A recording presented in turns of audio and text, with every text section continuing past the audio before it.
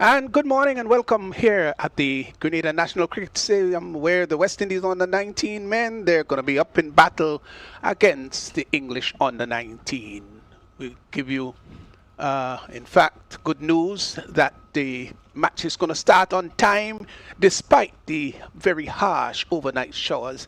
There's just a wonderful drainage capacity here at the National Stadium, and it will have to take quite a bit of torrential rain, great downpours to really prevent cricket from playing. So the news is that the West Indies under 19, they've won the toss and they've decided to bat. We will give you the lineup for both teams. So let me just quickly go through the lineup for the England under 19. Fahan Ahmed, Ralphie Albert, Ben Dawkins, Caleb Falconer, Manny Lumsden, Ben Mayers, so he'll be holding the glove, I would think. Mendu is out, but Isaac Mohammed is there. Joe Morris is also in. Jack Nelson and Luke Hans. That's the lineup for the English under 19. Morning to Clyde John, who will share us the lineup for the West Indies under 19. Yes, good morning, Stevenson. Good morning and good evening wherever you are, because the times just may be different based on where you're viewing. And the West Indies lineup for this, the 5th ODI, Joshua Dunn, captain, Zachary Carter, Jakeem Pollard, he's back in. We also have Jonathan Van Lang, and the awesome spinner Vital Laws is here. Deshaun James, he will be making his first show here today. We have Telokani, he will be coming back in. Israel Morton, Brendan Boudou, Tanez Francis and Matthew Miller. That's your playing 11 for the West Indies under 19s. Good opportunity for a couple of players getting their first game. Yes, certainly. With a 3-1 lead, you have leg room to make sure that you see some of the players, see how they can adapt before maybe it really gets to crunch time. A victory here means that they have it in the bag, so quite interesting. But the series has been a pretty well-fought series, although the West Indies under 19 in the ascendancy. Yes, it really has been a really good battle between both teams. There are instances where, England was up against it and they brought out some really good partnerships that helped them to, get to some good totals. West Indies lost a couple quick wickets, but they have the batting depth, I would say, to really pull through and the maturity in some of the cricketers to make sure that they build partnerships and rebound from losing early wickets and so on. So it's really been interesting, entertaining so far. The umpires for this game, umpire Brathwaite and Bryan, they've done quite a great job in the series so far. 3 umpires used, Carl Tuckett being the third. And it is overcast. We've been getting what you may call latter rain. It's not unseasonal rain, but the season is coming to a close. That's the rain season. There are 2 seasons prevailing in this part of the world, the dry and wet season, and we're coming to the tail end of the wet season. Dry season starts, of course, January 1st. So welcome to the rain, of course, by predominantly the farmers who would want to make sure that they've got moisture in the ground so that the crops can go well. The cricketers would want not much rain. They would want as much sun as possible. Good, clear, beautiful conditions for cricket. So here's going to be the first ball with the opening pair out there. The West Indies trying to go 4-1 up in the series. Yeah, really nice dry looking pitch, although the conditions out to the outfield may look a little bit wet, but I can tell you the ball will travel along the surface really nicely. As you rightly said, the drainage is really good, and so we expect just a one slip in, as here is the first ball by French, way outside the off stump, wide, confirmed by umpire Brand, extending the arm, so he's not gotten his radar right with the first delivery. just a one slip in, a third man, backward point, just backward. And there is the cover that is a little bit on the square side, extra cover conventional, short in though, almost on the drive, and there is a mid-off. This one closer to the body, left alone by Francis outside the off stump. West Indies opening with the same pair from the previous match.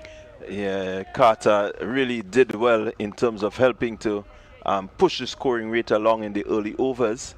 And I think the management recognized that it was a good move. They really had a good opening stand that put a bit of pressure on the English. Yes, then the left and right combination obviously was a plus.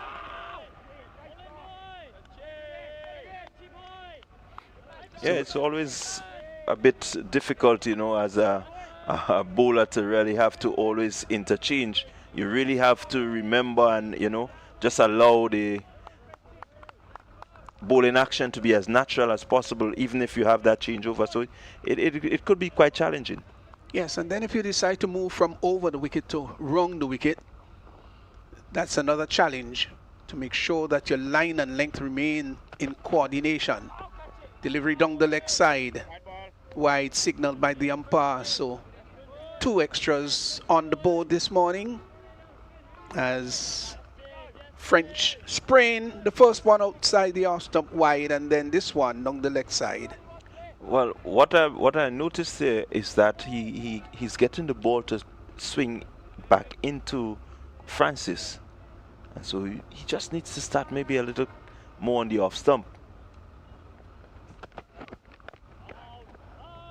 Well, bat meets ball, gets his first run off the bat, Francis, as he went onto the back foot and steered the ball down to wideish third man behind point. And gets a single. Carter would now come in to strike. But it's always a challenge, yes. It's not something that you do just on match day. Clyde, you've got to practice that in the net. You've got a left and right combination and the ability to maintain good line and good length to both batsmen. And then you have to also determine who is batting, whether they're a little bit vulnerable with the short delivery. That one is pitched up and clipped down to backward square. They will come back for the second. The return comes in, but it's going to be a simple 2. They amble it. Yeah, there's so many things you've got to look at with the left and right combination. Sometimes you change from over the wicket to around the wicket, and that's one thing. But what about the batter that you're bowling to? Does he like to drive? Does he like to cut? Yes, all of those are things you've got to have in the back of your mind. That's why as a bowler you've got to be such a great thinker of the game. You've got to read the game right. Yeah, you definitely have to read it right. Many times that the concentration needed, because you really want to make sure that whether it's left or right, you continuously pitch the ball on a good line, good length. And so it takes a lot of concentration to do that. Yeah, match practice and practice outside there. Again, you want your bowling action needs to be repetitive, whether it's right or left. You don't want to change too much because or maybe overthink. You know, you want to make sure, okay, if I'm focusing off stump, just good length, that's the key. So you have to be clear in the mind as to what you're going to do, whether it's a right-hander or a left-hander. First over gone, 5 without loss, the West Indies. As French, who had a couple of errors there in the first over, bowling a couple of wides. They've got to watch at extras. Yeah. Particularly the no balls. I thought that they were very guilty of bowling too many no balls. Certainly they have to. They have conceded some extras. Even the last game, they had a bit of wides early up, which sort of helped to release any pressure that might have been built up. And so they want to avoid this as much as possible. and maybe look to restrict the West Indies batting here today. Well, as in the previous match, Fahad Ahmed would be bowling from the far end. And we always look forward to his approach. Well, more so his steadying himself, preparation for his approach with legs spread.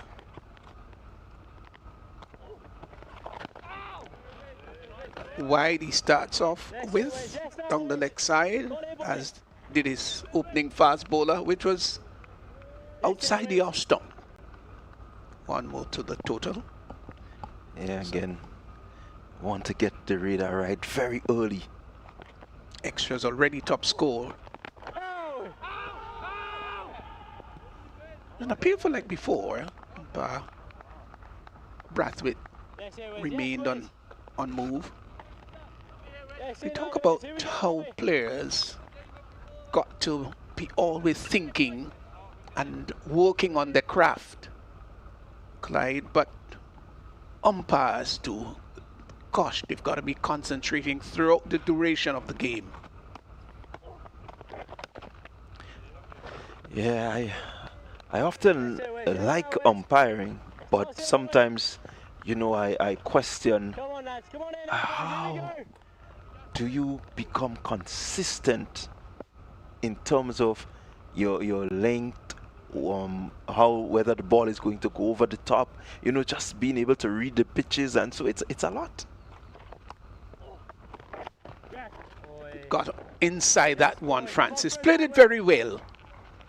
Stood up tall, got onto the back foot, and then used the wrist well. Turned it in front of the square and the offside.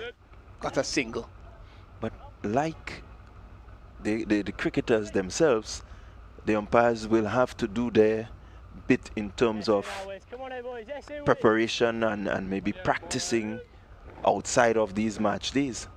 Yeah, you're right. And I think I'm a bit surprised because we've got international cricket all over the world and there's so much focus on the players, and the focus has got to be predominantly on the players. Let's look at Ahmed.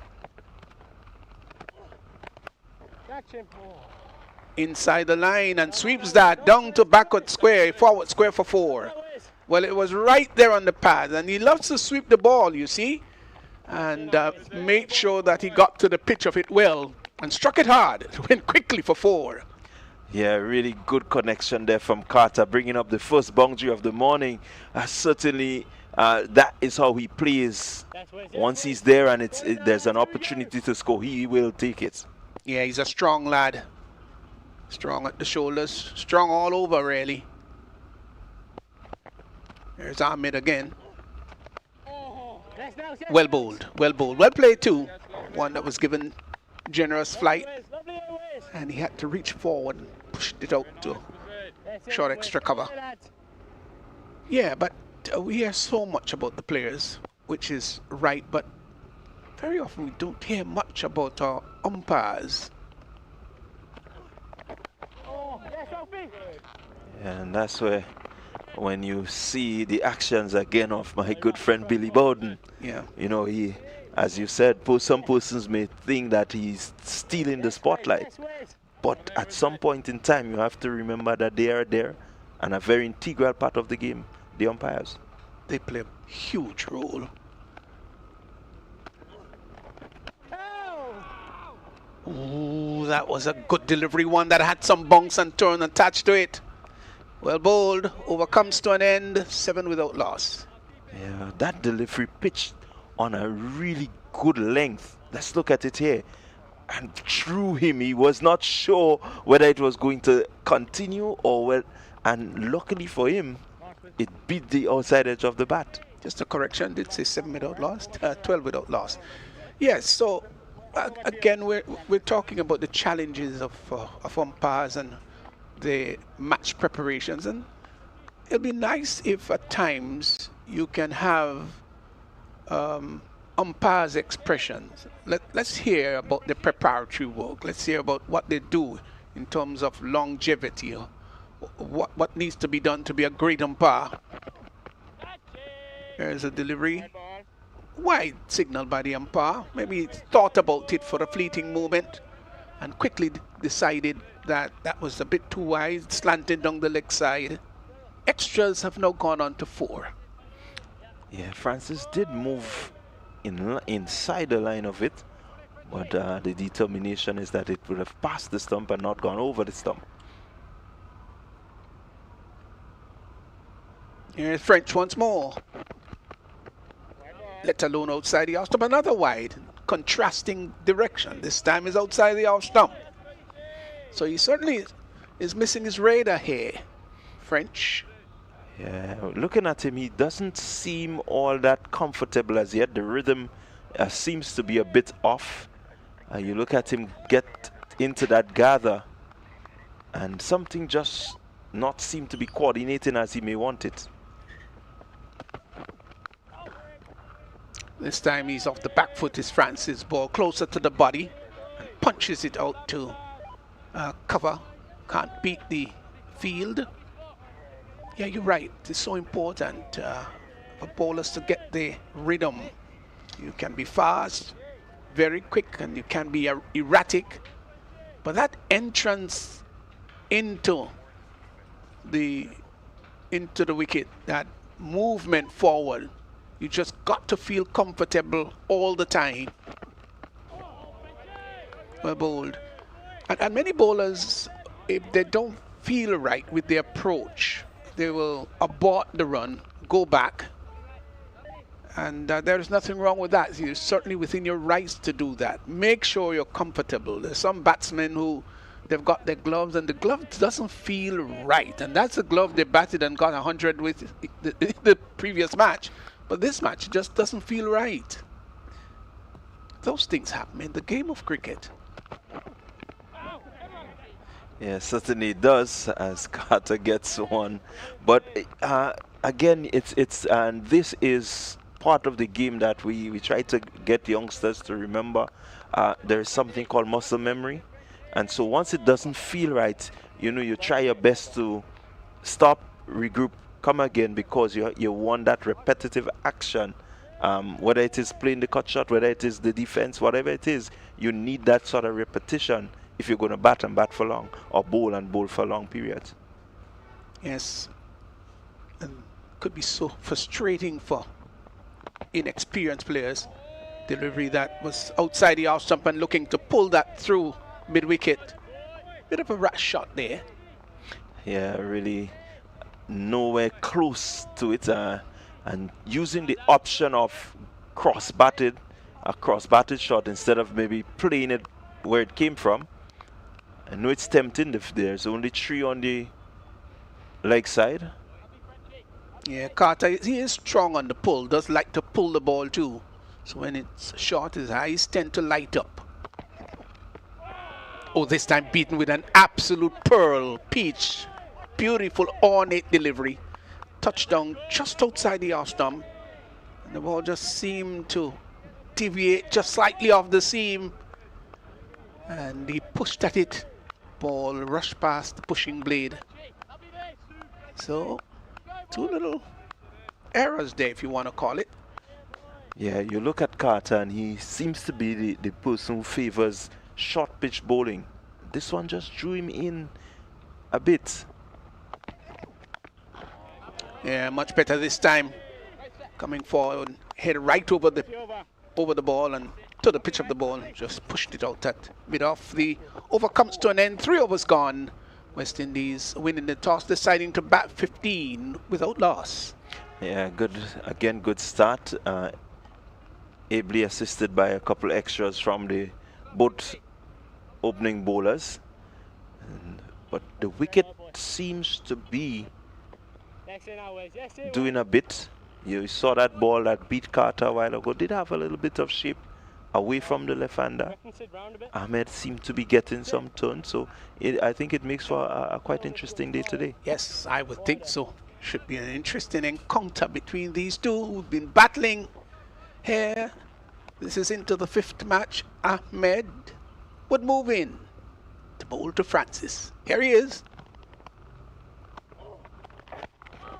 Francis is onto the back foot. He doesn't like to go to the back foot and turn the ball just in front of square or behind square. That's if it's short enough. I think we're seeing a youngster whose batting is looking good, quite frankly. Yes, I keep saying he's shaping to be a really good batter. I want to say good afternoon to viewers wherever you are, particularly, of course, if you're up there in the UK. Good afternoon to you, whether you're in Somerset or whether you're in Derbyshire or London proper.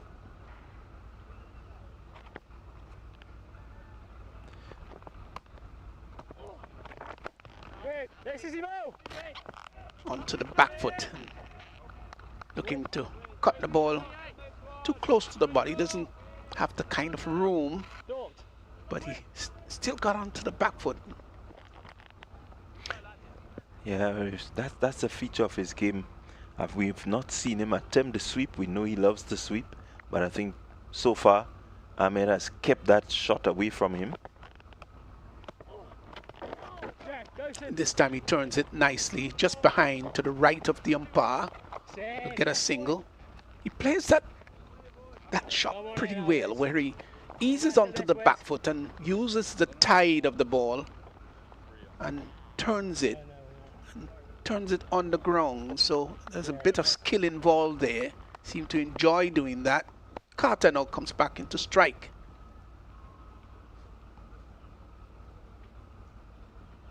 Ahmed just crouching and jumps into his approach, and he sweeps that one, lifts that over the mid-wicket area, and that's gone all the way. Signal now by umpire Greg Brathwaite. That's 6 runs right in the slot. He's a big man, he's strong, he's audacious, and he lifted that nicely over the forward square area for 6.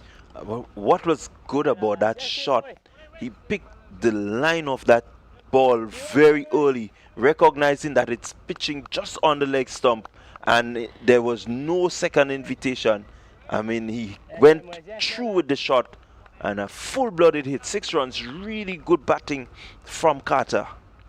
Yeah, it's so important, of course, to be selective in your aggression.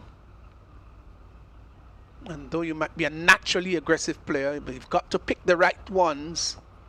He did that in the previous delivery. This time he's onto the back foot. Gets a delivery that yields him a single. So good batting here. Yeah, Carter and Francis again are doing well in terms of the opening partnership. Francis in the previous game went on to get a half century, while Carter got about 34. So it says that they are looking maybe to repeat that sort of, or even go better, and really get their team to a total maybe in excess of 280 today. Yeah, well, they've done well. 4 overs gone, 23 without loss. Fine start. So the run rate is almost, well, verging on 6, 5.75. Can't want a better start than this. It's going to be once more French from the Dabo end. Big booming attempted drive outside the off stump with pitched up, and Carter's eyes lit up. He's strong, so he does depend on that strength. And if he can combine both important factors, meaning the strength and timing, certainly, gosh, he can be a handful. French into his 3rd.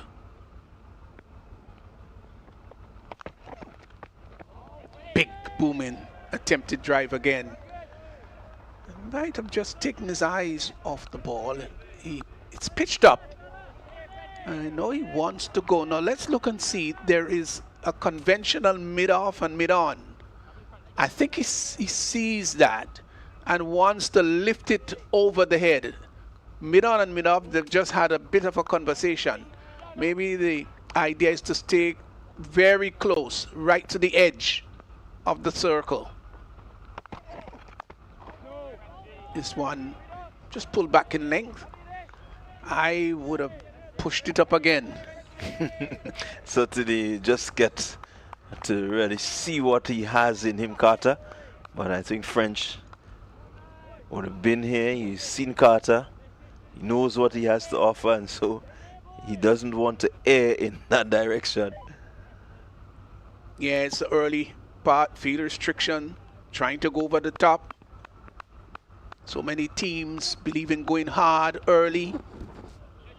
There are others that doesn't allow the power play to bother them very much, but keeping wickets intact. It's all a tactical game, you see.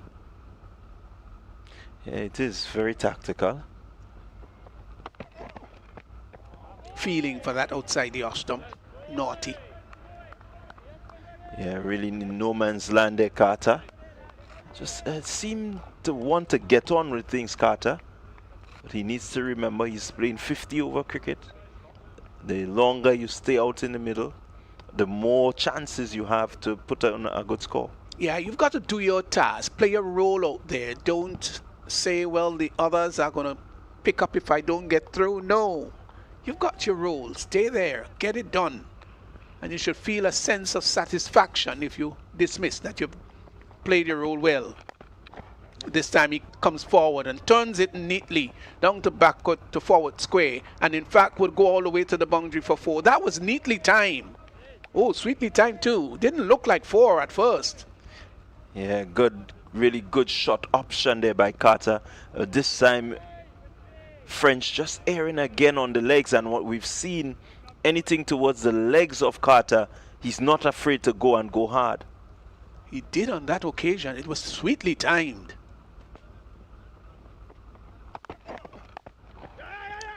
This time they go through for an easy single. Just tucked up there, just to the right of the umpire, and they get a single. So West Indies after a lovely start here. 5 overs gone, 28 without loss. Yeah, scoring at just 5.6 for the power play. Not a bad run rate. This is only over number 5, you have another 5 overs. Means that you can get maybe up to 50, 60 without losing a wicket. It will represent a good start. Yes. Well, it's a good start so far. And when this sort of foundation is built, capitalizing on it is so important. Ahmed was played very well in this tournament, and he's led very well too. He has great confidence in himself, there's no doubt about that. Leads from the front and opens the bowling. He's not afraid to do that. He's a competitive young man.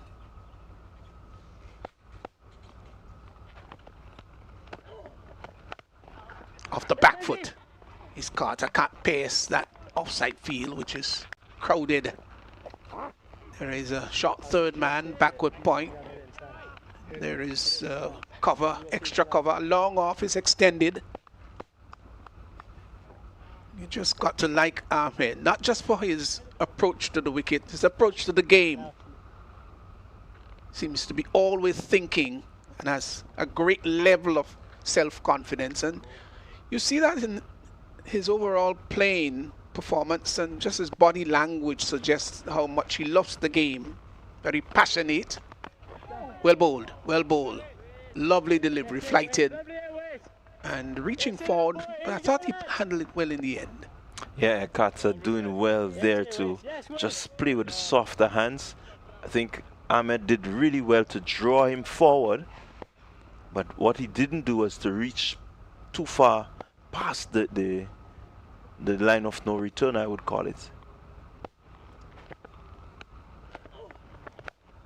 This time he is pulling that, he's sweeping that, and that yields him a maximum. Got to the pitch of it. We did say how much he likes to sweep, and swept that well. He's powerful, went all the way. Yeah, let's look at it there again on the line of the leg stump. And once you pitch it there, Carter has in his mind, I think he's really clear that he's going to go and go hard. Yeah, that's his second six he's struck. Yes, that's right. The second for the morning. And again, similar line in which he swept. So Ahmed will want to be careful here. Yes, Ahmed, look at your line, particularly your length too. Well bowled. This time he's got to come forward and pushing out. I would like to see him get closer to the ball, though, to the ones that are outside the off stump. He tends to lead with the hand, and his feet remain there. That's something he's got to look at. And as a bowler, you've got to pick that up. You've got to see those little deficiencies. Got to be always observing. See what weaknesses your opponents have.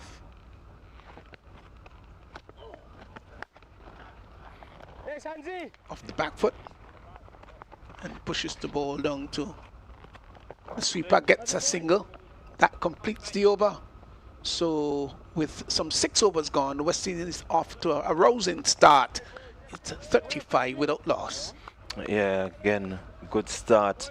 But just to go back to what you've said, in terms of Carter reaching, and I think this is where Ahmed should be able to realize that maybe just slow it up and pull him, just cause him to, because he seemed to be the batter that does not want to stay back too long. So you want to bring him, just have him lunging a little longer forward and hope that one can turn past his bat. Yeah, that's right. Just a little outside the off stump. Ask him to go for it without using the feet, because he's not been pushing that right pad out and slightly across. You've got to pick those little things up.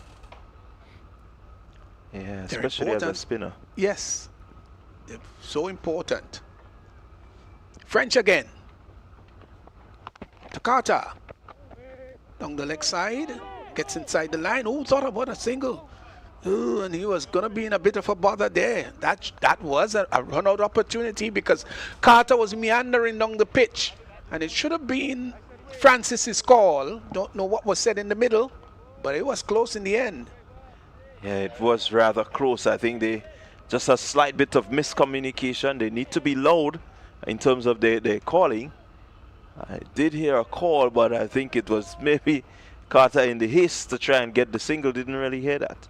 Yeah, they tell you, of course, if it's behind you, it's the non-striker's call. Oh, this time he gets onto that, latches onto it and lives that, and it goes all the way for his third 6. Brilliant. Onto the back foot. Gave himself room and lifted it over the mid-wicket area in front of square. He hit that not square at all, which means that he picked up the line early and lifted it over straightish mid-wicket. 6 runs rather, and that's his third 6 for the morning. Yeah, Carter, he's been looking for that shot ever so often off the fast bowler and not really getting it as short as this one. But this time, French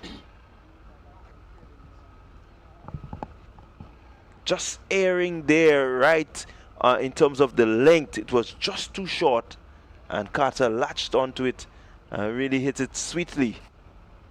Yeah, it was a bold shot. I think they're still looking for the ball, aren't they? Yeah, it went outside, so you have to go down. I think they found it. Yeah. Just to look at it again here, Clyde. Onto the back foot early. Yeah. And the timing was superb. Came off just the area of the bat that he wanted to hit it from. Maybe about 5 inches from the base. He propelled it all the way. That was a massive 6. Probably went for about 100 yards. It did. It certainly did. And Carter, this is what we know of him. Big, powerful shoulders. And anything short, he seems to love the short delivery. French, who's been treated roughly. He is in now and bowls to Carter on the legs and turned behind square for a single. Yeah, again, you're seeing how proficient he is on the legs, Carter. Anything on the legs, he's prepared to clip it, turn it around, even sweep it for 6. Yeah, the lovely thing about this ground is that there are no short boundaries. You hear on many other grounds where the short boundaries to the left or to the right. Not here at the National Stadium.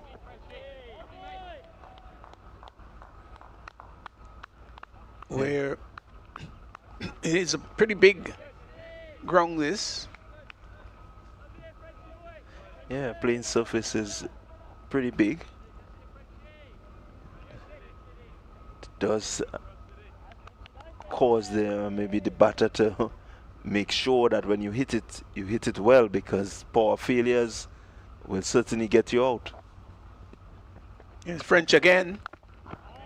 Well played, Francis, who's been quiet. He's faced only 13 balls in comparison to Carter's 27. Yeah, he will not mind this, Francis. As I said earlier, and I continue to say, I like his makeup. He seems to be ready to be an opening batter simply because he's patient. He builds his innings. He's not a dasher by any chance. And he's got good technique too. Left alone outside the off stump. And it'll be so nice to see West Indies investing in players like him. Good temperament. 7 overs gone, 42 without loss. Yeah, certainly one to look forward to. I often look at the stats from these youngsters, and to see that he was a part of the Sri Lanka series, and again his patience in terms of the amount of balls that he takes to score his runs. Not that he doesn't have an array of shots or anything like that, but it's just that he has really, really good temperament and the willingness to stay at the crease. Yeah, that's so important for youngsters.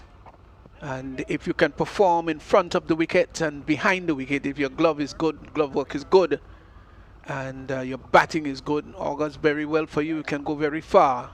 What he needs to do is to keep his game simple as it is now.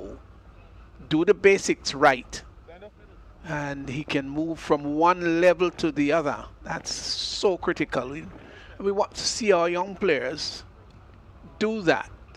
Don't remain static in terms of your playing. You need to work on your skill, work on your craft, get better with each moment, with each day. Your passion should arise, should be elevated beyond normal, should be more than above average if you want to excel in anything in life. And it's about life principles, not just playing a sport, not just the game of cricket, but life as a whole, how passionate you are about what you're doing. So here's Hans with his first over in the match, bowled well, beauty. And that took the outside edge, will go close to the boundary. They will come back for the second run. Oh, that was a beautiful delivery. Moved off the seam and played that it went between the keeper and the first slip, down to third man. Yeah, again, Hans touching down on a good spot. Really had Carter playing there. He couldn't avoid playing at that one. And with that little lunge that he has forward, and luckily for him, it went down and in the gap. Yeah. There's Hans. This time he's driving neatly. Is Carter, and gets a single. I like his name, Zachary Carter. Yeah, when I hear his name and when I look at the fact that he is a left-handed batter, he reminds me of Jonathan Carter. Jonathan Carter, right? And who has Carter? Really, I expected a bit more from Jonathan Carter. Really, to me, he was a good potential cricketer, and someone who really should have dominated at that senior level. Yeah, just needed more consistency. Yeah, just like his name. There's some players that got lovely rings to their name. He is driving and gets the ball inadvertently behind square. He was looking to hit that straighter. That's Francis. But they get a single. Yeah, I've always said though, in terms of names, that Sri Lankans, they're my favorite. They've got lovely rings to their name. Harshan Tilakaratne Dilshan. All of those lovely names. Well, they have some lovely rings and some pretty lengthy songs. You're right, but they're lovely, they really are. Here is Carter, who tucks that through the onside, will get a second run. Was looking to play that much straighter though. So we're into over number 8. The Englishmen have not had any success so far. Yeah, again, they would be hoping that Hans can put his hand up and get a breakthrough here. Pulls down to the deep back square area, and that's gonna go for 4. It'll go for 6. In fact, it did go all the way. That's his 4th 6. It's Carter. It was chopped short.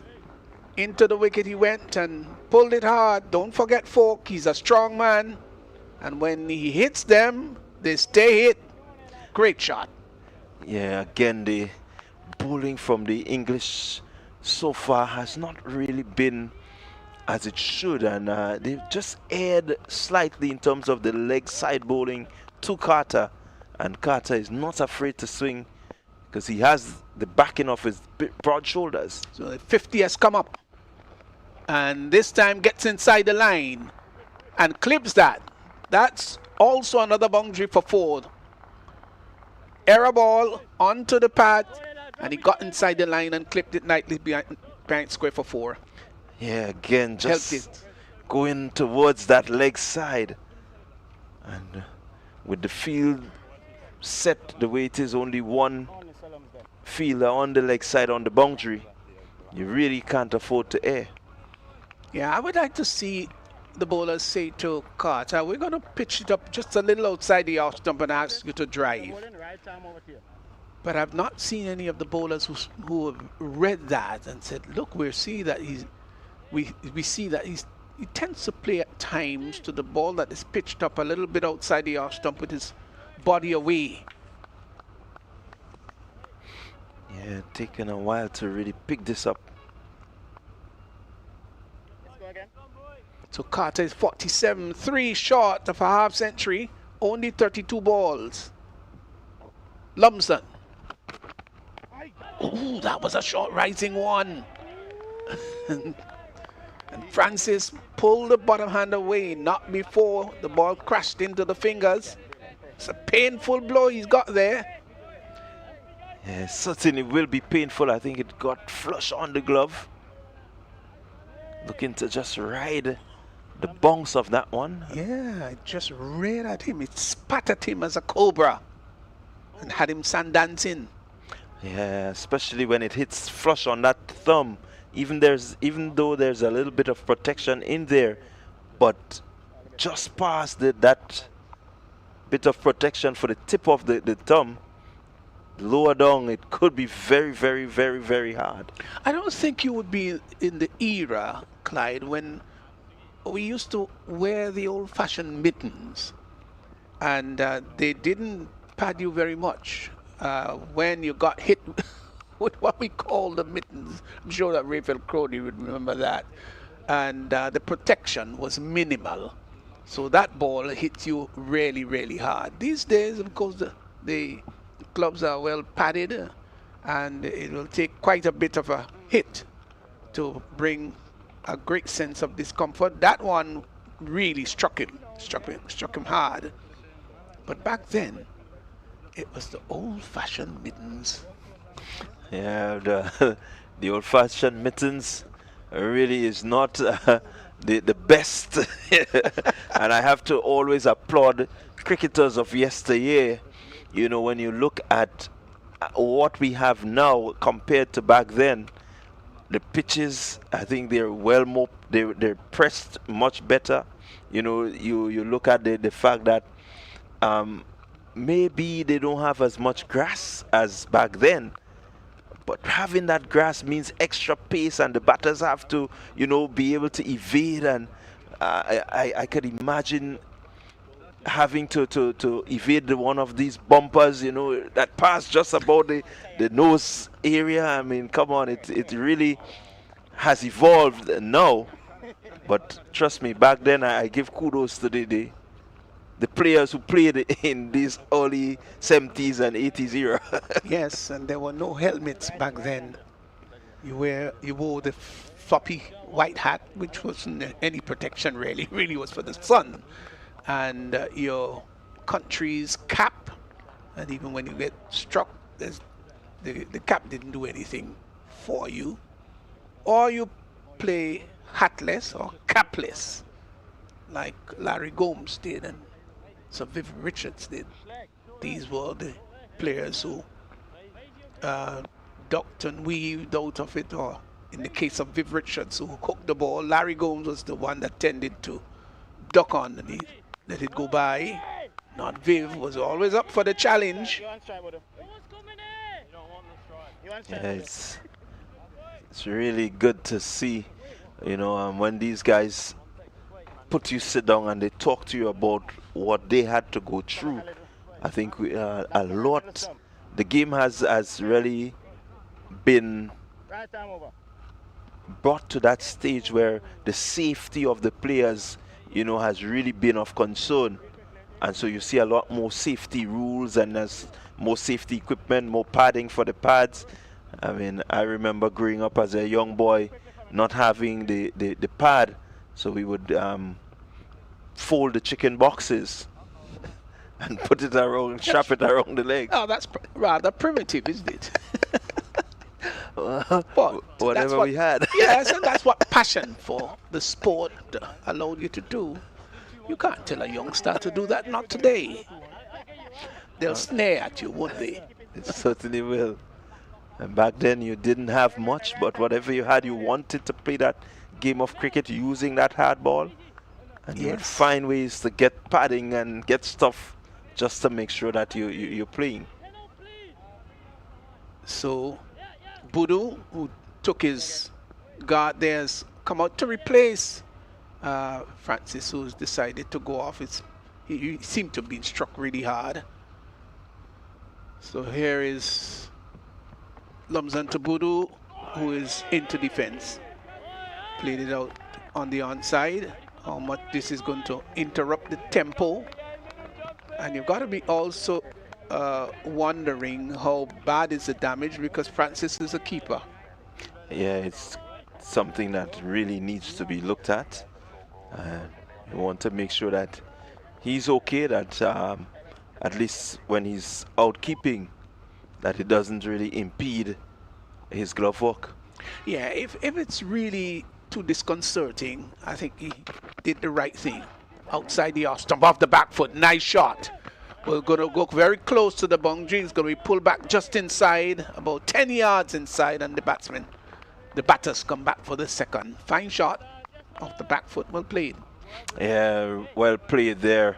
Again, Francis recognizing it was short and away from him, sorry, Budu rather, and was able to get on top of it and guide it down. That was really what was important there, getting it down. Yeah, played it well.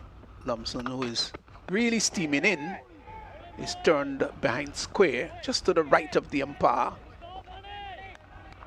They just seem to be charging in, Lumsden, wanting to slant that ball into the right-handed batsman.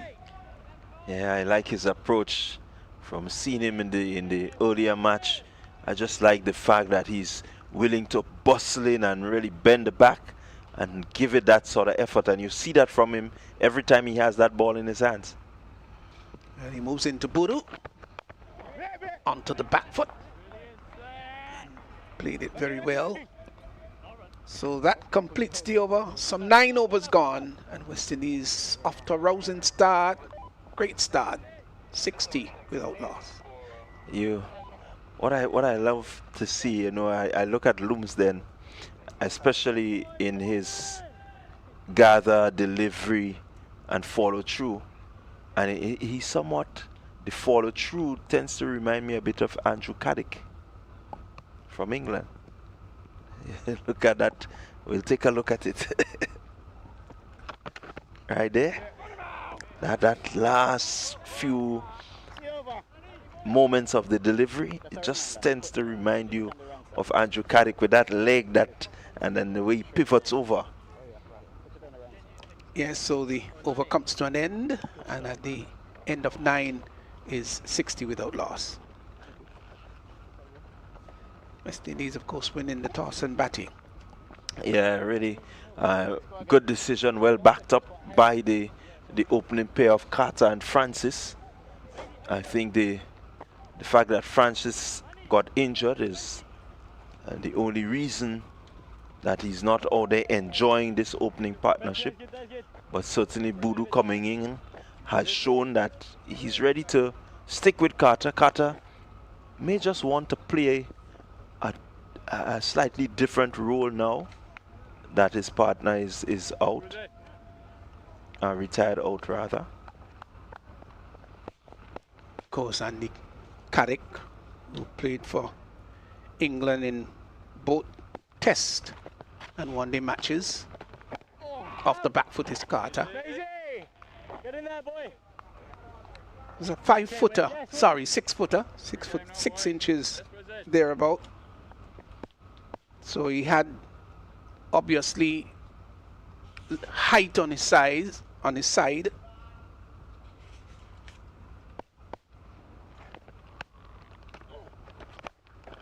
This time he is hitting that is Carter, and that's going to go over the boundary line again. That's going to go for another maximum 6. Yeah, good shot there from Carter. Again, Ahmed, I don't know if he heard what we said, but certainly slowing that one up, giving it some air. And this time he was a lot straighter, but Carter was equal to it and lifting it without any hesitation. Yes, that should be his 4th 6. Is it his 4th or 5th? 5. Oh, that's a lot. Carter has gone past the half century. He's now 53. 34 balls. This has been a great innings here. Yeah, really some good, clean, lusty striking by Carter. And helped maybe by some indiscretions, bowling to his legs ever so often.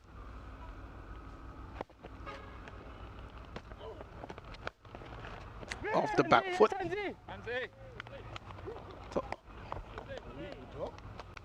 So talking about Carrick, of course, who I love this bowling really, and he seemed to enjoy his bowling so very much. Yeah. Had a really nice rhythmic run up, and then the hands would just swing into action as he's just about to deliver. You had that the movement of the hands really being rhythmical and just everything in good coordination. Yeah, 7 for 46 against South Africa in Durban. His best bowling performance. Obviously, the 57-year-old would remember that. Hi, Andy Carrick, if you're listening wherever you are. Good afternoon to you. Very nice position. Lots of head noise just then. Somebody here admired your bowling.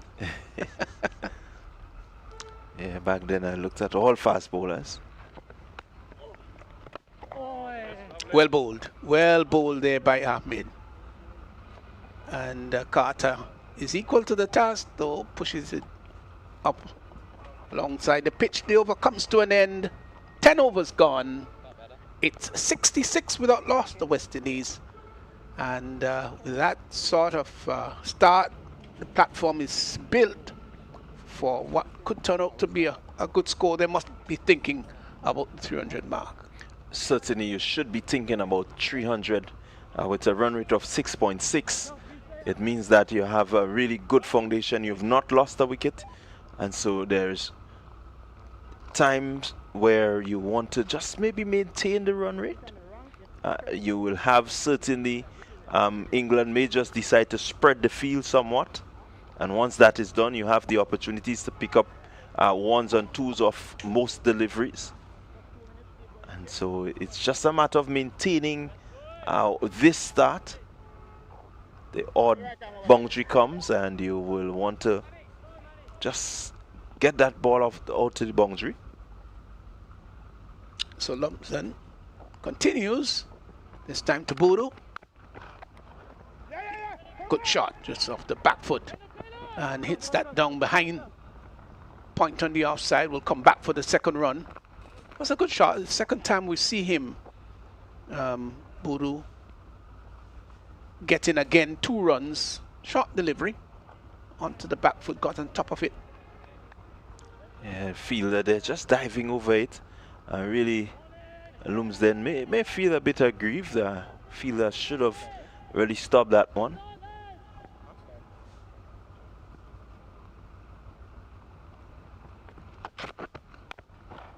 Nice shot, really nice shot. Boodoo just waited on that one and turned it up on the onside. Well, he's faced just 7 balls, but he's looked pretty good in those 7 deliveries that he's faced. Yeah, he looks a really good, accomplished batter there, Brendan Boodoo. He seemed to have that array of shots. You see him cutting on the legs, the offside. This time he was able to just control and push past the man at short mid-wicket there. And so he shows a good bit of control with the willow in his hand. Yes. Lumsden into his second over, none for 5. Will go round the wicket to the left-handed Carter. Left alone outside the house. Stump wide call by umpire Bryant.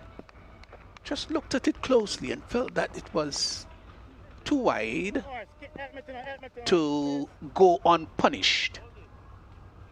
And extended both arms to confirm that it was an error on the part of Manny Lumsden. Yeah, another extra being bowled. But I like what he's trying. He's off the back foot and spangs that, just partially stopped there at extra cover. They get a single. So Carter's moved by 1. He's got to 54 of 39.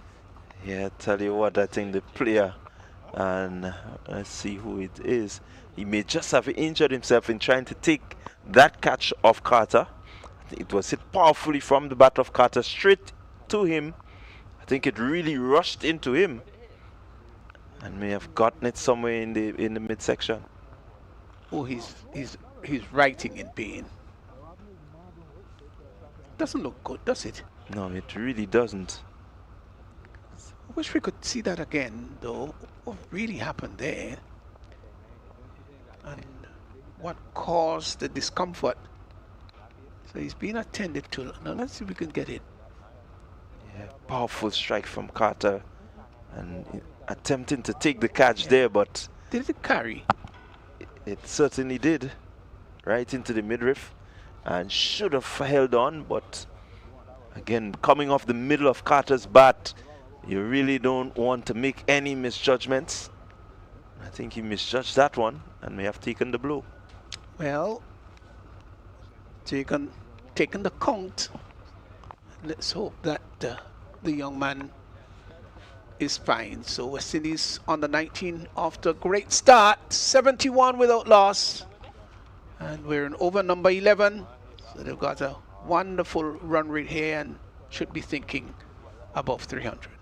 Yeah, certainly want to get this start, you want to get as much out of this as possible. The English will want to make sure that they get a breakthrough somewhere in the near future, just to keep a bit of rain in terms of what happens. And we don't want the rain physically, but England will want to rain, and rain in on what has been an excellent start by the West Indians. 6.76 the current run rate, and so if they continue at this, they surely will get over 300 as I welcome Arifel Crony. Arifel, good morning. Good morning, Clyde, and good morning and afternoon to viewers wherever they are listening to us this morning. Another impressive start by the West Indies opening pair. We would have seen this pair started in the last game, where West Indies, in my view, would have changed the tactics in putting the aggressive Carter to open the batting with Francis, who continued to play well. And it has paid off really in a big way. West Indies getting up to 218 at the last game. And we have seen again once more Carter really taking the lead in this inning. Yeah, taking the lead, he certainly has. He's raced to 54 from just 39 deliveries. His partner in that first partnership in Francis, he's just on 4 from 17 deliveries. So it tells you that he really took charge and really belted the ball around the field. What was impressive with his batting this morning is that he would have hit 5 sixes in innings, and all those sixes was really well struck. I mean, it was proper cricket shots, hitting over backward square, the sweep shot that he played, and you know, he took some advantage of the bowling of the captain, who actually was rather impressive in his first start, but I think he really took a liking to Ahmed. Yeah, Lumsden with another short delivery. And again, Boodoo just riding it nicely, really seeing the ball well. Boodoo gets on top of that one, guides it down to the man there at point. And so it says to Lumsden, you have to go back, buddy. Come again. And Lumsden has certainly bowled well. Seen him in the previous game, he bowled with aggression. It does seem to get the ball to jump at you slightly. Again, Boodoo just repeating that shot, guiding it to point. Rehearsing now, may just want to get a little less meat onto it, as we would say, and maybe try to guide it down to third man. Yeah, probably could have played a little bit later and played a bit finer. But does look at our nice player is Boodoo. Really sees his approach, you know, and he really seemed to be getting in a good position. Lumsden. Boodoo, this time he tries to cut a little too close, but fielder just able to keep it in. So that brings the end of the over. Lumsden in his second over, he's done well so far. His 2 overs going for just 7 runs. You'll be happy with the start of his day's work. Yeah, good start. West Indies also will be happy with the start that they have. 71 without loss. We have just completed over number 11, and good positive start by both partners. We see that Carter in particular, he's on 54, and I think he was very, very destructive. The bowling of Ahmed, who he hit for really 2 beautiful 6 over backward square, and not being afraid is Carter really to pick up the short deliveries. You know, you see him hit one over mid wicket again forward square, but is quite willing to hit the ball out of the ground so long as it's in his arc. And there he goes again, lifting and lifting well. That's gone for 6. So another 6 off the bat of Zachary Carter. Really, he's not in the mode to be soft on anything short and down the leg side. He's going to work it, and he has just worked it really well. Yeah, good shot. It wasn't all that bad. It was just shortish in length, and you could see him, just coming back and giving himself room and hitting this one over more mid-wicket. But really, he has been able to pick up those short deliveries rather quickly. And this time he goes through the offside. Ralphie Albert will not be happy with what just transpired, the first delivery of his spell. First time into the attack and being dispatched like this. He's come back well, just picking up the single. He will want to have a good day today, Ralphie Albert. Yeah, just have to be careful not to bring it up in the arc of Carter, not to pitch it too short, because he's really pouncing on anything that's loose.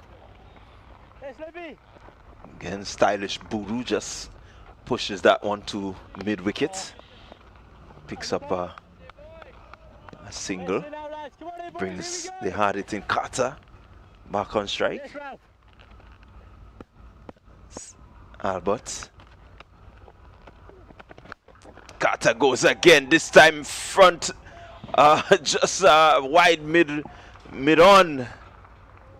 And clearing the ropes, 6 more. Yeah, another good shot. Again, pitching his arc just outside the off stump, and he had the room and swung it over long on, wide long on for 6. Just had to be careful not to bring it anywhere close to him. So I think the sort of mood that he's in now, he's going to hit anything really that's remotely loose. And that was another good shot, positive shot from Carter. Yeah, really positive. Got that front leg across, getting close to it and lifting it. Good comeback there from Albert. Just pitching on that middle to off and drawing him forward. I think what was so good here, he slowed it up a bit.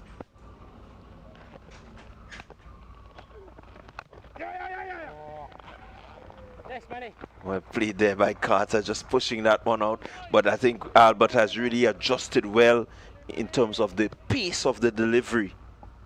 And so you see that these last 2 deliveries, he really tried his best to bring it a little bit slower.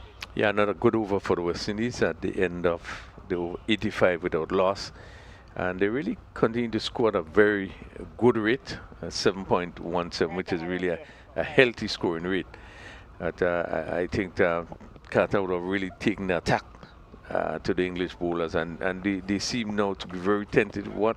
Be very careful in terms of the length, because this mood really he's in. I think they will have to be so careful in terms of the length that they bowl. Yeah, Looms then will take up the attack from the Dabo Hill end. Bowling to Carter, this one just going over the head of the keeper slightly. Let's see what the signal will be from the umpire. Yes, bye signal. Yeah, wide off the off stump, and again it was almost in the arc, but just a little bit too wide, and Lumsden getting that ball to bounce. Carter was again looking to hit that somewhere over cover, but I would think in the frame of mind he's in, the confidence that he's playing with is that anything short or close, he will really look to take full advantage. Yeah, this one, Buru just pushing through the offside. Fielder doing well to come around and make that stop. But certainly you look at Carter, and I've been looking at him since the 10th over to see if there may be a change in his approach, but I really have not seen one. Well, I don't think the way he's playing, they need to think about that change, because he's really playing good cricket shots. Budu quickly onto this one, pulling well. Let's see, they'll go for one and they'll certainly get the second. He has to hustle, and he does so. But I like the look of this youngster. I like the look of Budu. He's looked really organized, as you said, Rafael. Yeah, short delivery, and there was no big movement. He just got into the position and helped it down to backward square. There's a sense of ease in the way that he plays his shot. That really goes well. for if you're organized and you look technically correct, you know, there's no big effort that is necessary to play some of the shots. But what is more important, you get into position and your timing is going to bring you the result that you need. Well, Looms then not having it. I was just about to say that I have not seen the West Indians drive much deliveries for the morning, but somehow Looms then just prefers maybe the shorter delivery. But maybe we need to, the English just need to test them up outside that of someone that good length, that driving length, and see what can happen. Well, I think one of the areas the English bowlers probably would be concerned about is in terms of the length that they bowl. We have seen Lumsden, he's been able to extract quite a bit of pace, and the bunks that he's getting from this end really disconcerting to some of the batters. We see the Bodu really was put under a little pressure, just had to defend, ball lifting, and had to push it down. But he's generating some pace and hitting the right length, just short of a length. Just creating a little bit of concern for the batters. We already seen one hitting Francis, who had to retire hot. So he really seemed to be in good rhythm and really hitting the deck very hard. So Looms then again to Bodu. This time he goes up. And Bodu using the opportunity for the quick single. Carter responding really well. And so a good turnover of the strike. Fielder may be just a little bit guilty of taking too long to get off behind that one. But certainly a good over for the West Indies. Score at the end of over number 13, 90 without loss.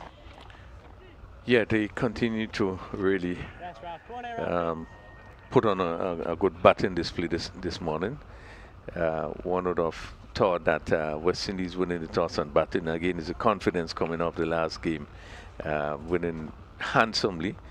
The confidence and really the way the wicket is playing. This is the second match on this pitch, so you would have given them the confidence to go in and be positive, which they did. So they will be happy with the start that they have received. Just after 13 overs, 90 without loss. Yeah, Ralphie Albert continues from the river end. He's bowling to Bodu, who sweeps. Well, this getting past the man there at short fine, does well to keep it in. Bodu picks up 2. Again, bringing out the sweep shot, so he seems to have a plethora of shots. Bodu, not afraid to sweep the delivery that was on the line of the leg stump. Come on in now, lads. Yeah, a good stop by Looms in there. Ball swept fine, and he had to run from backward square and did some good work.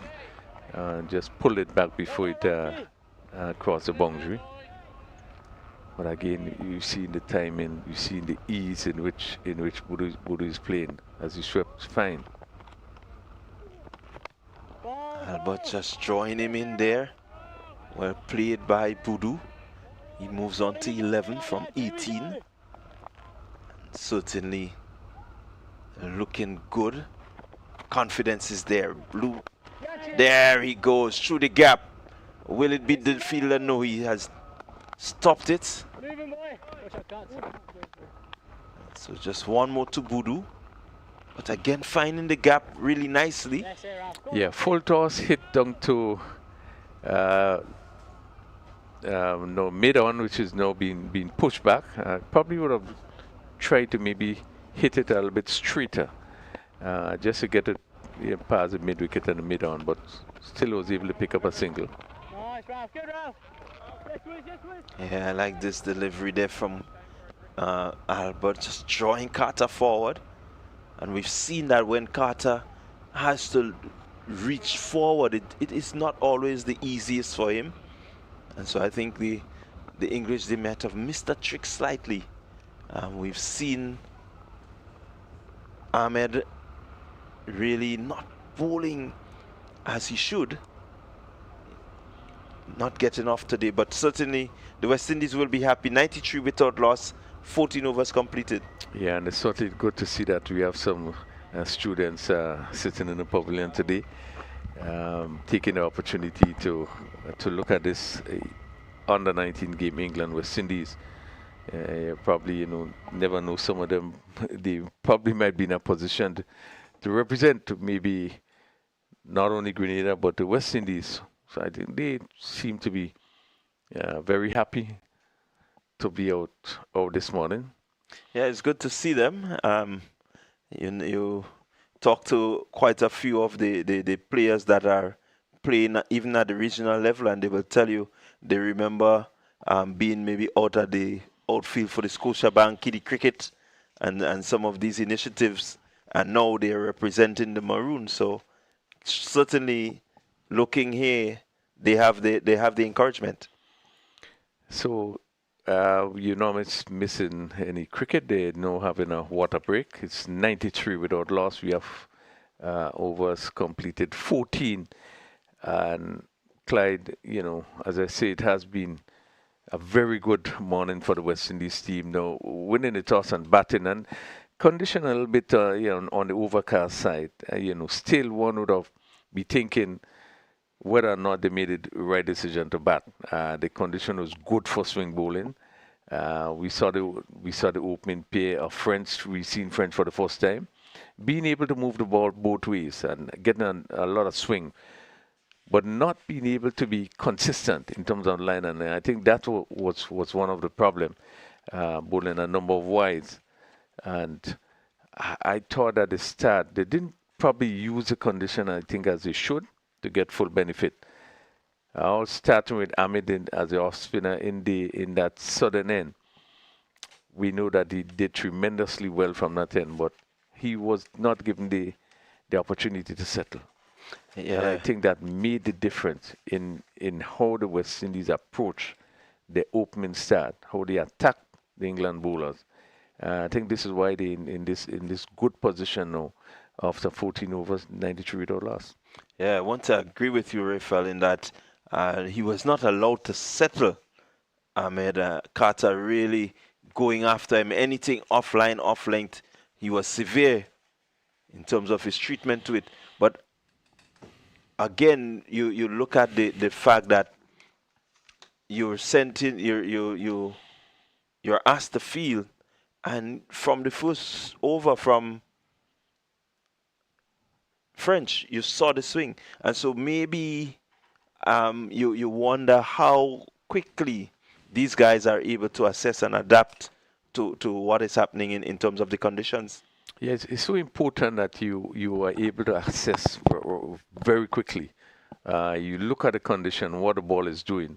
Actually, his first ball was very wide, and you know it probably would take you an over to kind of get your reader right. So by the second over, you begin to settle down with a good line and so forth. And I thought that was lacking this morning, and it gave the batters an opportunity just to look and see what Wicket is doing, look at the ball, get used to the condition. And as such, you know, having to come back from there, it would be always difficult with a sort of positive approach that the West Indies batters shown this morning.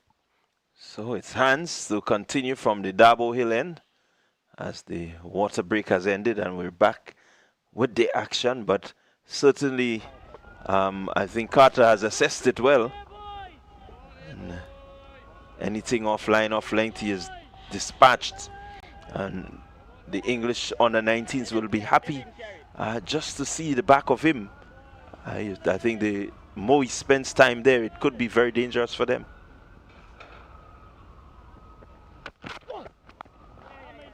Again, good shot there by Boudou. Just cutting that one and really quickly in and out and picking up 2 more runs. Does look an organized player. Yeah, this was well played, and on top of it, and hit it down to backward point. The third man fielder having to run to his right. But in all control, confidently played as he quickly takes his score to 14. Again, delivery on the shorter side by Hans. Just cramping Boodoo there for room. But again, he's seeing, you can see from his movements, he's seeing the ball pretty well. He's getting in line really nicely. Yeah, just looking to give himself some extra room as Hans, just bowling short of a length. So you're looking to give him some extra. I also think that he's conscious of the lift, the bunks that he's getting. So trying to put himself in the ideal position to negotiate if that ball is bouncing high. Yeah, again, looking to pierce that offside field is Boodoo. Man there at point making a good save. Anything maybe a 2 feet, 3 feet to his left or right would have resulted in a possible boundary.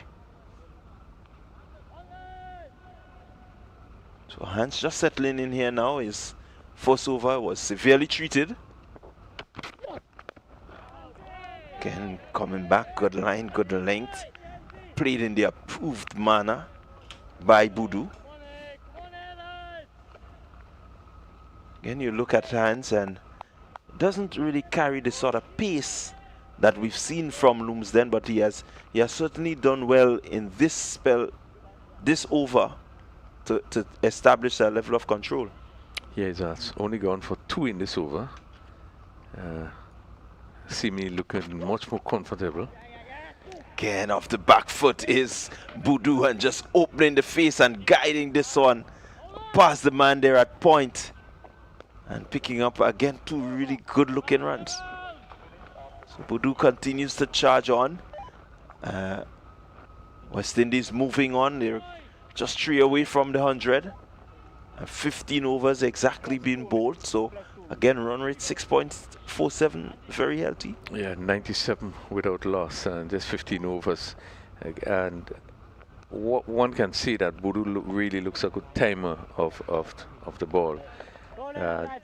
Last delivery, he was on top of it again, hit down to that forward point position. And just tend to fever that ball short of a length outside the off stump. And played it down to point and pick up 2 runs. But again, really look organized in the way that he moves in the wicket and negotiates. There is Albert just going past the bat of Carter. He will be happy to have done that. He drew him forward and spun that one. Yeah, and that's why it is so important to bring him on the front foot. Right? Don't give him much, but just bring it on that one, turned away from him. This time he's short and lifting this one. 6 more to Carter.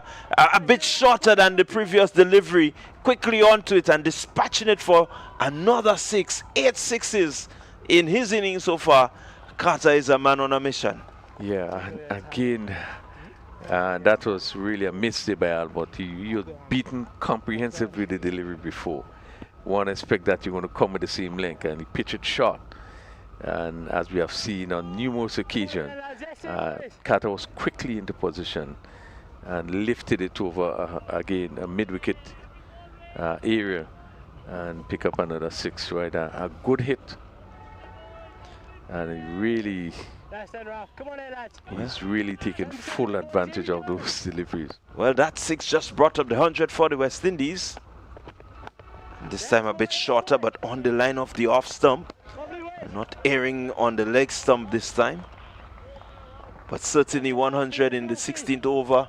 I mean, Carter 74 from 49, going at knots. This time he goes again, lifting. He's on the sweep, and it's 6 more to Carter.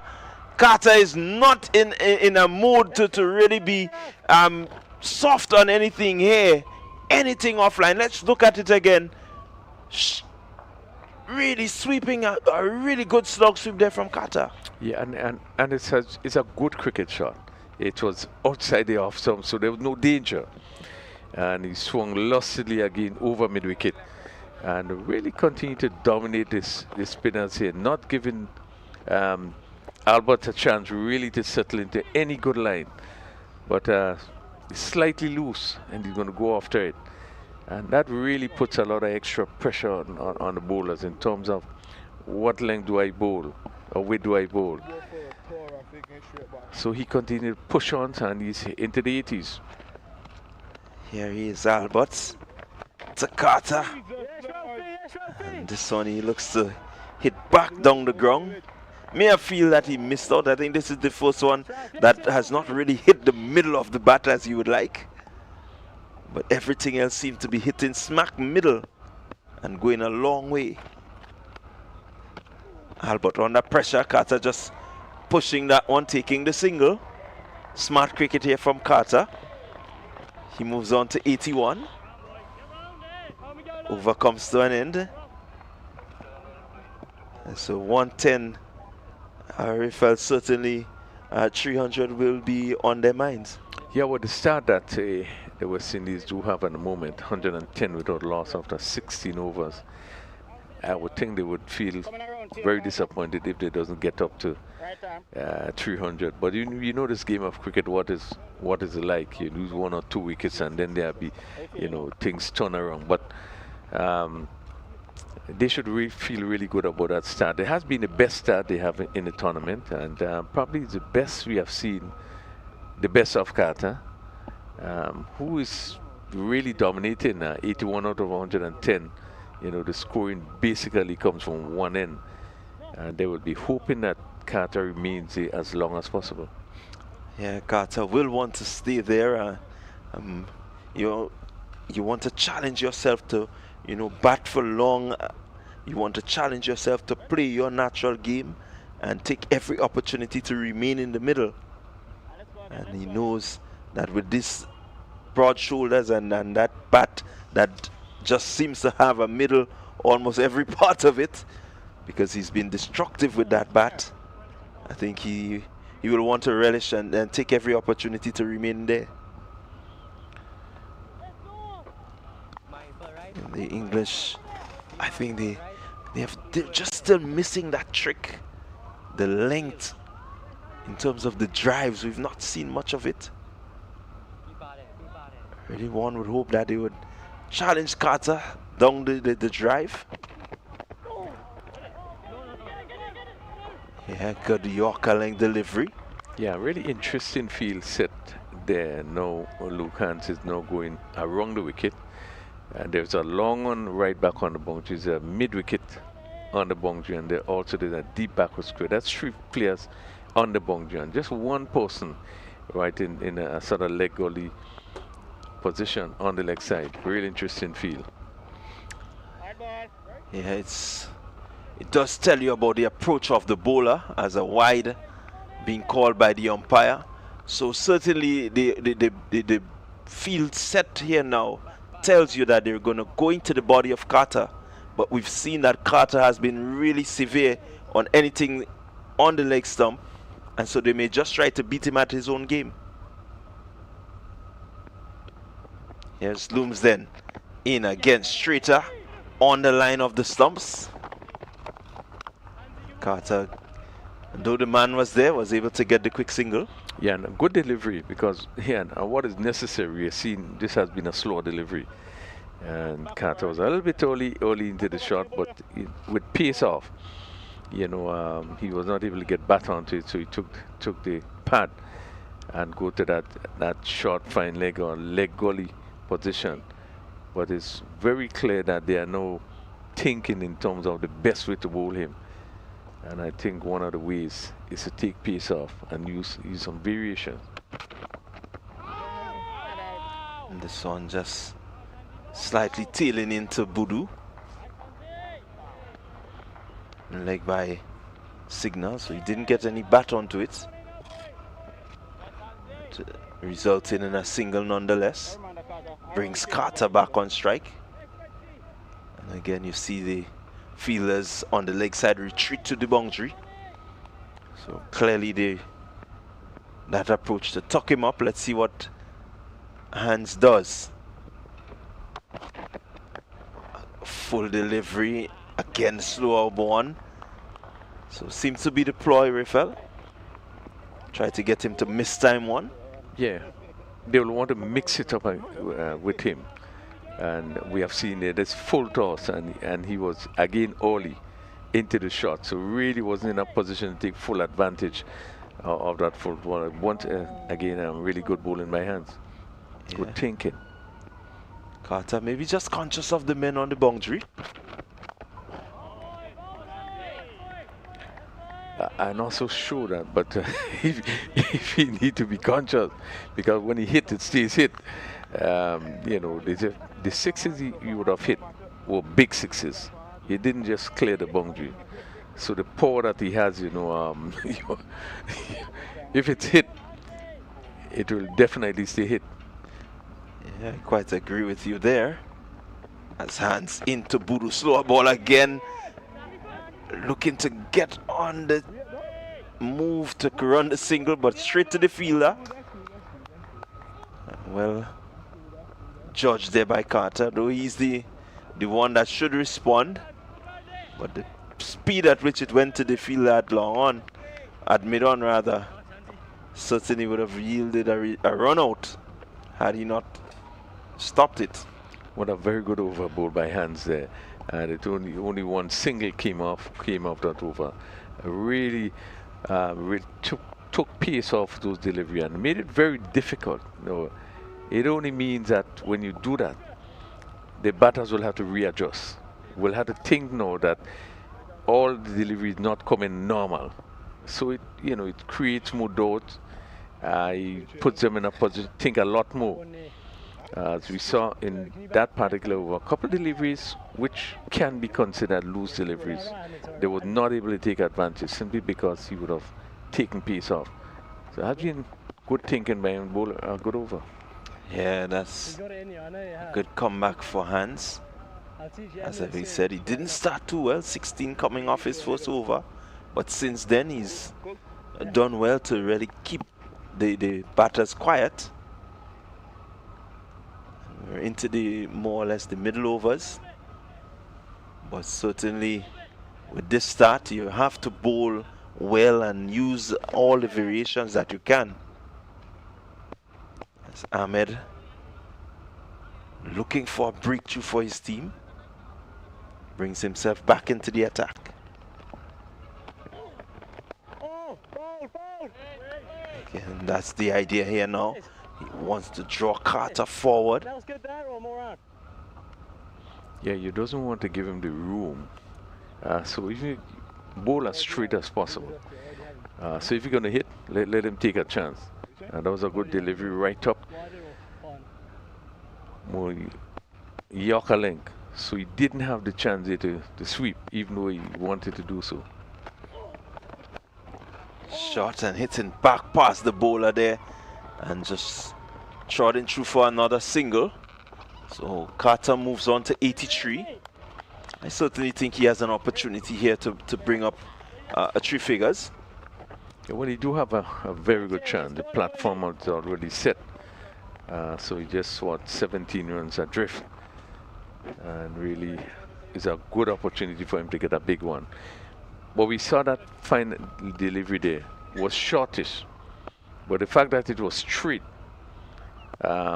he couldn't take chances to hit across it. So also the line that you bowl is also important.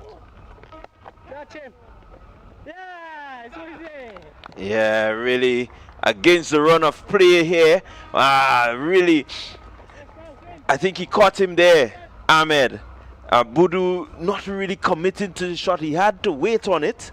It was slower, and he was just able, maybe looking to turn it, able to, let's look at it here again.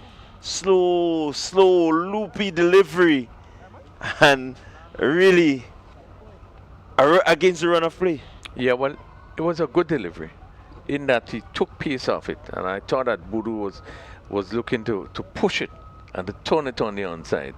I think one of the dangers is pushing out the spinners, and it wasn't the fast or the normal pace that he bowled. He really, you know, it was a slow delivery, a lot of air, so he took time, and he was pushing, and as that ball turned into him, you know, he could have pushed it back because he was really not to the pitch, he didn't have the control, and therefore he pushed it back to the bowler. Again, credit to the bowler in deceiving Boodoo and picking up an important wicket for England. Yeah, really, we've been crediting Boodoo with getting in line and really, focusing in the way he approached the innings, but maybe just a little slight misjudgment there. Maybe it surprised him. The slow loop, you had time to do so many things with that one that he ended up doing nothing. But Ahmed will be happy he got the breakthrough. He brought himself back for that purpose. And certainly he will want to continue. Maybe he has seen what the slow bowling has done on the wicket. So one of the things that we would have seen Clyde as, this has Don prepare the faces for, and we'll come back to that. So here he is, Ahmed, Joshua Don. Face up against him, Don just pushing that one to the short cover there.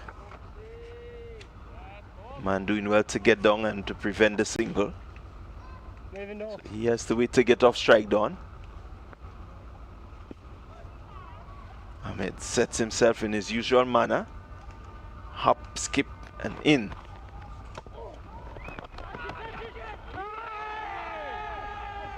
Again, a loud appeal.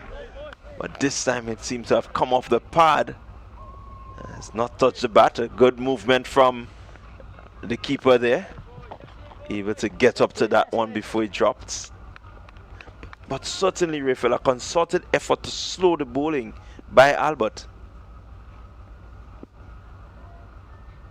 There he goes again, setting himself. Just creating a bit of doubt there, Ahmed, as the over comes to an end. It's 115 for 1 after 18 overs. Yeah, very good over by Ahmed. Change of strategies, change of thinking. As you rightly said, concerted effort to slow that ball up. And even that first delivery bolted down there as he came forward, again onshore. And a little bit tentative. But this has been a really good over. As we have seen, the spinners really would have more or less dominated in terms of the wickets that they would have taken.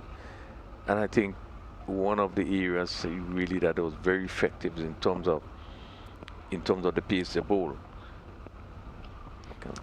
Alright, so this one short and Carter just getting inside of it and whipping it past the backward square. There was a fielder there, but he had no chance. This one sped across the outfield, and so Carter, he brings up 4 more to his total. He moves on to 87 from 58 deliveries, some 80 minutes, 9 sixes and 4 fours. Well, he was fortunate there to hit that down the backward square. He hit it well, but one realized that if he missed, it looked a little bit dangerous. But we hit it well and pick up the boundary ball. Right up into there, and Carter unable to get the bat down on this one, and he's bowled there. Will be disappointed, Carter. He's looking at the bat. Somehow it may have hit the bat and onto the stump. Let's see, we'll have a look at it. No, it went through him in a flash. And Hans, really, we're happy to see the back of Carter there. Really good strike from the English under-19s. Well, it's a good delivery, and it was good that he came back after being swung down the backward square. And you would have felt that he was unlucky with that short delivery that Carter would have swung down to backward square for 4. And this delivery was right up, and I think it was through him before he even realized what was happening. As he looked to come down on it, and it crashed into the stump. Again, really good bowling. Hans, the last over, bowled a lot of slower deliveries, that caused the batsman that really having to think. And this time he came in and quick delivery right up and went through Carter and hit the stumps. Yeah, really good thinking, good tactical movements there from Hans. We saw since he came from the Darbo end here, he's been using the slower deliveries, you know, changing the pace. But what was important is that he focused on the stumps. The field was set with the 3 fielders on the leg side as his protection, and he was just asked to channel through the stumps and eventually hitting the stumps bang on. But the importance of bowling straight also, you know, as I said before, the line your ball is very important. You know, you give Carter room, he gonna go with you, and this is what he did. Just the last over, there was a couple of leaves that was shortish in length, but it was on the stumps. you wouldn't take the chance, and this one again straight right up, and really went through him. So it's going to be Kunal Tilokani replacing the hard-hitting Zachary Carter, who was bowled by Luke Hans for 87. Really 2 wickets in quick succession means that a rebuilding has to take place here now. Hans moves in. This time just gets in the edge. Telokani's bat and will pick up a single. So he gets off the strike, Telokani, and brings Joshua Dunn, the captain of the under-19, the West Indies under-19, to face Luke Hans, who's bowling really well. Yeah, now that's a good lifting delivery that just went a little wide of the gully fielder there. But again, getting that ball to bounce. Importantly, the line just about off stump, or just outside the off stump. So the batsman, Tilokani, had to play. And it bounced and just took high up on the bat. There he goes again. Hans just beating Don. Don on the move. Really not able to negotiate well because he was caught on the move to Hans. So he wants to maybe get a bit of runs on the board, want to get the bat on the ball, Don. Yeah, and interestingly, I'm not sure why he was moving, but he was moving even before the ball pitched. I'm not sure it's the right method. So here it goes, Hans. Final delivery in the over, Don neatly behind it and playing in the approved manner. But certainly a good thinking over from Luke Hans, and the English, you can see them, they feel much better having seen the back of Zachary Carter. Yeah, good successful over ball by Hans. He's now has 1 for 27 in 4 overs and will feel a lot happier being able to pick up that important wicket of Carter Day. And the game just seemed now to be a different game. We haven't lost 2 quick wickets, 2 new batters, so it will be necessary they try to build a sort of foundation. West Indies want to push on from 120 for 2. Yeah, certainly a bit of assessment has to be done in terms of what is happening in the middle by these 2 new batters. Albert with the ball has already assessed. Let's see if he changes his approach. Again, a bit slower, more loopy. So his approach continues. He's going to try to settle into a really good line and length, Ahmed. He's going to try to settle in there and hopefully maybe just pick up a few more wickets.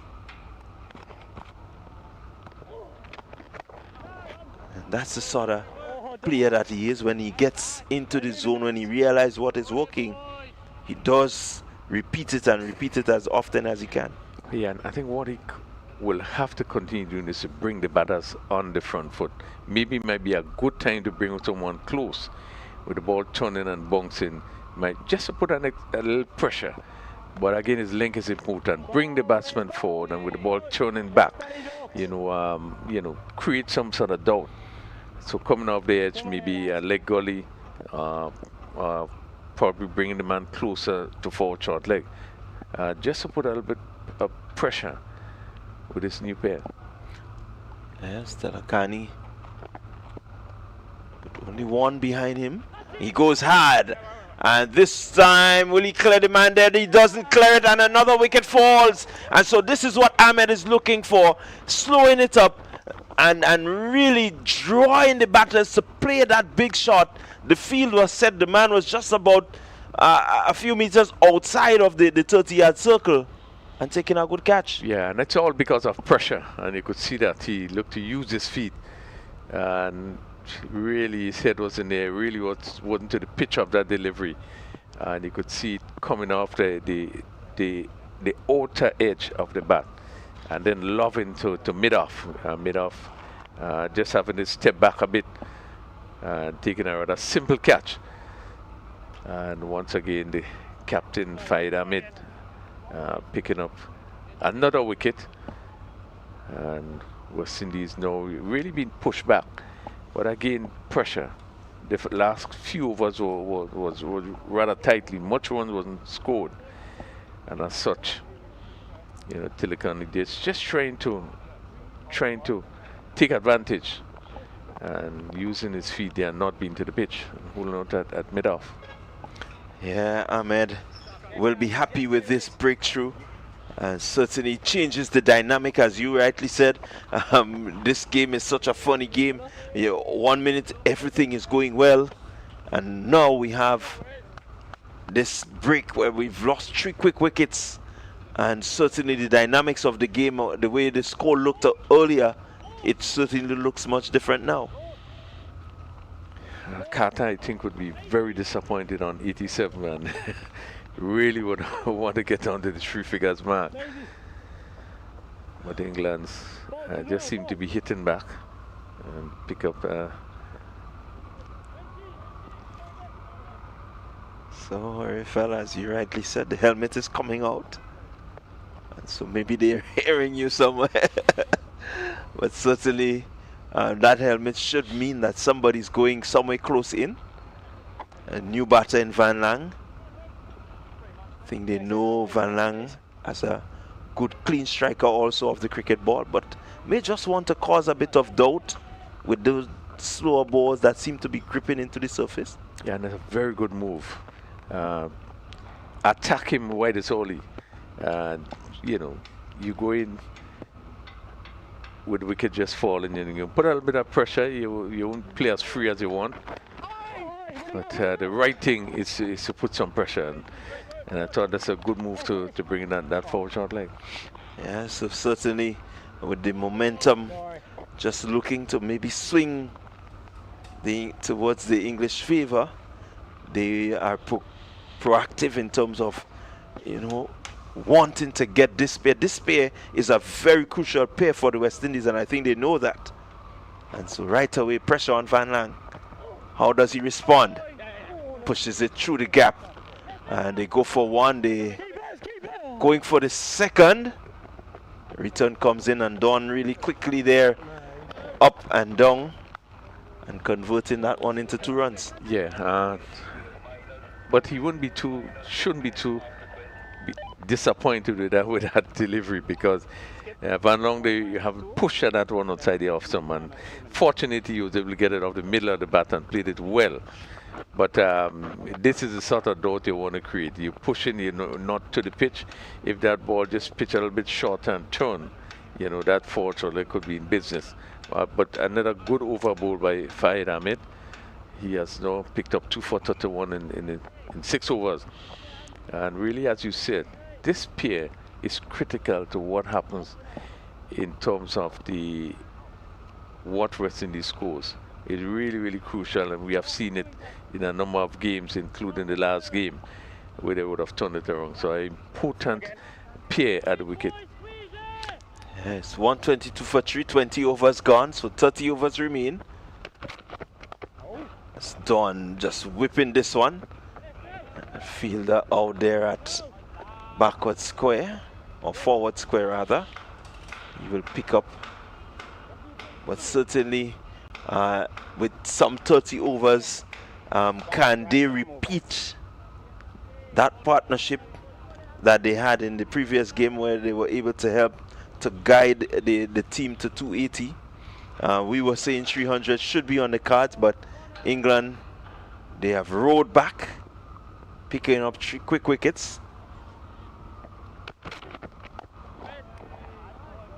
Hands continues on the line of the stump. Really has done well in terms of his control and his change of pace to make sure that the batters have to do some sort of thinking.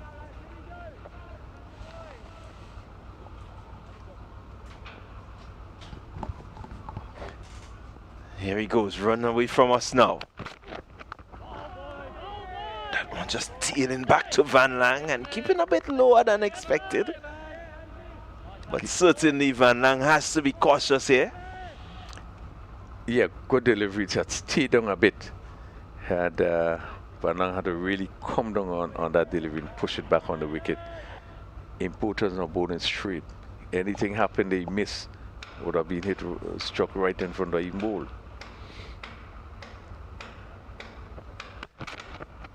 This time he goes a little bit wider, just asking him to maybe cut at that one. The fielders are there. You have a man at gully, a man at the point. You have the cover, mid-off, right up in the circle. And so anything within that region, they just may be able to, once it's in the air, they just may be able to get onto it. Like this again, dangling the carrot, no one out sweeping on the offside. And so they're saying to Van Lang, if you want to go through that area, you have to go in the air in order to get the runs. And hope that he may just miss time one. That's the beauty of the game of cricket. It's, as I often say, it's a ding-dong battle. It's a game of chess and strategy. I often acquaint chess and cricket to be similar. Hands in, shot, Van Lang quickly onto it. That's 4. That is 4. That's a gift. And gleefully accepted by Van Lang. He dispatched it really with a sort of disdain that says, you don't bowl that to me, buddy. Yeah, it has been a good over up until that last delivery. Again, I think he was looking for the slower delivery, but dropped it short. And Van Lang was quickly into position, down rather, Van Lang, and hitting it through mid-wicket to it with some degree of disdain, as you see, confidently, and picking up his first boundary. So that would probably ease pressure a little bit. But Hans going for 32 in his 5 overs. His last 2 overs really have been good overs. The exception of that short delivery, final delivery of last over. Yeah, as I said, he was expensive in the first, but in the other 4 he came back really well. It's Ahmed. He's going to continue from the river end. Dawn just coming down and guiding. I like this approach. Just use the feet, get a bit closer, because he recognizes that Ahmed is looking to slow it up. But he wants to be careful that he doesn't run past one. Yeah, a good movement there and push it on the offside. Didn't try to do anything too rash, or didn't go for much power, but place it smoothly through the covers and pick up a single. They will want to just keep it turning over the strike, just to frustrate the bowlers a bit and really to begin to look to take control. Spear. Quite agree with you there. That's Ahmed. Shorter. Nah, it seems to be a wicket here. Van Lang goes. So this is really against the run of play. Van Lang gone, run out. A ball hit straight to the fielder. And Don not responding. I think it really was suicidal. Yeah, that's a terrible miss there. The ball was hit straight to the cover, bunks into the cover, and I don't think it was a single there. And Van Lang was off. And you could see that Don did move, because really there wasn't a single there. Unfortunate, just a judgment call there. And I thought that he made the wrong judgment looking for a single there. And was run out, and what a big wicket to get.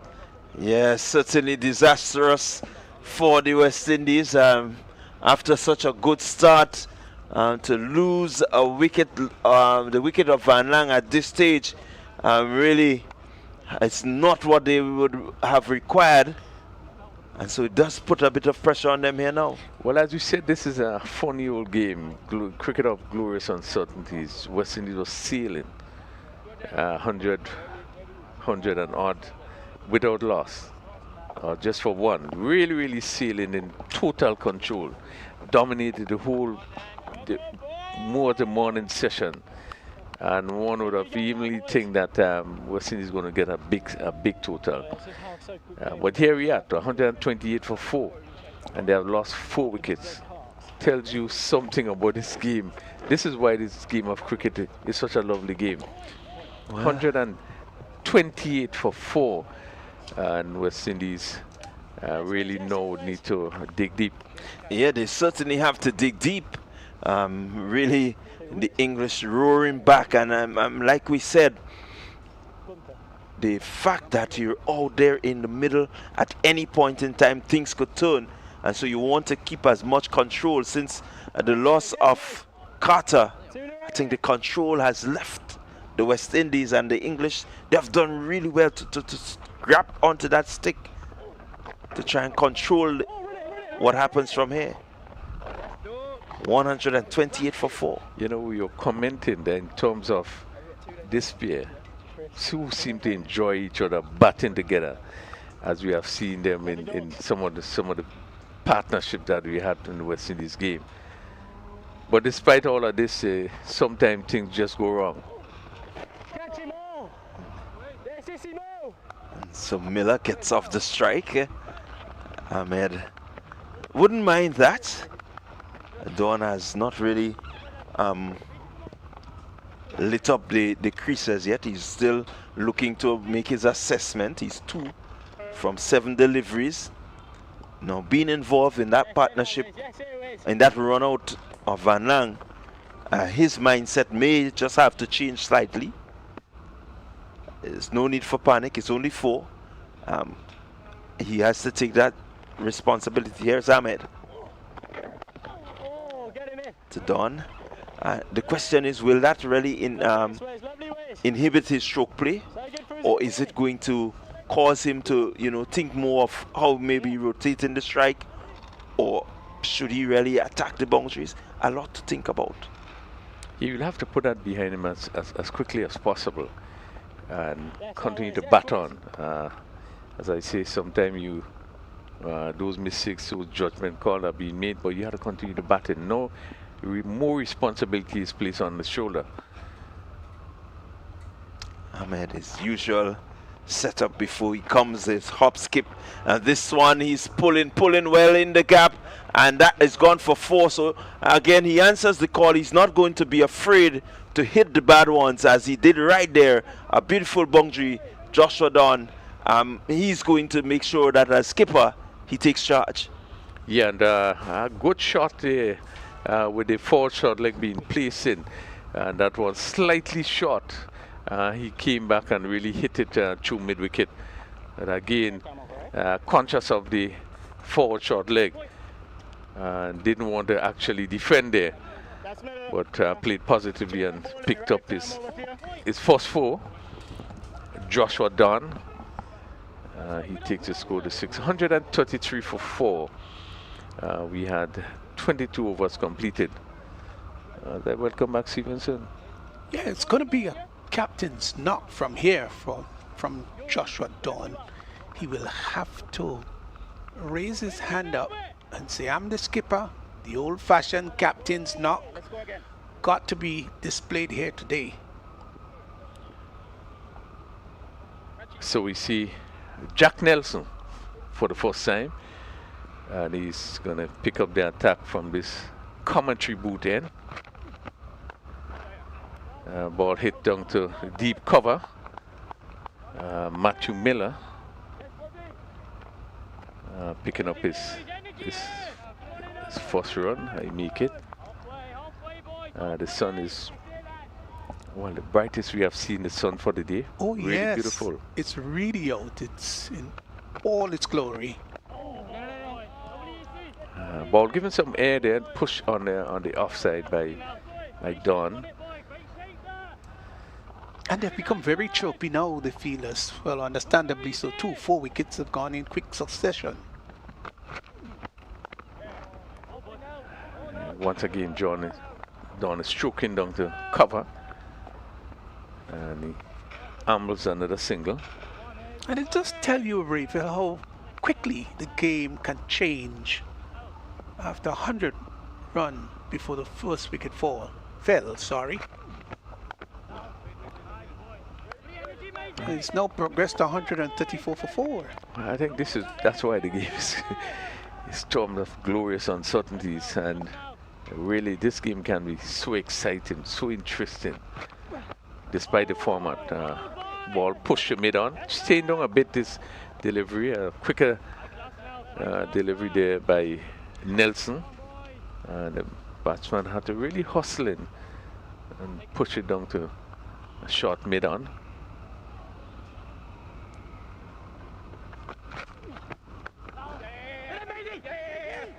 Hit to cover there, had to do some hustling, but that cover fielder had to move to his left and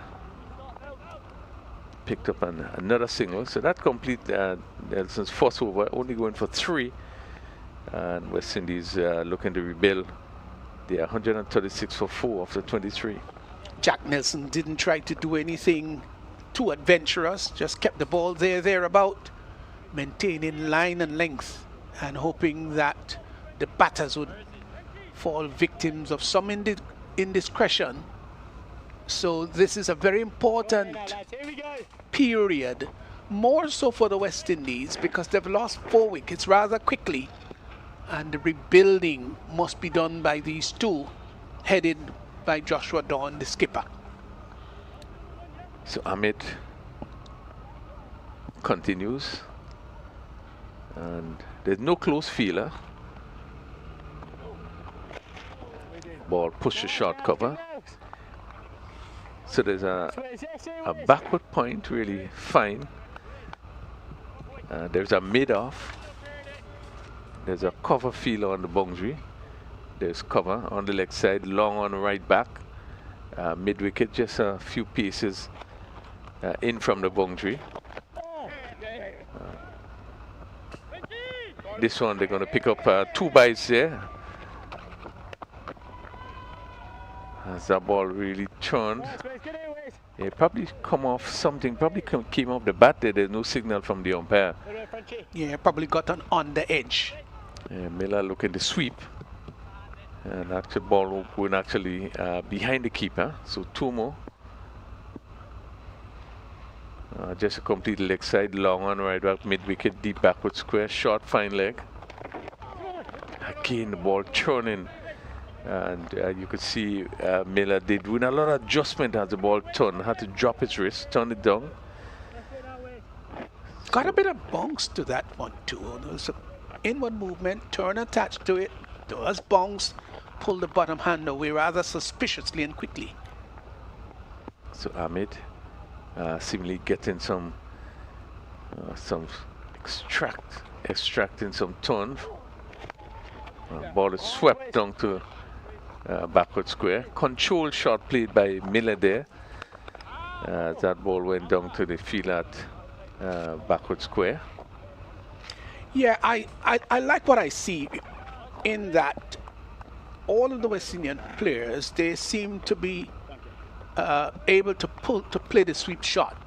Now that's something I think had been missing out of West Indies cricket for some time now, and it's nice to see the youngsters stretching the left or right pad down and across slightly and able to sweep the ball. Well done. This is good.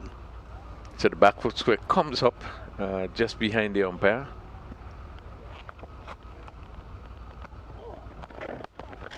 Again, that ball played to short fine leg, and they hustle a single. As the ball is pushed on there. No, that was good running, Raphael, because Joshua Dawn saw the opportunity for the single. It was his call, and he took off. He was backing up. So that was one of the cardinal good things he was doing, backing up and called Miller through for the single. Well played, well done, good run. Yeah, he certainly want to make sure that there's not an issue with running between the wicket while he's there. And these things have a way of playing on your mind. Again, this sweep shot attempted. Again, let's see, wait for the signal. Again, seem to be coming off probably the glove there. But again, consistently this sweep shot being offered to the off spinner. You just need to pick the right length and make sure that you're in the right good position. Yeah, I like that. As I said earlier on, I think some of the senior West Indian players have been guilty of not sweeping the ball. Arthur Nays is a new fresh blood that is around who can do the conventional sweep, the slog sweep, and also the reverse. So it's nice to see these youngsters. It's a shot that yields runs, and they've played it well so far. Most of them have. Miller is hitting this one down to long and goes down to the boundary for 4. Full toss, really giving the right treatment. He hit it down to a vacant long on position, long and wide, picking up a boundary. Yeah, just seemed to know exactly where the fielders were rather, and got a full toss. When you get those, you've got to dispatch them, and his placement was very good. There is a deep mid wicket and a long on, and it went directly between those two fielders for 4. That was well struck. So Miller and play this one to backward point. Jack Nelson in his second over. He's gone for 7.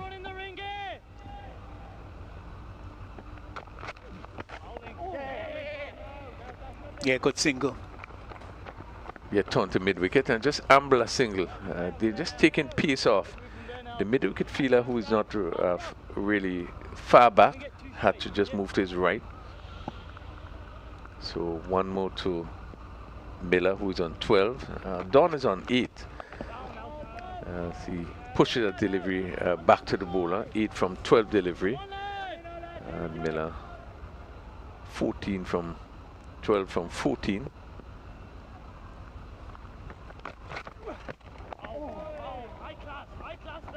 Yeah, good length by Jack Nelson.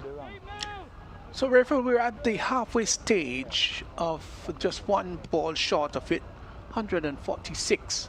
We were saying that they would think about getting a 300. Driven down to cover. Again, batsman having to reach for it there, Don, but played it well. And the cover fielder coming off the boundary. So one more to Don, he's on 9. Matthew Miller is on 12.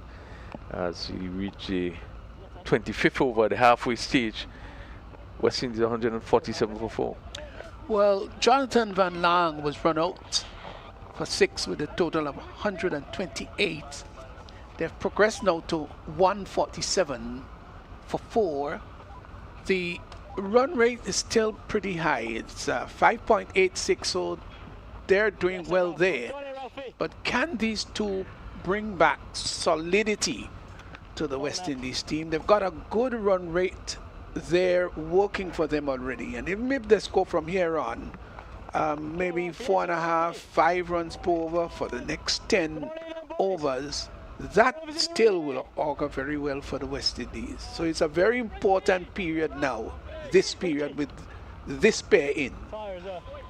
So we certainly have seen before West Indies losing wicket and the middle really been standing up and turn things around. Now we are seeing Miller, who looks good.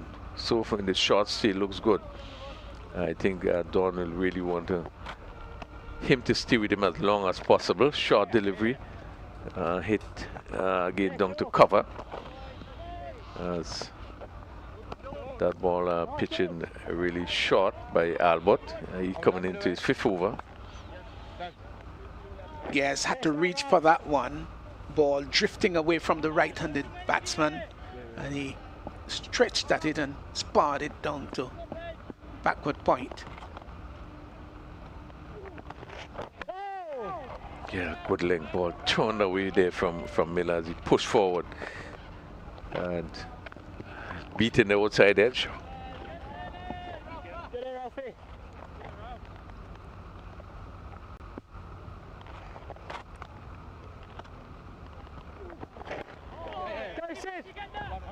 just train a bit on the legs, right up, and let's turn to the backward square, short. Had to move to his left, so it again another single. You'll have to look at the approach of these two batters now in Dawn and Miller to see what their approach is going to be. Can we see some measure of maturity on their part? Again, shortish and hit down to cover. Just a bit short in this over, and batsman doing the right thing, picking up singles, turning the strike over. Yes, it's a matter of understanding what is needed at this period. Not necessary acceleration, but to consolidate and just to keep the rotation of the strike. Now, they as young players got to assess well, know what stage is at, how important it is to read and understand what's necessary at this point, this period of the game. Yeah, 150 up, and we have 26 over completed. And again, this game building up to be another exciting one. West Indies winning the toss and batting first. They're 150 for 4. Yeah, and it just tells you again about this game of cricket. It's so unpredictable. You get off to a nice rousing start like the West Indies got in this innings. And then there were 4 wickets that fell very quickly, very cheaply. Now, what should be the attitude of the remaining batters? First delivery from Nelson, push down to mid-on. I do think they will have to continue to be positive.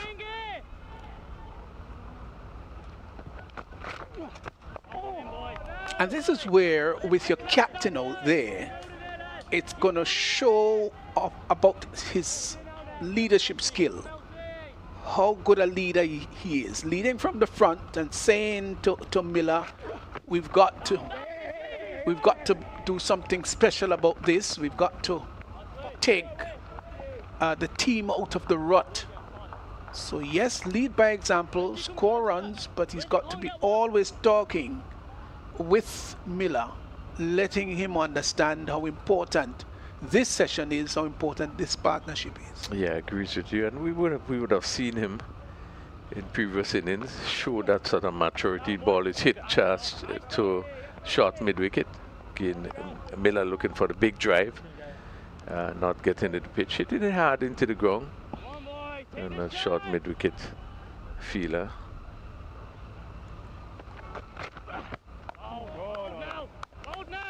Yeah, Dawn is 12 of 19 and Miller is 13 of 19, so they're scoring around the same. Strike rate. There's just some adjustment there. Long on is now going right back.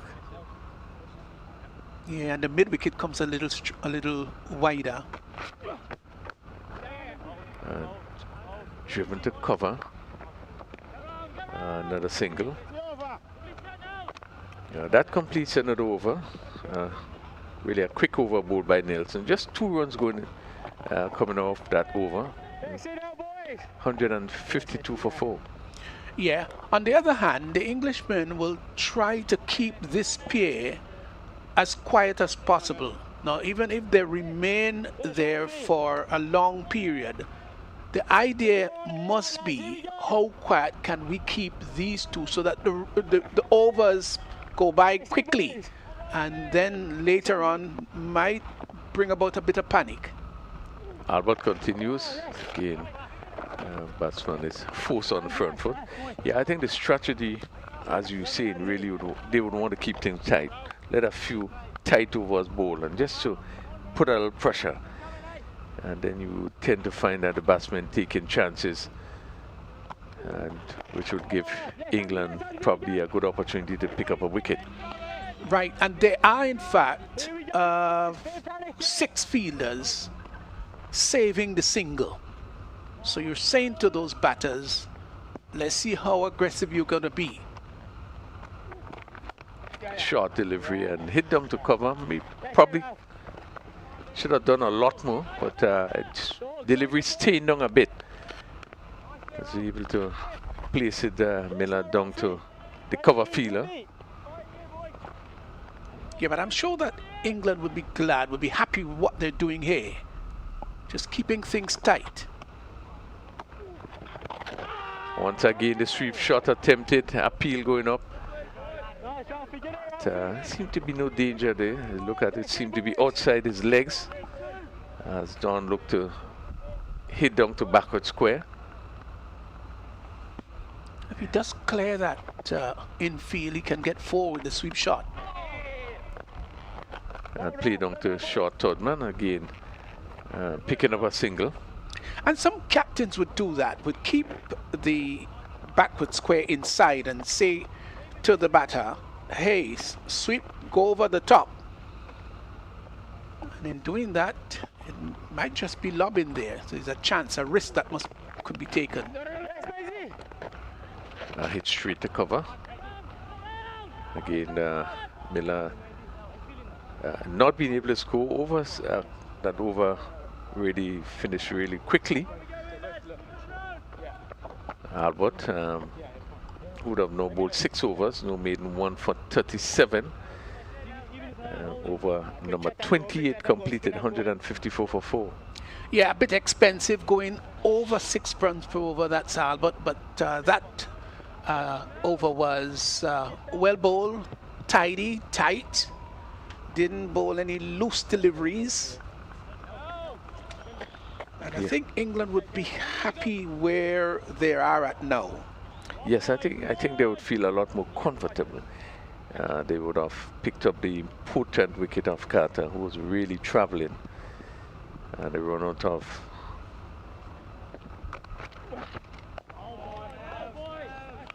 that run out also. Van Lang would have given them some real confidence. You can see the jubilation of the players when that wicket went. 154 for 4, Nelson. Ball coming off the edge as Don looking to drive, and they're going to run very close to the third man boundary and goes over the rope.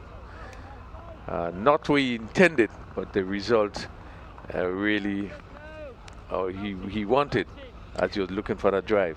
Yeah, you would expect that in the game of cricket. They're the inside edges, outer edges that would go through the angles. That one was inadvertently hit down to third man, yielded 4. Again, Nelson giving the ball some air, and not being afraid to flight it and push to cover.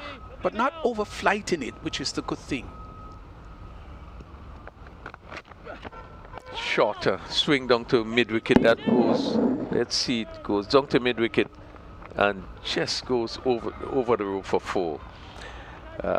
Shorter delivery, and the batsman Joshua Dawn did not get in hold of it as he wanted, but had enough in it just to pick the gap and went down to the boundary for 4. Yeah, what I like though was the surgical precision. Here are 2 fielders seeking to converge, and neither of them was able to intercept it. The placement was good.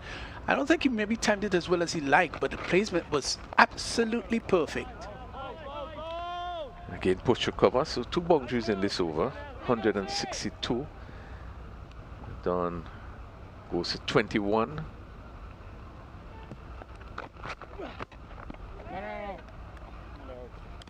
And that completes another over. England having the West Indies 162 for 4, as we have some 29 overs completed. Well, it was a productive over there for the West Indies, in a couple of boundaries coming off the Jack Nelson's over. And really, these 2 would a partnership of 34. And we have seen that West Indies have been able to build partnership, particularly when they would have lost all the wickets up front. We find that at the middle, they have been able to build partnerships, which is so important.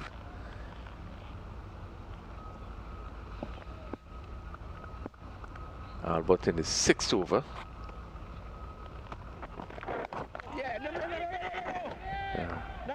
Push on the offside again.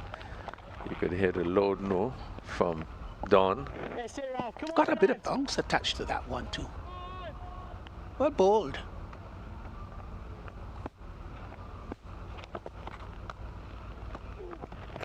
Again, push on to long off.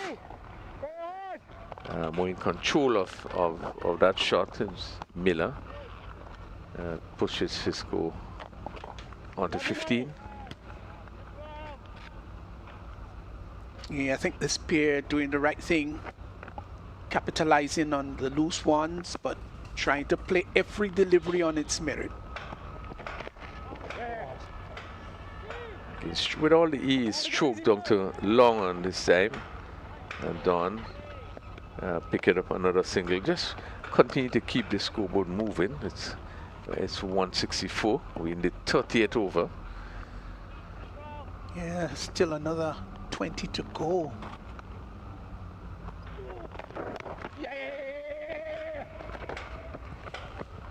Good running. Really good running. Yeah, another single. Push to cover again, just slowing it up. Taking the pace off. So this is what would frustrate the bowlers, and this is what I think what West Indies would like to do. Another short delivery hit down to third man. The backward point has some running to do. They come back for 2 runs. So that completes a good over. Albert in his 4th over. None for 1967 for 4.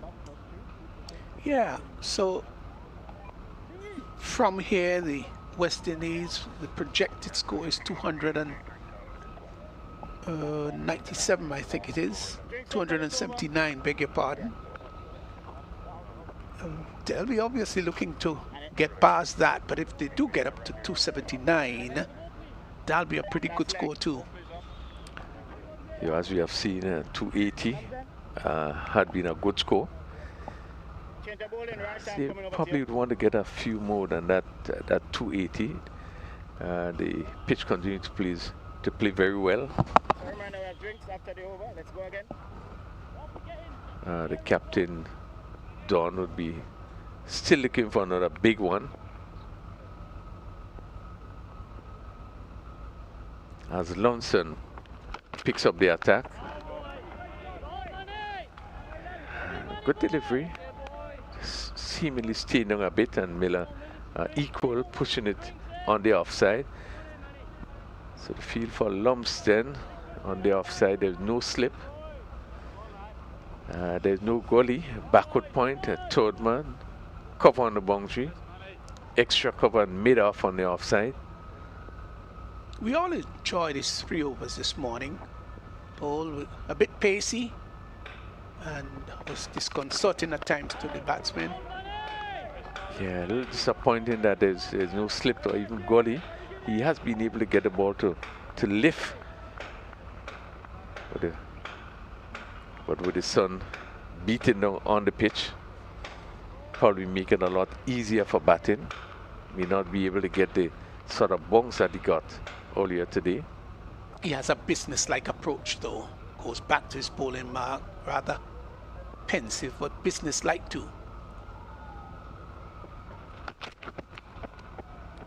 Just trained down the leg side there, and wide would we signal? The keeper not gathering. Ball dropping before it reached him. So a bye.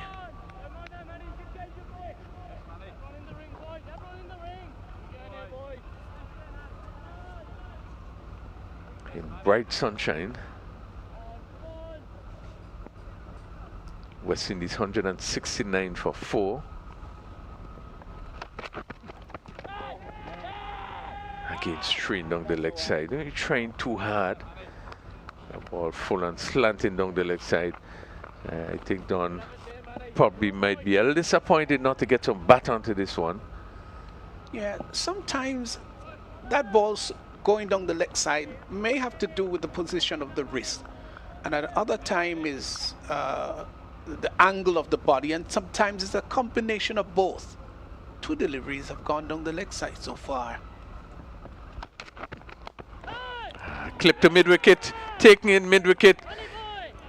And what a big dismissal, the shortest delivery, and he just looked to clip it.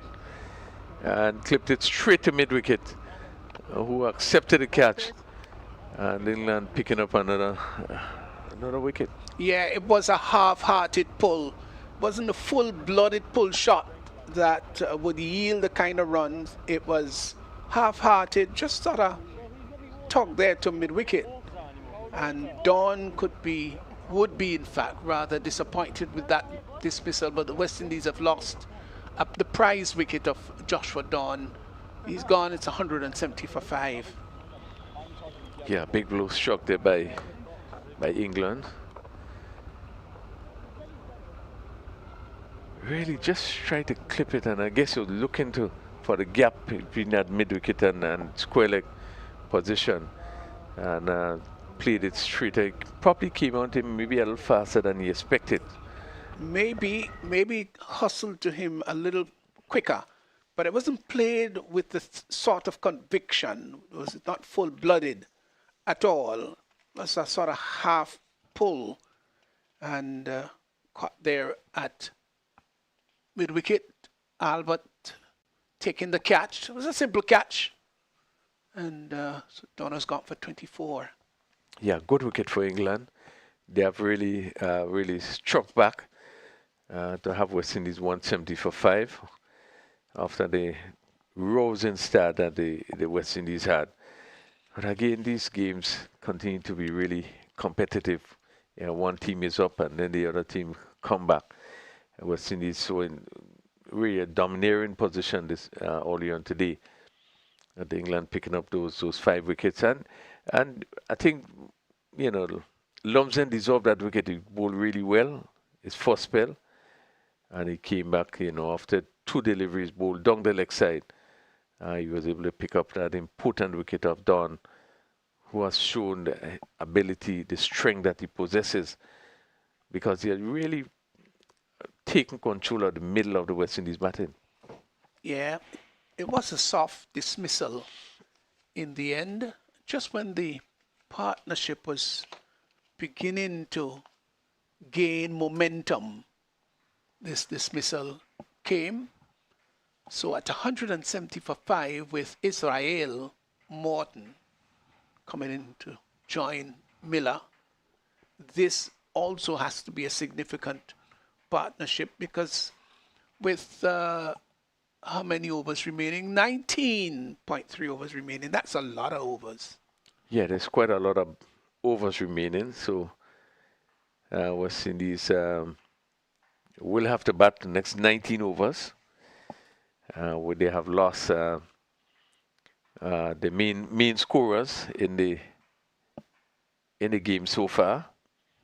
And therefore, a good opportunity for Morton, a good opportunity for Miller. They will want to continue building partnership. West Indies will get up to sort of score that would make them feel more comfortable to defend. Yeah, still 117 balls there to face. That's a lot of deliveries. But with 5 wickets already down on your top 5 gone, then England could feel very happy with the work that they've given over the past hour. Yeah, they would feel good. They really would have pulled things back. It's difficult to see maybe who is in front, but I think it looks probably more even at this point in time. Yeah, scintillating innings of 87, 59 balls, 9 sixes and 5 fours by Zachary Carter.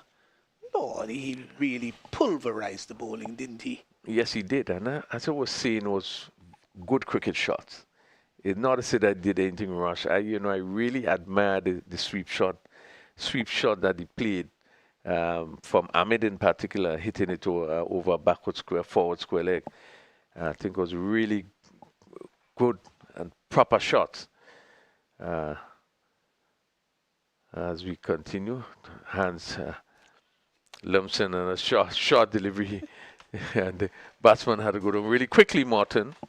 Yes, I like that. I love that, really. I was no fast bowler myself, but it's so refreshing when you can have a batsman ducking or sand dancing because of a vicious bouncer. Yeah, I like that. Yeah, still a little disappointed. Nobody in catching position to slip or the gully. Another short ball that really hustled him in the position, and they were looking for a run. Just played it off his body to the forward square leg. The fielder feeling just to the backward square to the right of the umpire, and he coming around. He couldn't get to it, but it really hustled him. Yes. And he played it eerily on the leg side as Martin. Yeah, looked a little awkward in doing that. Yes, come on, Lumsden. Go after him, won't you? Really, there should be more. Should be more attacking midfielders closer to the bat. Good delivery, covers up and plays back on the offside, and that completes a really good over ball by Lumsden. West Indies after 32, 170 for 5. Yeah, having a couple of wides down the leg side, and then the comeback delivery, which was really good, had done just patting it, so to speak, to mid-wicket, losing his wicket, and then these couple of deliveries that were short to the new batter, and then the other one pitched up. So there was variety in his bowling. Good skill, well bowled. This was probably one of the better overs we've seen for the day. Yeah. So we're about to see the 32nd over being bowled. And Ralphie Albert, none for 41 into his 7th over. Bit expensive, yes. Another short delivery and hit down to the deep cover. So that's 1 to Morton, 1 to Miller. But I think all the bowlers would have come in for some 6 when Carter was really in full flow. I think since then they have been able to pull back a bit.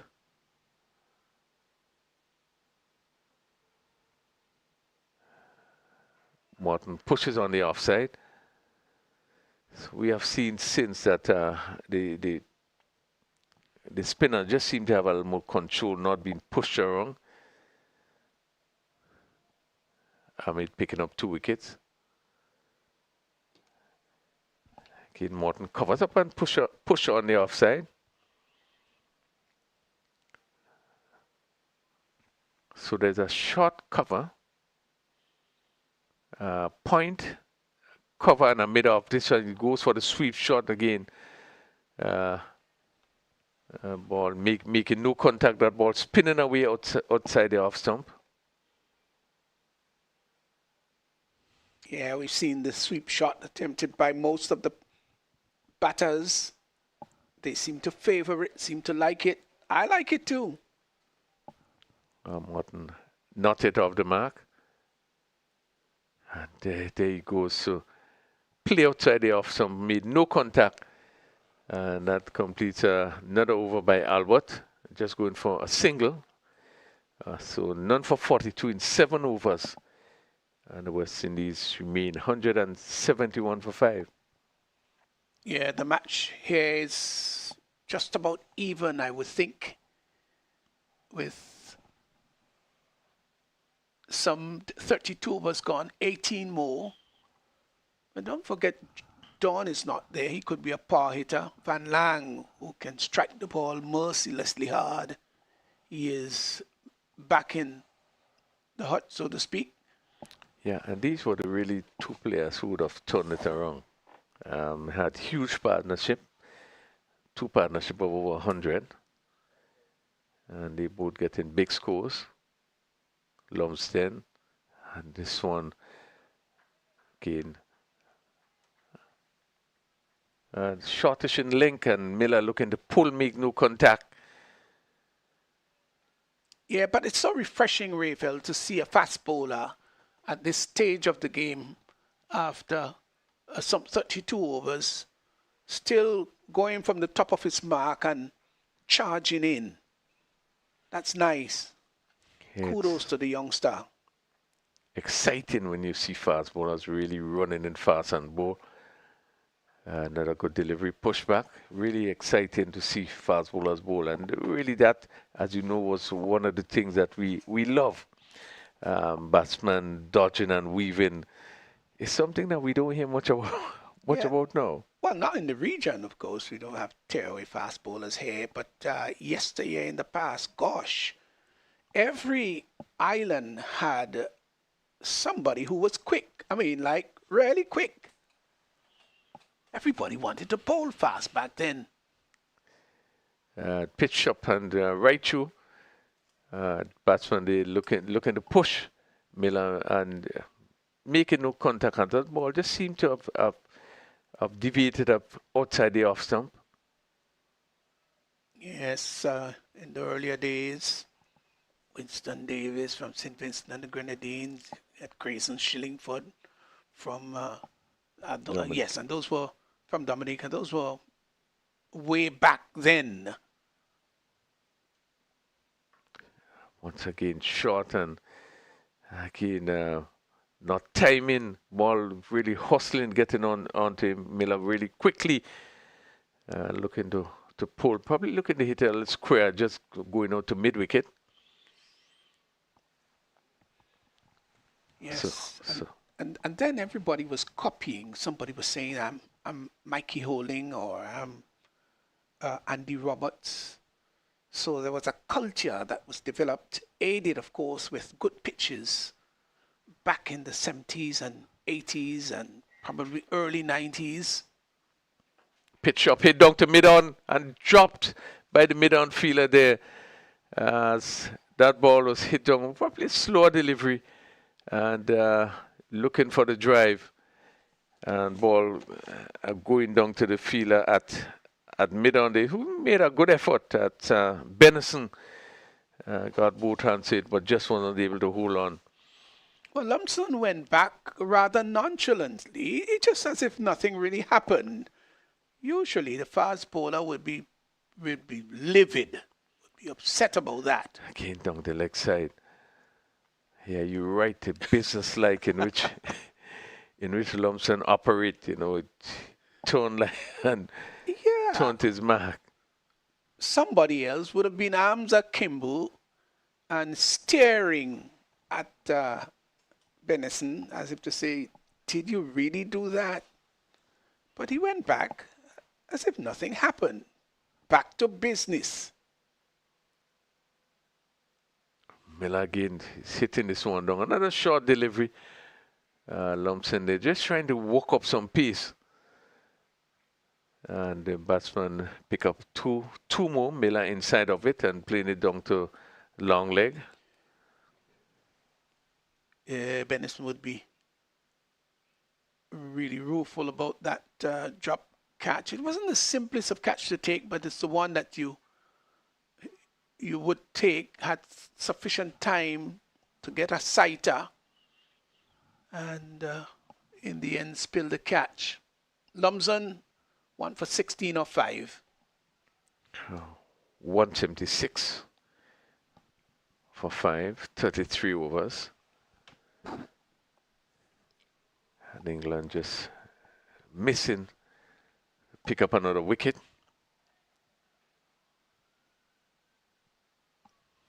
Ralphie Albert continues in his 8th over. Again, no fielders close to the bat. Just a short cover closest. This is swept down to a mid-wicket. Picking this one up from just outside the off stump. And played all along the ground by Martin. I want to say hello, Rapel, to listeners and viewers, wherever they are. There are a number of folk who called from North America, saying that they're getting the broadcast loud and clear, and refreshing to have cricket out of Grenada. Ball going down the leg side and not being taken. Kept rather low. It's wide being signaled. The batsman run 2. So 3 runs would be added to the total, 180. Left-handed Albert, short in length, play to cover. Yes, Stevenson. I got a call from Camillus Alexander. Oh, good old Camillus Alexander. Grenada former leg spinner who have been following the cricket, said to me he have been really following what has been happening. Camillus Alexander, who played in the shadows of Raw Lewis back then. Good leg spinner who got a lot of turn.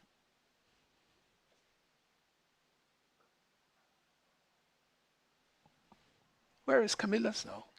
He's in the States. Actually, he do has a academy, so cricket academy. So he's doing some work, coaching.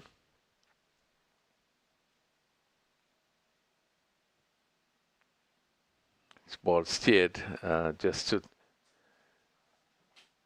to short third man and pick up another single. 181 for 5. England will really want to look to pick up wickets. We want to restrict West Indies. Again, he looking to sweep. That ball turning away, even beating the keeper. And they're going to pick up 2 byes. Again, you can see there that Martin looking to take from outside the off stump. That ball turned away. As Dover is completed. 183 for 5. Adventurous, brave shot there as the left armer looking to sweep against the tide was Martin. Got 2 byes. So we notice again, we did point out how these young players seem to like to sweep the ball. But you've got to be very selective, of course, when you're doing that. Yeah, just be very careful where you're sweeping from, and if you miss it, you're in no danger. But we see more and more that a number of the batters are looking to sweep. It could be a high-yielding shot, but there are risks involved. So you're about to see 35th over. Lumsden French, actually Alex French, going to take over from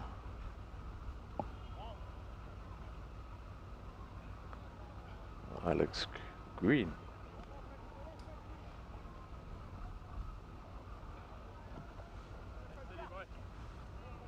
Yeah, we were speaking about fast bowlers, the quality and the pace of the fast bowlers yesteryear. You see, probably in the 80s, we come back to that discussion as first delivery outside the off stump and leaving the right-handed Miller as he looked to push it some way and down into the cover region. A little bit of movement there. Alex Green.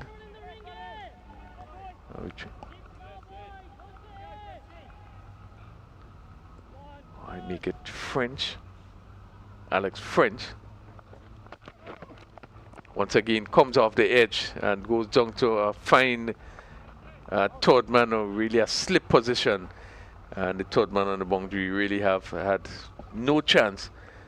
And Miller picking up another boundary.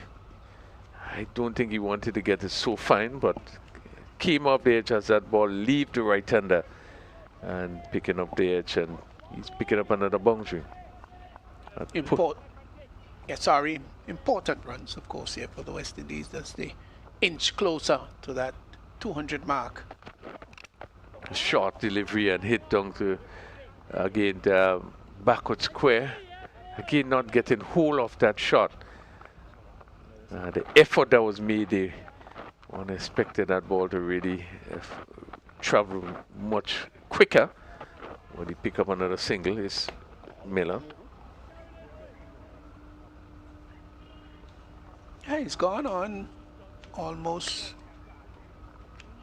without great observation to 27. No big, massive hitting of the ball, but he is played with great dexterity and skill for his 27 of 45. And this one is hit again. Just no timing there, as Martin himself looking to pull through mid-wicket, and the ball just ambling out into that position, not getting into the right position, not making the sort of contact that he wanted. One more to the score, 189 for 5.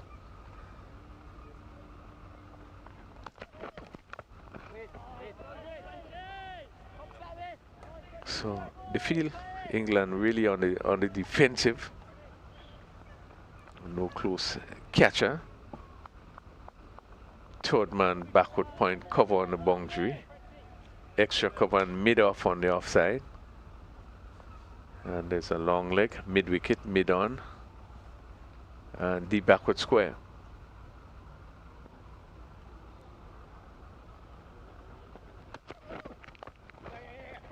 Keen push on to cover. And the batsman amble another single, and that which completes another over by Alex French. And none for 26 in 5 overs. West Indies 190 for 5. Yeah, and French, a little bit expensive earlier on. None for 25. So we're seeing seaming from both ends with West Indies 190 for 5. Still some 15 overs remaining. And I want to go maybe at 6 runs per over here to get maybe a further 90 runs, which would bring them up to about 280 if my poor math is correct this time. You find Ahmed, and this time he's going to come around the wicket to the right-handed Miller.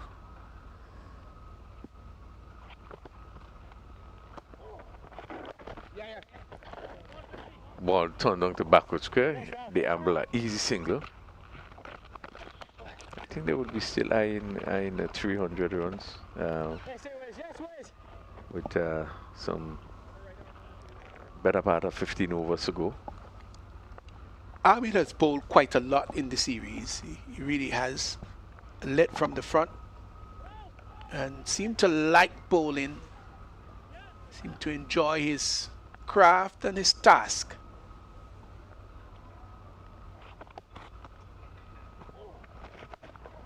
Once again, Martins is looking to sweep the ball just outside the off stump. Again, maybe looking to play with the tide, with off break. And Ahmed with his unique stand. Ball just beating him there as he looks to turn on the onside.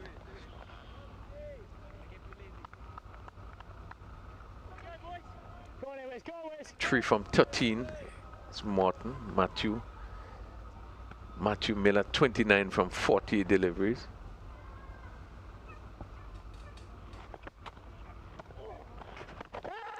But again, he's sweeping, load appeal as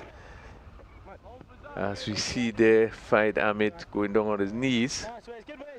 Be interesting to see that there. Looking to sweep. Maybe struck outside the off stump. That's the only thing we can say.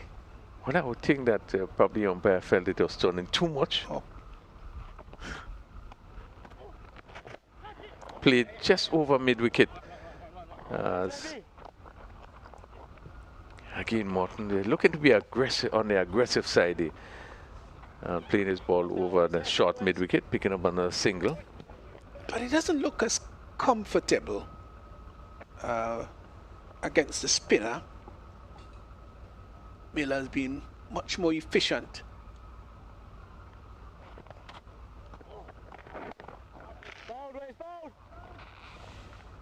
Yeah, again, delivery, push mid off. That's the end of another over from Ahmed. Just 2 singles in that over. The score 192 for 5. We had 36 overs completed. Ahmed has picked up 2 for 44. He has been productive in this series with his bowling, and you can't really say that he hasn't done very well and hasn't tried hard and hasn't led from the front. And some 35 dot balls in this bowling performance of his, so he will be happy with his performance, and he's done very well. He's bowled well in all the matches so far. So I think he must be pleased with his bowling efforts. Ball hit over cover down to the boundary for 4. Short delivery, and Morton, who looks in an aggressive frame of mind, just seemed to have changed mood and hitting it well over cover, a wide mid-off, and pick up another boundary. Oh yeah, was it well? Hit it hard too. Went away for 4. So French first delivery short and really was given the right treatment. Again, he's still no attacking feeler. Close to the bat. The long off feeler Ahmed is coming into the circle at mid off.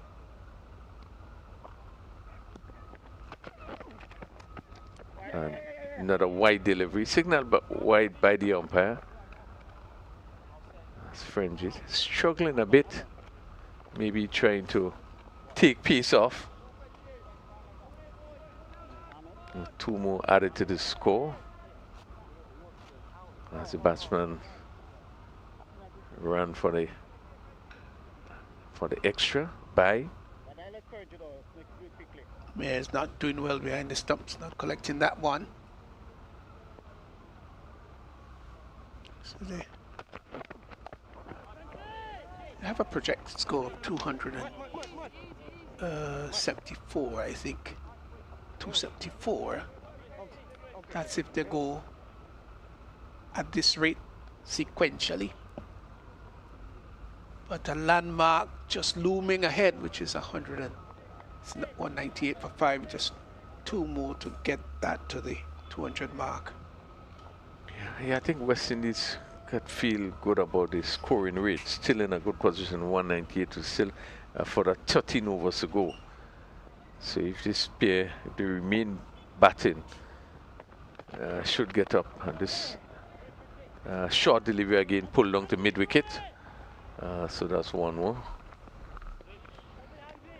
199. Israel Morton comes into the strike. He's on 8. Miller on 30.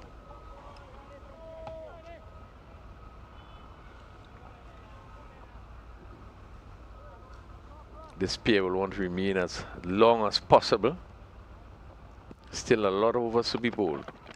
And he's swinging this one out of nowhere and hitting it over mid-wicket for 6. What a shot played there by Morton.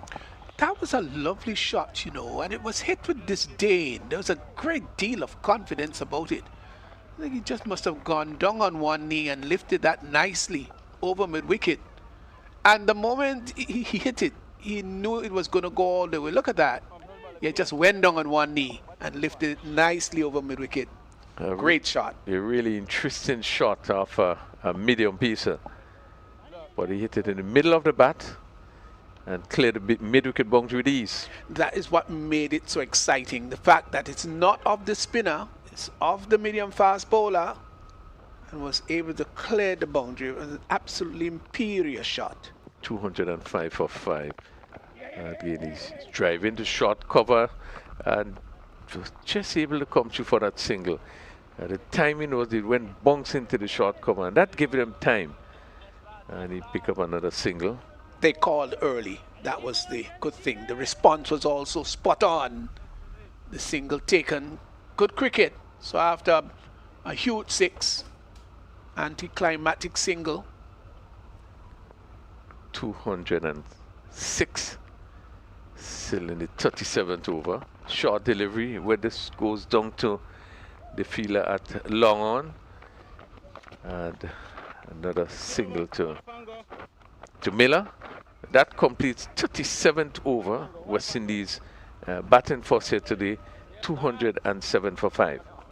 So that landmark that we spoke about earlier on, the 200 mark, which is a psychological mark for all teams when they get up to the 200 and then begin to push further. 207 for 5. Martin 15, Miller 31. They've put on a partnership so far of 37. And with run rate maintained at 5.59. Welcome back, Clyde. This partnership's got to be an important one. Yeah, certainly important. And they've done well so far. Put on 37 between them. Certainly, this was what was needed with the loss of Don and Van Lang in relatively quick succession.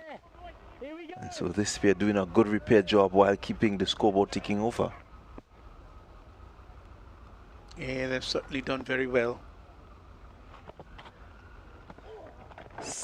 Ahmed completing his final over. He's bowled well. He's really make an important breakthrough to really get his team into a position where they cause the batting of the West Indies under-19s to just wobble slightly.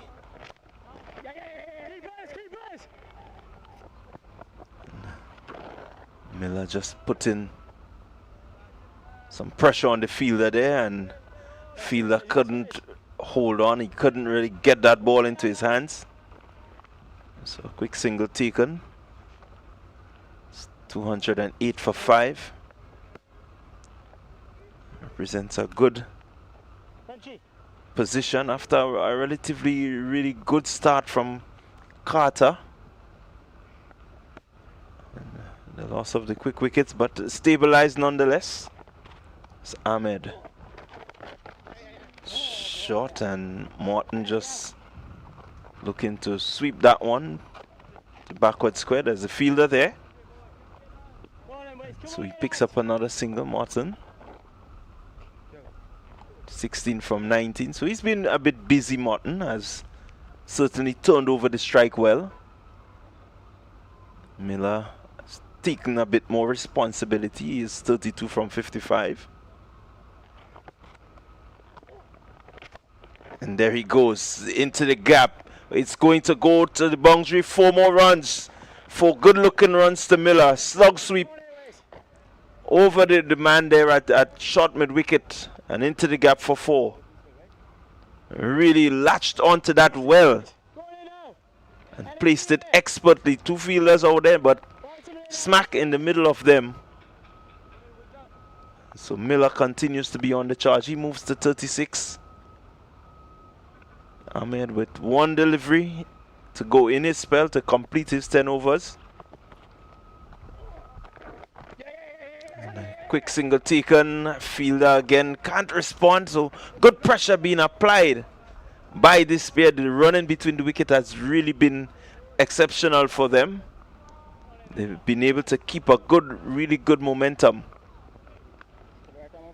And so that's the end of Ahmed. His 10 overs, going for 51, picking up 2 wickets.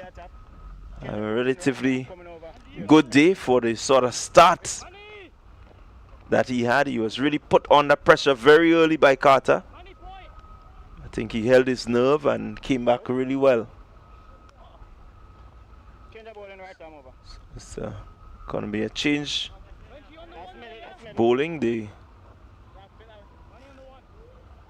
pace will be replaced by spin.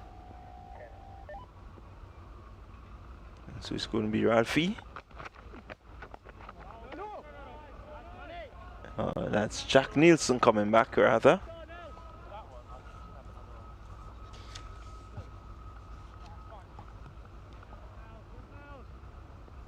Yeah, it's Jack Nielsen from the Dabo end. Short delivery and played away into the leg side. The fielder is there at deep mid wicket. And so one more to Miller. Partnership increases by 1 to 45. This one just float up outside the off stump. Morton again looking to go down on that one knee and seek to clear the ropes. There was truly great intent coming from Morton.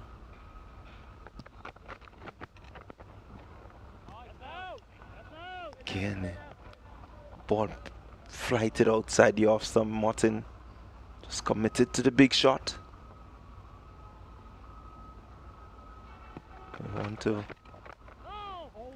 Just want to be careful here, Morton. Doesn't want to give it away at this stage. They've really done well, and so one would hope that they can remain at the crease for much longer. This time he goes, lifting this one. High, hard.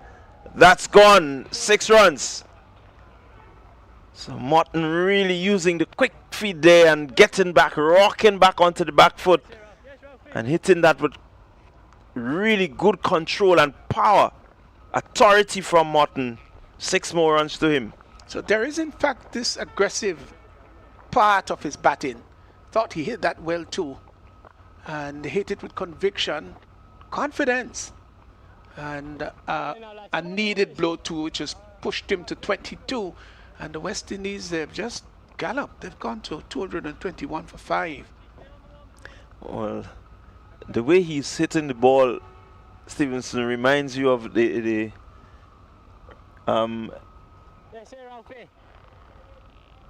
Morton from Antigua, Renako Morton. Yeah, the late Renako. Late Renako Morton. Yeah, that's someone when he hit that cricket ball, it did stay hit. He was a brave guy, you know.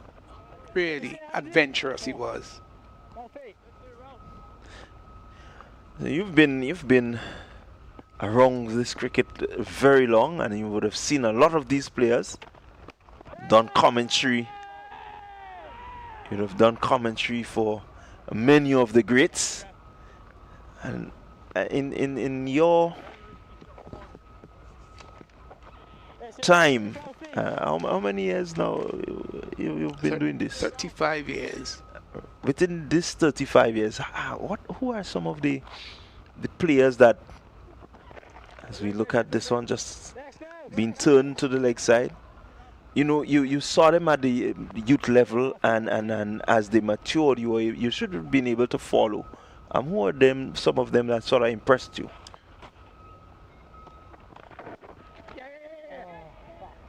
I think earlier when you looked at, let's say, Carl Hooper, you knew that he was going to turn out into something special because he scored so many runs at youth level.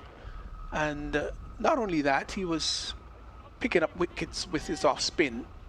So you knew that he was going to elevate that and translate that into senior international cricket. So that was not surprising, although I dare say he was an underachiever. Carl Hooper should have gone on to maybe an average of the mid-40s. I think in the end he averaged about 34, 35. So he was a disappointment, yes. Because you think about local Devon Smith, who has more runs than any other person in the history of West Indies first-class cricket. And another disappointment, I would say, did get his opportunities at all three at Test match cricket, one day international, also 2020, but never excelled. But at the regional level, he was such a prolific batsman, prolific player, and aggressive. Mostly, except for coming to the end of his career, may have just toned down a bit. But he was one of those run machines, so to speak, in first-class cricket in the region. He was an eye catcher back then. You think also of Sunil Ambris, who was later on, but quite frankly.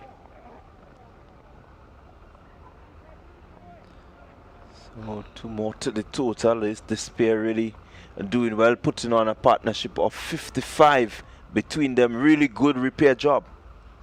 Yes, was thinking again of Sunil Ambris, who I thought would have come on stronger, but didn't in the end.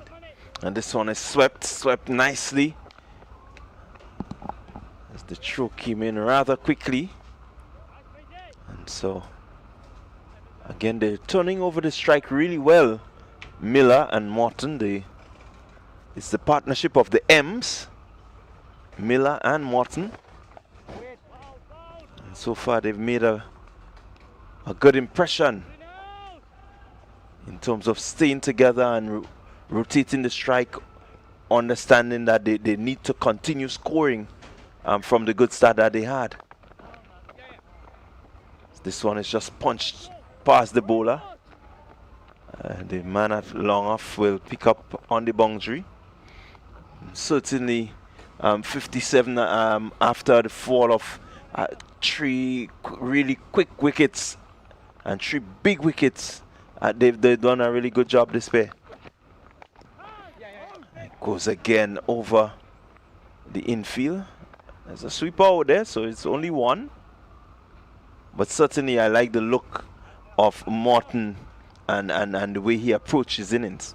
Yeah, he looks a very aggressive player, and credit had to be given. They are now put on 58, as you rightly said. That's 1 more to the total. Just making things look easy out there. Yeah, and it speaks to, as we complete another over, 41 overs complete, just speaks to probably the depth that you have on the West Indies team. When we thought that we were lost, the 2 big main strikers, 2 persons who would have cemented the middle of the West Indies batting.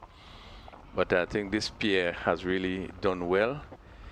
They are pushing it around, not trying to do anything rash. We see Morton, who seemingly shows her aggressive nature.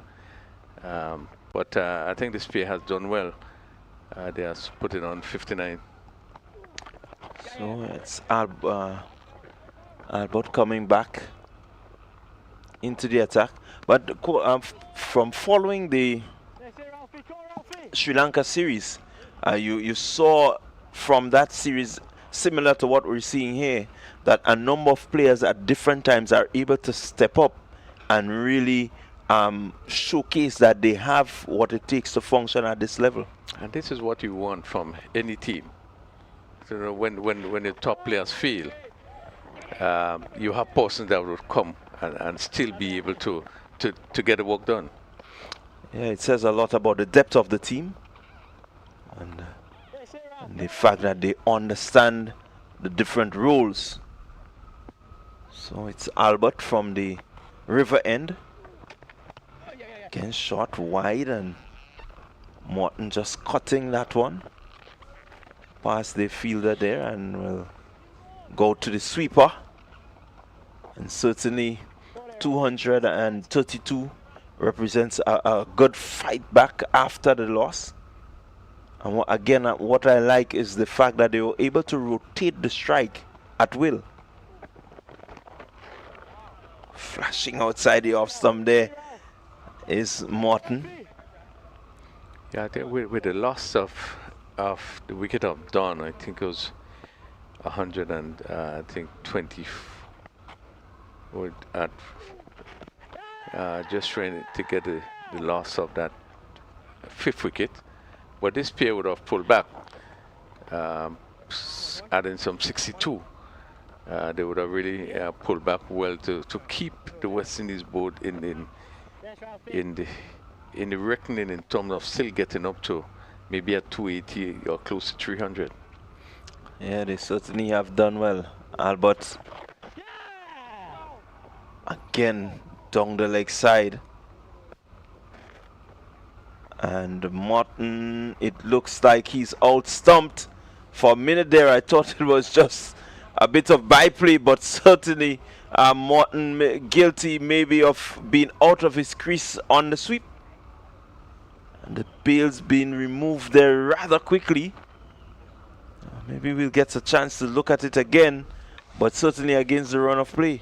Well, good work by the keeper there, and he was looking to sweep, and we would just try to verify. Probably the ball was too close, and you know, like if you look to sweep and the ball fits right up, you can easily hit over it, and I do believe that's what happened there. What he tried to do there, and probably missed, but it was good work by the keeper to just pick the leg bails, and England has really struck back to pick up the wicket of Morton. Oh, so it seems like it has beat the bat and gone on to hit the stump. So he was out bowled by Albert. So Albert picking up a wicket in his final over of his spell. His 10 overs, 52. Picking up that wicket there off Morton. And so he will be happy that at least he got onto the wickets column. Yes, Albert completing his spell, not being as, you know, as I think a little more expensive than he expected, not being as tight as you would want to be. But again, when you're coming up against Carter in the mood that he was in, any other bowlers would have been roughly treated. But again, ball right up, as I said, looking for the sweep, and just seemed to clip the leg bail. And we have seen, Clyde, that a number of sweep shots have been played through this inning by really all the batters that would have batted before. Morton here was unsuccessful in that one. Yeah, certainly the sweep shot being employed. Again, a lot of spin on offer. And so the sweep is one of the shots that you use to really get the bowler off his line, off his length. You can sweep from the leg stump, you can sweep from the off stump. So it makes the shot a really effective one in terms of evading fielders.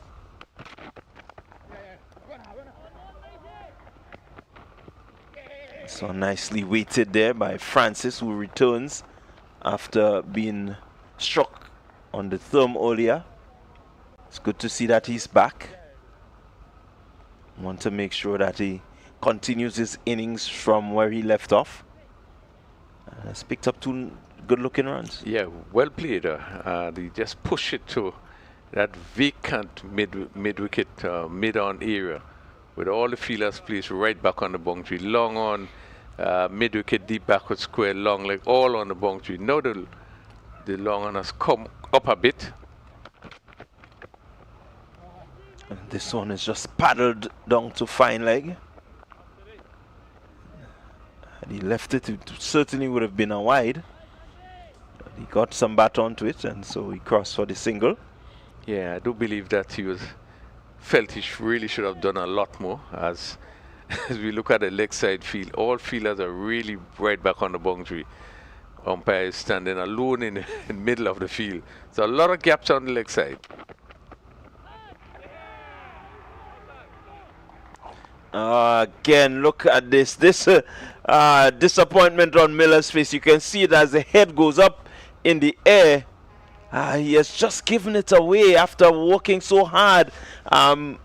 Being strangled down the leg side there by a wide one. Yeah, will be very disappointed. Short delivery going down the leg side, and he looking to pull it, and just seemed to come off maybe the top edge of the bat, but taken behind the stump. And England struck another blow by removing the Miller, who would have played a good innings. Batted. Yeah, certainly batted well. Scored 44, and his 44 coming in relatively good time. Not to express, but I think he took responsibility for the fact that Dawn and Van Lang and the guys who had the bigger muscle and could really hit the ball powerfully, he took responsibility after those guys was dismissed and really looked to ensure that he partnered Morton really well. And it's just unfortunate that he has given it away. Yeah, so Hines picking up another wicket, 2 for 36, and we would have seen has been using a lot of variation in his bowling. You know, slower one. The delivery before, which we felt that we should have done a lot more with, was a slower one. So you actually would have played too early. But and it seems as though it was also a slower delivery, short down the leg side, and he swung and just being able to get bat onto it, and the keeper took a good catch, moving to his right, to his left. So it's going to be Jakeem Pollard replacing Miller. Quick single taken there. Keeper had to do really well to get around to back up, although the fielders on the boundary were there. But just to avoid the overthrow, the keeper really did well. And again, good response from Francis. Yeah, good response. That single looked dangerous, really, but I think Francis was off very quickly and got home to the striker then. West Indies wouldn't want to see another run out. We had one in it so far. Yeah, the ball just served up there. Francis may feel that he has missed out, not really being able to get back onto it. So over number 43 comes to an end, and at the end of 43 it's 237 for 7. Francis return, he's on 7. Pollard, who has just come to the crease to replace Miller, he's on 1. So there's just another 7 overs remaining, but I think England would feel much better having West Indies 237 for 7, based on the start that West Indies would have had this earlier today. They really started brilliantly, and really was looking as though they would have been a big score England had to chase, but they pulled things back. 237, you can still get up to 280. Even 290, but England would have done well to pull things back at this stage. Well, they certainly have, and one of the men responsible for that pullback is none other than Manny Lumsden. He's in to Pollard, and Pollard just looking to push it out. Lumsden has bowled really well, 5 overs, 18 runs, picking up a very important wicket in his spell, and certainly because of his efforts and exploits, you know, that sort of total has been restricted.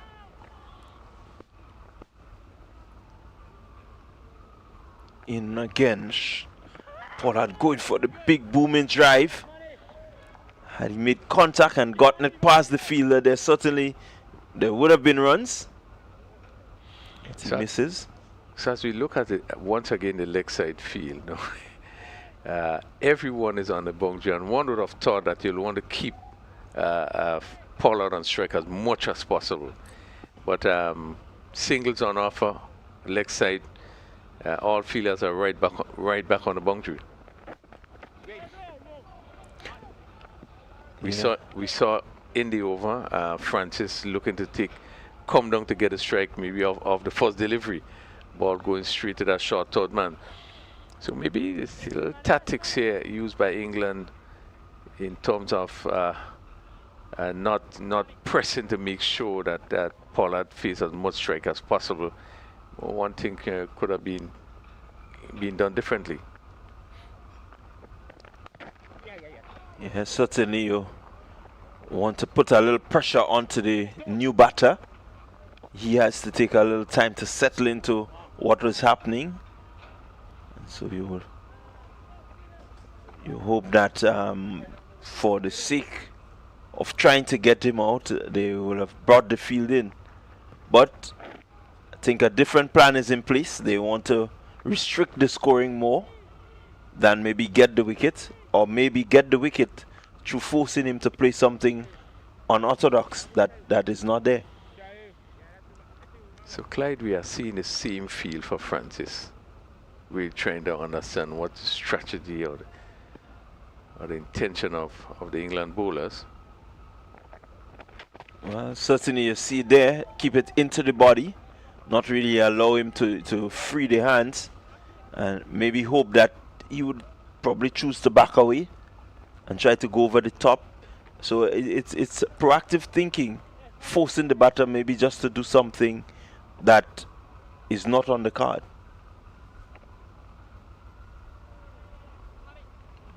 Certainly Looms then has kept it tight. He has stuck to the plans, not really giving the batter much room outside that off stump.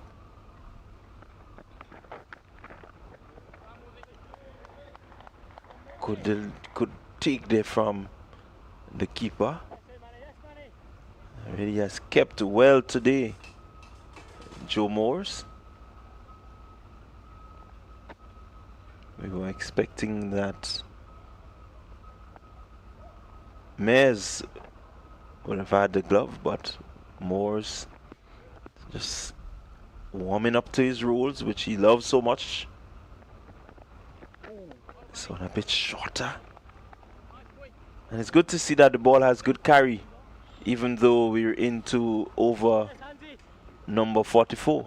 Yeah, it speaks to the surface that you are playing on, and again, credit to the creators, the groundsmen. I think they did a tremendous job to make sure that they provide a surface I think that is good for both batting and bowling. We saw the spinners being able to get some support. We saw the faster bowlers being also able to get some support with the bunks, as we have just seen. And we also seen the batters being able to bat well. 2 scores of 80 really have been a good surface for cricket. They must be credited with the sort of surface that they prepared. Certainly they must be, as this one is just guided. Man, they're at point.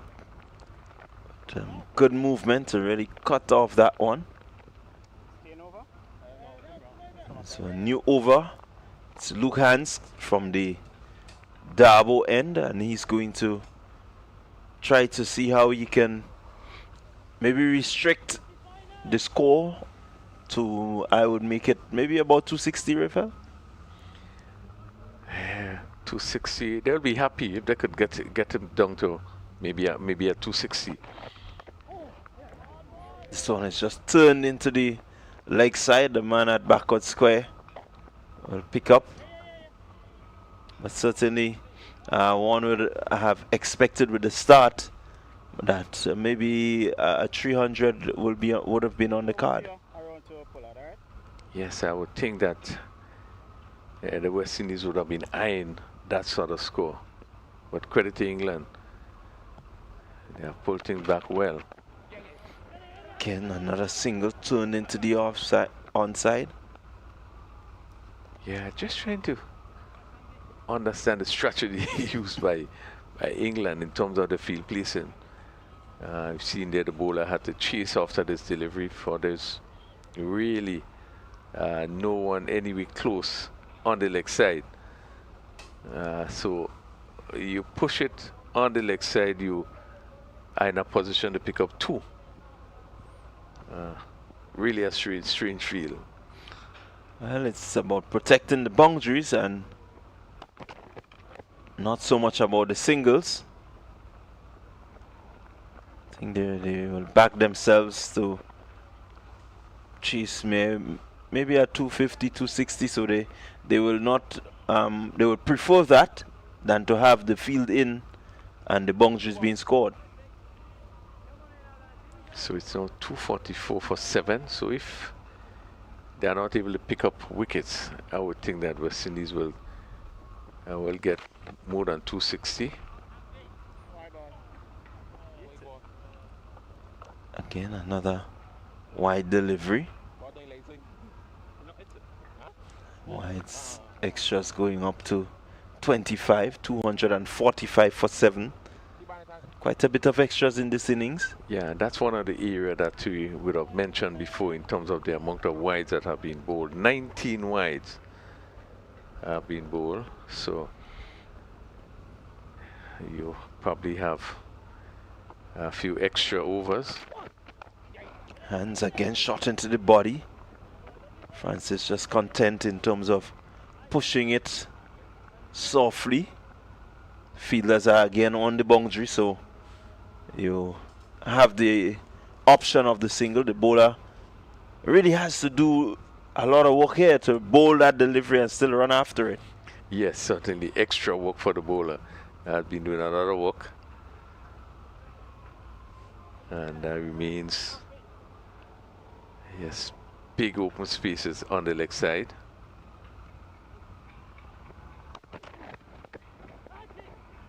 This time this one goes past the bat of Pollard, just to bring the Luke Hands over to an end. He's completed 7 overs, 2 for 43, and has tried really hard. Took some stick very early, but came back and really tried his best to pull things back with his variations, the slower balls, the little leg cutters. And so he will feel that he has done his best. Yeah, I think that's one of the feature of his bowling. I think after he came up, maybe his first couple overs where he was roughly treated, you know, he then had to go back and rethink and change his strategy. I think that's one he used in terms of the slow deliveries. So there goes Looms then again. Bustling movement to the crease. And bustles back. Very workmanlike. Always just seem to be focused on charging in and getting that ball up to the next end as quickly as possible. Total moves to 247. Looms then again. Shot into the body of Pollard. Fielder just fumbling with it there. I think early call from Francis. He was coming to the danger end. It meant that the fielder, even if he collected, had to maybe just take a second to assess what happens before he threw the ball. Yeah, good running by Francis there. Looking to take most of the strike, I think, which is the right thing to do. As a ball was actually steered to almost in a slip area, and he was very quickly going to pick up the single. Again, just pushing off the body. Francis will collect another single.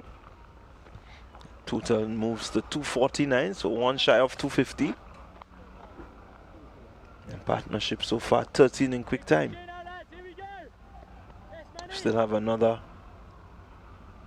4.3 overs to go. Current run rate 5.47. So you add 5 threes 15. You should get another 20 runs if they continue at this run rate. That will bring them to at least 269, which may reflect a good comeback, Rafael. Yeah, if England are able to restrict West Indies to 269, I think they will feel, that they have done a good job. Although I don't think that they really started the way they should have, used the conditions as they should have. But West Indies would have taken advantage of that and really pushed on, finding himself in a very good position. Just not being able to carry through with the position they would have found themselves in at the start. Yeah, I quite agree with you there. They didn't really push on to the sort of total that reflects a good start, now the kind of frolicking start that they had. As Looms then runs in, Pollard looking just to offset him with some very quick early movements.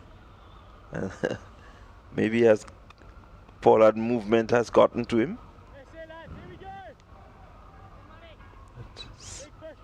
Certainly you will want to close off this over without a boundary. Only 3 coming from it so far.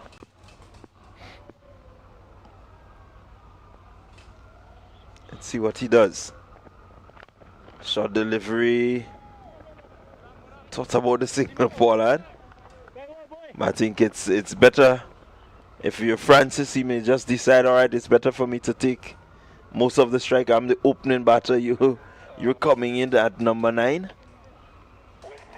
Yeah, Francis would want to take most of the strike just to guide the process, just to guide the West Indies in to get as much as possible in the next 4 overs. It's 249 for 7. We have 46 overs completed. Francis, retired hurt, is on 13 from 26 deliveries. Batting off for 58 minutes. And Morton did stay quite a while. Yeah, just trying to make sure that they close it off nicely. 4 overs remain. And this one is hit. Fielder tracing back. He's just about getting close to it. For a while there, you really thought it might have gone to hand. But it was able to elude the fielder. Yeah, and you would think at this stage of the game, he should have been right back. He would have come in and take really a simple catch. The captain Amit, instead of having to turn and to run back. But as we go down to the end, batsmen would be more positive, would be more aggressive. I think just like you look at the leg side field and all his fielders right back on the boundary, but in that mid-off area there, I think you would have want to push him back. The extra cover could have come a little bit straighter. Well, from that hit from Francis, the 250 came up. So West Indies 250 coming up. It's in the 47th over. And from the sort of start that they had, one will be still satisfied that they've made use of the condition. They didn't capitulate. And it has been really good conditions, really good conditions. Short delivery. This one hits hard. It's just going to roll about 10 yards shy of the boundary. Really not much power from Francis to really get it to skid off the surface. But nonetheless, he picks up 2. He moves his total to 14. To 16 rather. From 28 and moving along really nicely. 254 for 7. Oh, these 3 overs you want to, maybe if you're a West Indian, you want to maximize it if you can get to 270, 275 possibly. Francis pulling this one, pulling well, but there's a fielder out there. And so again, just a single. Just seem to have hurt the finger there. Yeah, having to pull pull at that ball, and obviously with the knock on the finger, the short delivery can give him some problem based on the shot that you want to play. And it just seemed to have maybe just jarred the finger a bit. But here is hands in to Pollard. Slower delivery, but off target. And the umpire, its hands outstretched, means that extra moves up. And the total for the West Indies moves to 256. I think it's just one area of the England cricket they will be disappointed with is the bowling. Have not been penetrative enough. Really has given too much extras away. As we see, another wide is being signaled. Just needed to be a lot more discipline in the bowling efforts, particularly the seamers. And I think that would have hurt them quite a bit. Yeah, quite agree with you. Just has added some. If you remove 29 from that total of 257, it's a different complexion. His hands in. Nice and straight.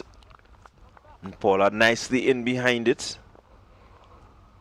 So Pollard just spending a bit of time with the bat in hand. I think he has the opportunity to look at the wicket, to begin to plan what he's going to do with ball in hand.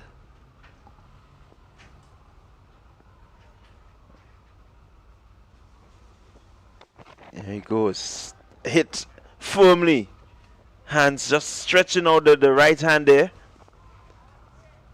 And being struck somewhere up around the wrist. And maybe just holding it there slightly. We'll feel the impact of it. Not ferociously hit, but at the same time, the ball does give you a little sting. Well, it was a casual effort there. He didn't seem as though he really wanted to put his hand. Just stretch his hand out, and if he hit the top of the hand just above the wrist, it could give him a little bit of discomfort. Again, nicely played by Francis. He looks rather comfortable. Well, we would have seen him as we come to the end of the 47, 259 for 7. We have seen quite a bit about Francis. He got 51 in the last game, and does look. I think he came in the second game, started opening the bat tonight, I think, if I'm not mistaken. But he looked the part and got 51 in the last game. Just unfortunate he was knocked in the early periods of that good opening stand that they had.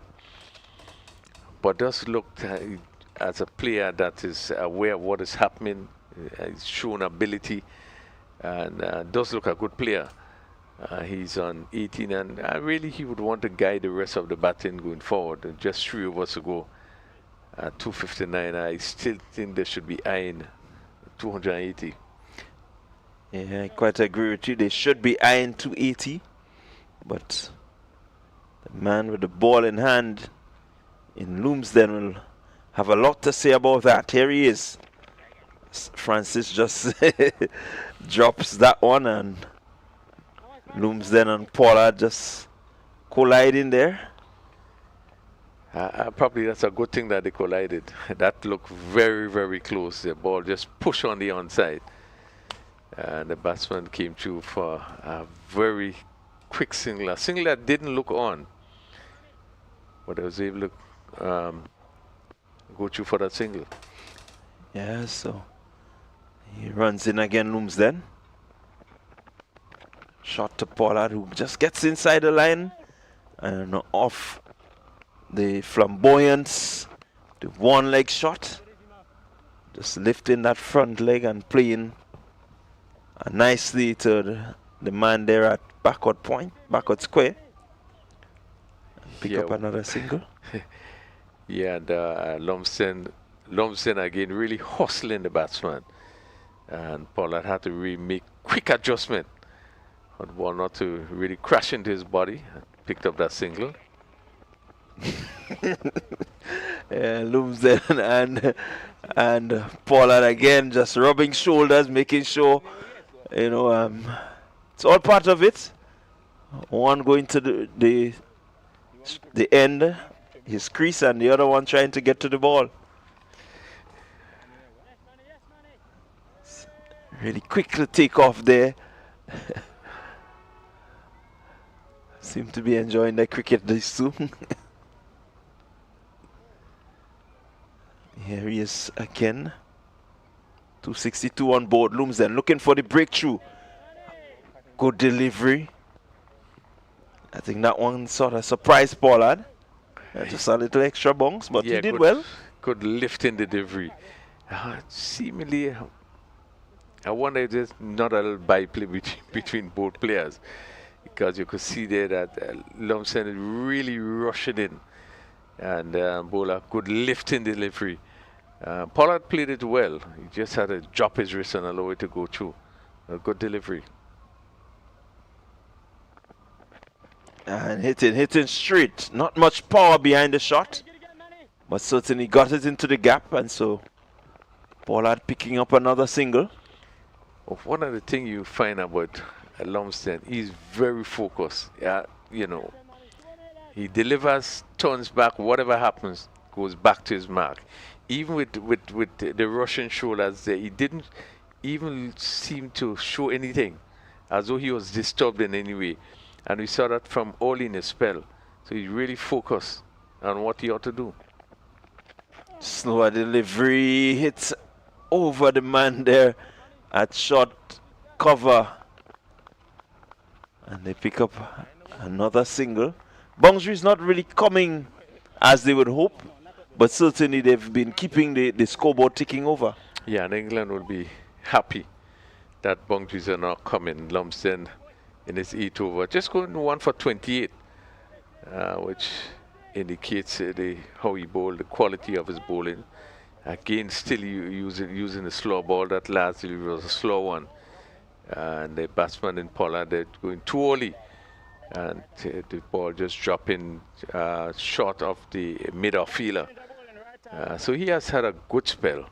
Aggressive, business-like, and really would have contributed to really help pull England back to having West Indies in this situation. 264 for 7 after 48 overs. Well, it's going to be French. He's going to be bowling his 7th over.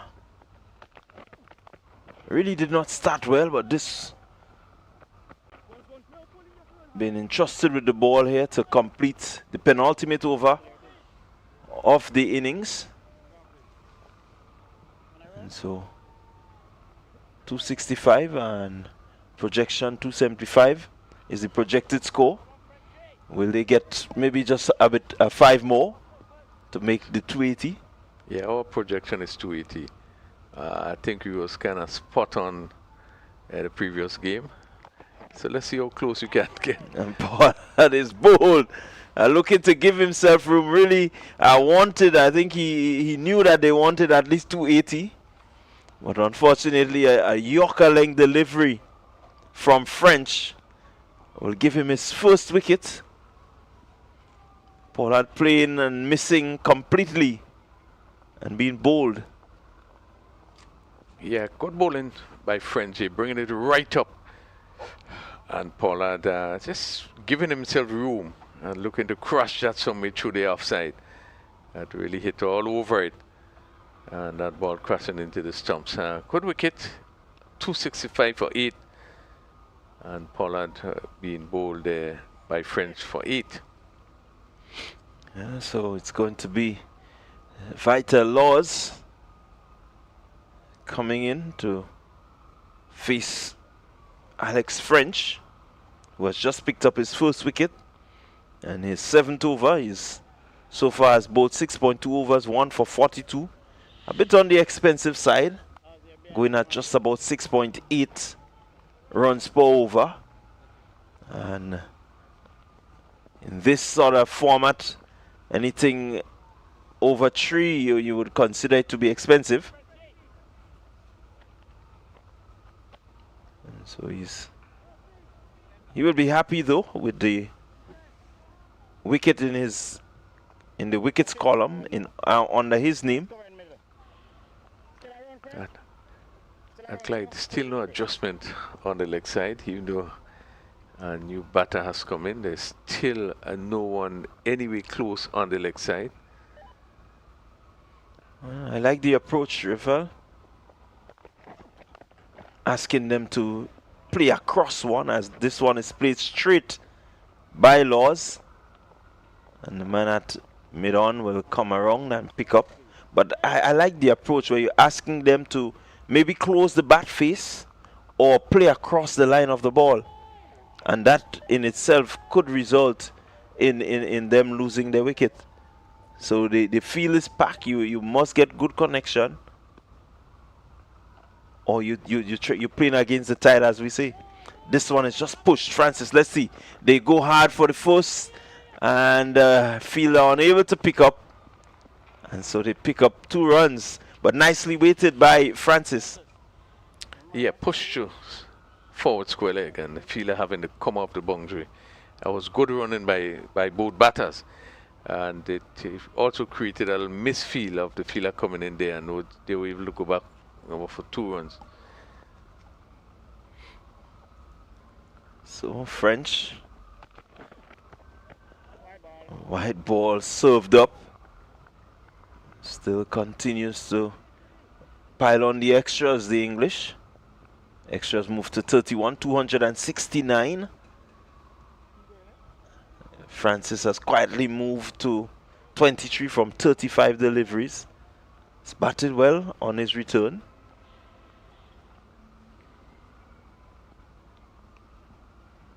Two deliveries by French. This one just pushed into the offside. Fielder at point doing well. So Francis gets another single. What do you make of the remainder of the day, Rafael? It still seems to be a bit of cloud around. We've had the sun come out really brilliantly. Really no threat of rain as yet. Yeah, I think even though it's a little bit on the overcast side, some clouds come over, but I feel confident that we will have a good afternoon play with no rain. Laws goes hard over the man there at backward point. It will run close to the boundary. And the sweeper on the offside will just return. And so 2 more to the West Indies total, 272, inching closer to that 280. So 49 overs completed, 272 for 8. And West Indies looking to get close to that total scored previous game, 280. And England seemingly will have to bat a lot better than they would have batted in the previous game or any time in the series so far to get up to whatever score that West Indies would have finally made. So, as we know, it's runs on the board, so you would call for England to really bat well, whatever the final score is.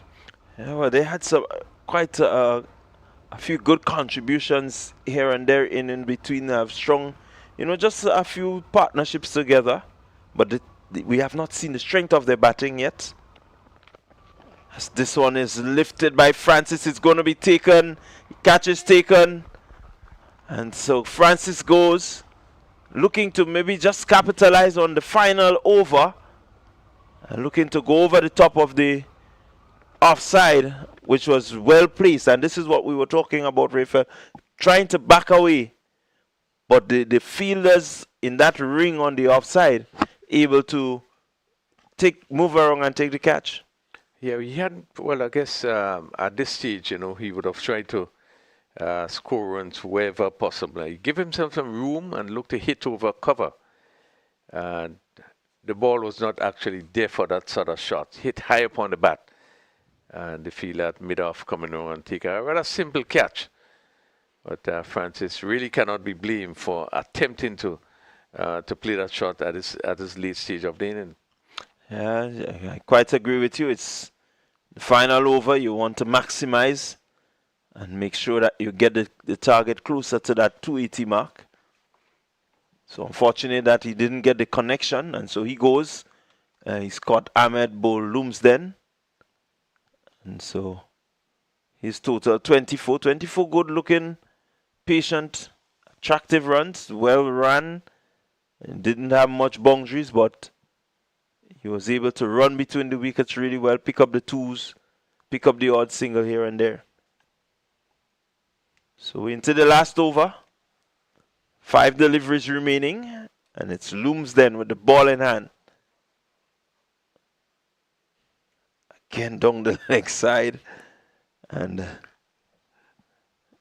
batter there in James, just moving into the wicket, allowing it to go by. And James in his first game for the series. And so he will want to make a little impression with the bat, just to remind his coaches and managers that, hey, I can do a little thing. Moves nicely into that one and turning it. Thoughts of the second, but keeper doing well in Moores to get the glove off and quickly chase to avoid a second run. And certainly things just quietening down. It's been a long time since we had a boundary. And so the English on the 19s will feel that they've done well to restrict this powerful lineup after what was a really quick fire start from Carter. It's just Peter down. Lumsden with the short delivery. Yeah, well, really was a nothing shot there by Laws. Just looking the swing, and ball outside the off stump, and he's somewhere on the leg side.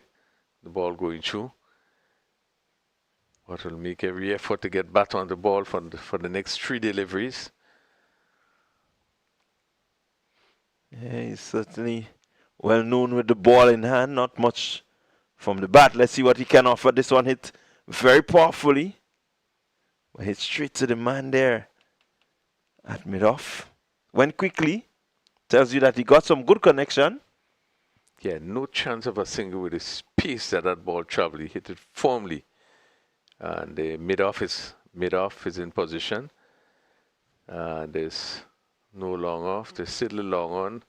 Mid-wicket, backward square and long leg on the boundary. Again, hitting hard. This time it's just to the right of the field at mid-off, and he picks up a single loss, so he gets off the strike. Sorry, moves on to 4 rather. My apologies. And brings Deshaun James into strike. James, 1 delivery to face. 275 rifle.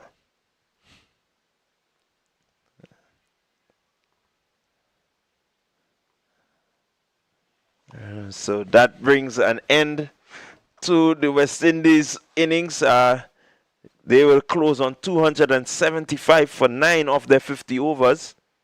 276 rather, of their 50 overs. And so it says that with the start that they had, they've done well. Losing some quick wickets, England really fought back hard to make sure that they restricted them to this sort of total. And one may wonder what's in store for the next half. Well, let me say that England would have come back strongly. West Indies had a brilliant start, really a good start. They couldn't ask for anything better than the start they had this morning. The batting of Carter in particular really would have pushed them to a good start.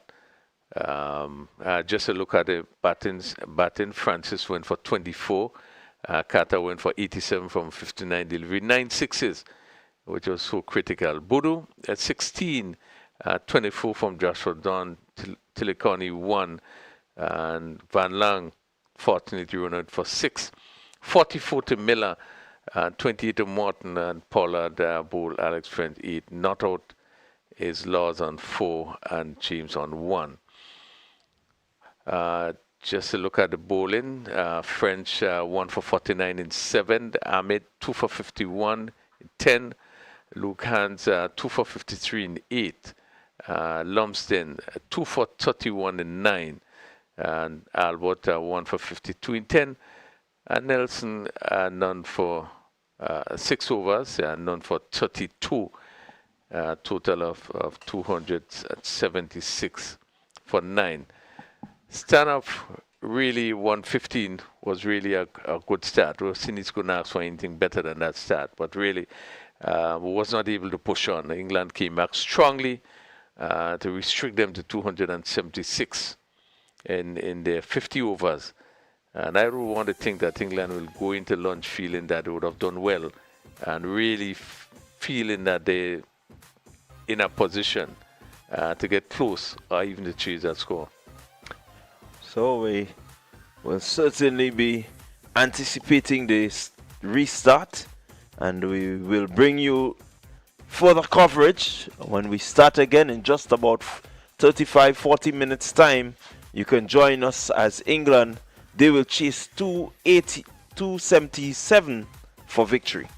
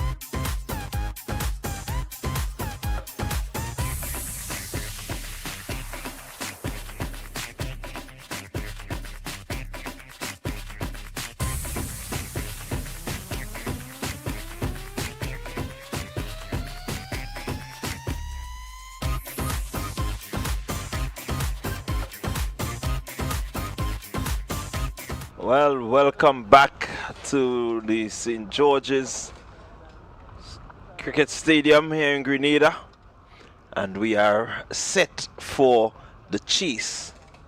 West Indies won the toss this morning, decided to bat first, got off to a really rocket start, but was held by some really good tight bowling from the likes of Farhan Ahmed and Luke Hans and Lumsden.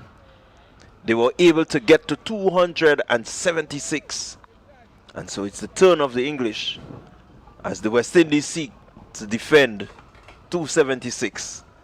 With me, Rafael Crony. Rafael, hot, overcast, and an evening where one expects to get a bit of early movement and maybe some bunks and turn later on. Yes, we expect that this second half will be very exciting. When we look back at what the games that have been played have been very competitive, even though we had some big results. West Indies won rather convincingly last game, but the game before England also won rather convincingly. So we expect it to be really competitive. But 276, England will feel that they would have done well to be chasing 276. West Indies, on the other hand, really would have felt that it should score more than 275. So it will be interesting to see what happens in this half of the game. Well, first delivery as we return, it's Jakim Pollard with a loud shout. And really, it says a good start there from Pollard. And Dawkins, for a while there, was staring at the umpire, maybe just wondering. Yeah, good decision by the umpire. That ball, instead of coming in, it was going down the leg side. I think if it was the one going with the arm, that he probably would have been in some difficulty, but that one was going the other way. So, good decision by the umpire. So, Pollard bowling to Ben Dawkins. And this one just a bit wayward. We saw the wides from the English, and Pollard serving up the first wide of the West Indies innings. Yeah, and again, that delivery going the other way. Pitching this time on just outside leg stump, or leg stump, and going down the leg side. And they amble by in the process, so they start with 2 extras. But again, this just confirmed that the decision made previously was a good one. The ball going down the leg side. Yeah, so it's going to be Isaac Mohammed to take strike against Jakim Pollard. So Pollard with some movement away. Yeah, that one just pitching and going away from the left-handed Mohammed. Well, signal another wide. It was really wide of the off stump. And probably that guide, that red mark, just outside of that mark. And umpire signal another wide. So he just need to get his line right. So we say good afternoon to you from Barbados, if you're in Barbados. Locked in, looking at Pollard as he gets this one on the stump. Good area, good pace going through. New hard white ball in hand. A lot will happen with it at this stage. And then eventually we know at some point in time the lacquer is off and it tends to get softer. And that's where the variation and the like cutters and so on comes in.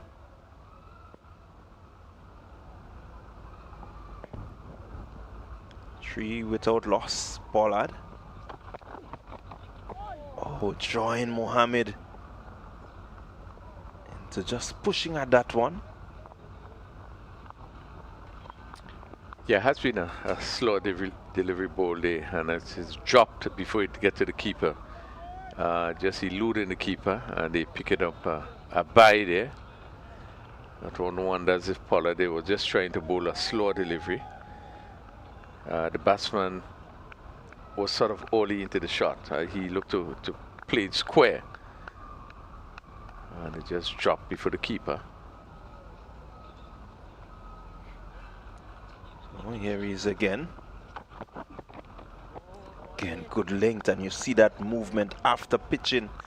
Ball just curving back after passing the stump. So there is that hint of movement. The conditions overhead will help the ball just to move around slightly. Yeah, you're right. Really good condition for seam bowling. And we have seen that consistently in terms of the ball moving. But you need to bring it up to it, but you need to give it time to move on the swing. This one was pitched on a better length, but up to the bat. And it actually swung after it passed the stump. This is good looking bowling. This time it just angled into Dawkins, who was equal to it. So four on the board. Four extras, nothing really off the batters yet. So they Windies here may just want to have a breakthrough before any runs comes off the bat. Can Pollard deliver? Ooh, that one just pitched and moved in again, but safely negotiated by Dawkins. And brings an end to the over. Yeah, not a bad over. Ball first up by Pollard. I just think the last 3 deliveries are really good deliveries, pitch on good length, and being able to get that ball to swing back into the right-handed batter. There are a couple of wides in the over. You would want to avoid bowling wides, but other than that, again, we have seen him generating some good pace the last few deliveries. So as he hits his length, then you are able to generate, because you are in the right rhythm, you pitching right, then you can generate pace. And we saw that the last few deliveries did go through at a rapid pace. Yeah, it's quite contrasting to see that he's getting the ball to move back in than the normal left-hander who would always tend to go away from the right-handed batter. You know, as I said before, that's why he didn't get the first leg before decision. If it was a normal way, I think he would have been in a better position. So here is James again with some movement. Just looking to drift that one. Starting well, that's a good start for him. His first bowl in the series. And started really well. Yeah, we've seen James for the first time. Just his first delivery. So we probably just want to look at him for a while. Yeah, look at him, and he's built his stature for a fast bowler. And right away, oh, this one is peeling off the edge of the bat. Will run close to the boundary. The third man will pick up. But just looking at him, the stature, it reminds you of one of the greats. Is it Malcolm Marshall? Definitely Malcolm Marshall. Not really a big, tall man, but in the context of having Clive Lloyd and all these giants of men over you. But yet still, he just has that little ability to skid that ball through, as we saw from James there. Yeah, and his run-up is probably over the same length.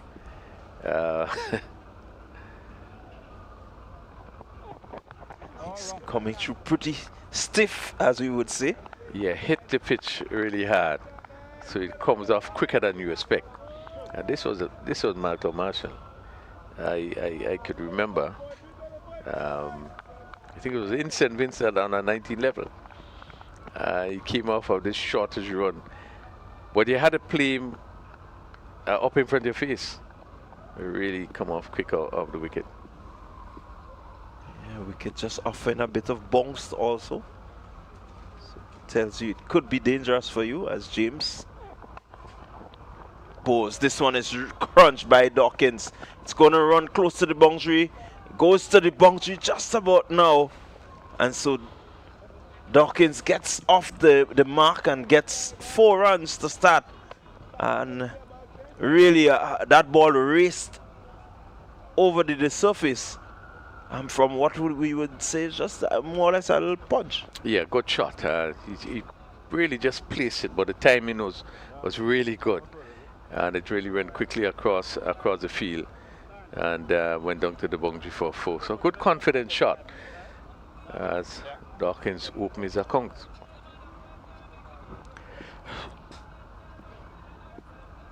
Yeah, valiant effort there. Here he is once more, James.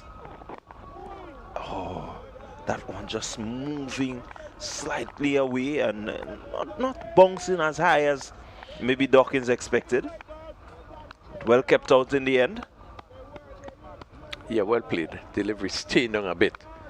I think Dawkins was equal to it, playing straight and keeping it out.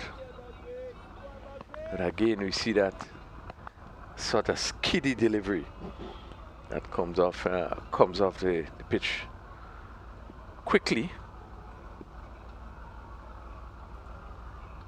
Here he is. James getting that one just to keep its line. Does look rather threatening. It's hit some good areas so far. The runs have come off a couple of the deliveries, but he's hitting a good spot. Has the batsman always ready to play. Yeah, and as we conclude the first over, 10 second over, 10 without loss. Yeah, one of the things we could speak with James is that he seemed to be bowling very straight. Not straying too much, but almost every delivery the batsman had to play. And that's one good feature that we have seen so far. His line has been very good. Yeah, you certainly want a good start. Again, not really giving away anything. The batters have to work. That's the whole plan. This one just shaping in again, and nicely played there by Dawkins. Again, we've seen Dawkins come off with some pretty decent scores, but really hasn't been able to move on and maybe get that big score, that maybe that triple figure. But certainly we see a lot of potential coming from him. Yeah, he's a good player. He got 78 in the last game. He actually top score for England. Does look a good player. I think he has 2 half centuries in the series so far. Ball just going past the bat there of Mohammed. Ball just swinging away from the edge of the bat. And really, that's the sort of delivery that you want to be serving up more times than any other. Yeah, that's a beauty. That's the length you want. Pitching, lifting and leaving the left-handed batsman. He had to play because really rather close to him. Fortunately not to get an edge. As we see, there are 2 slips waiting. Third man backward point, cover and mid-off. So really pack offside field.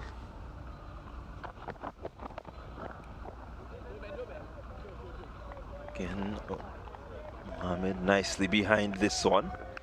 Just into the body slightly. And with that sort of movement that he's seen, he will not try to really go hard at it. He will just make sure that he rides the bounce, get inside of it, and hope that Pollard would serve up something maybe better for him to go after. This pair will need to maybe put on a good opening stance to really get England to chase this total. This one again comes off the edge. Much straighter, much more on the off stump. But so far, good deliveries, good searching deliveries, asking questions of the batter, Pollard. Yeah, good delivery. Ball went down to third man, but I don't think he was in control. That's Mohammed. Just happened to take the outside edge, high up on the bat, but went down to that vacant position. No gully. Pick up a single.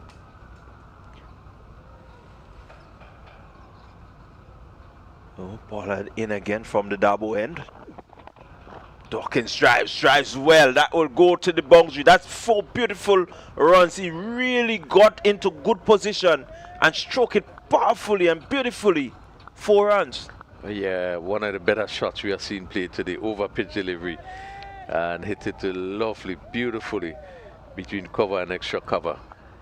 And the fielder just had to jog back just to retrieve the ball. Really good shot.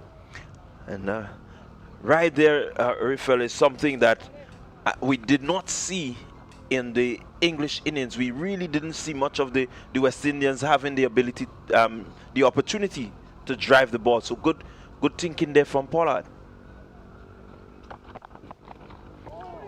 Ooh, that's what we're talking about. Now with that length, he has to be careful, Dawkins. On just going past him, just leaving him the normal left-hander's delivery, rushing past the edge of the bat. But certainly with the overhead conditions and the ball moving, you want to be able to pitch up that. So Pollard would not feel aggrieved with that type of stroke that Dawkins played. Yeah, he's looking to do the right thing. I think the delivery before, it just was a little bit too much up over pitch. And really it was given the right treatment. That final delivery, he pulled the length back. And as he pulled the length back, that ball swung and really defeated Dawkins. But really is good bowling, really good thinking. So here is James. His second over. He will want to start well here. He wants to just help to build a bit of pressure early. Make sure that the English batters are always up against the run rate. That will be the ideal start here. Just peg them back until the run rate begins to add some pressure to the already pressurized situation. Here he is, James, from the river end. Ooh. Mohammed looking to cut this one. Ball just swerving in. So we really haven't seen much of Mohammed.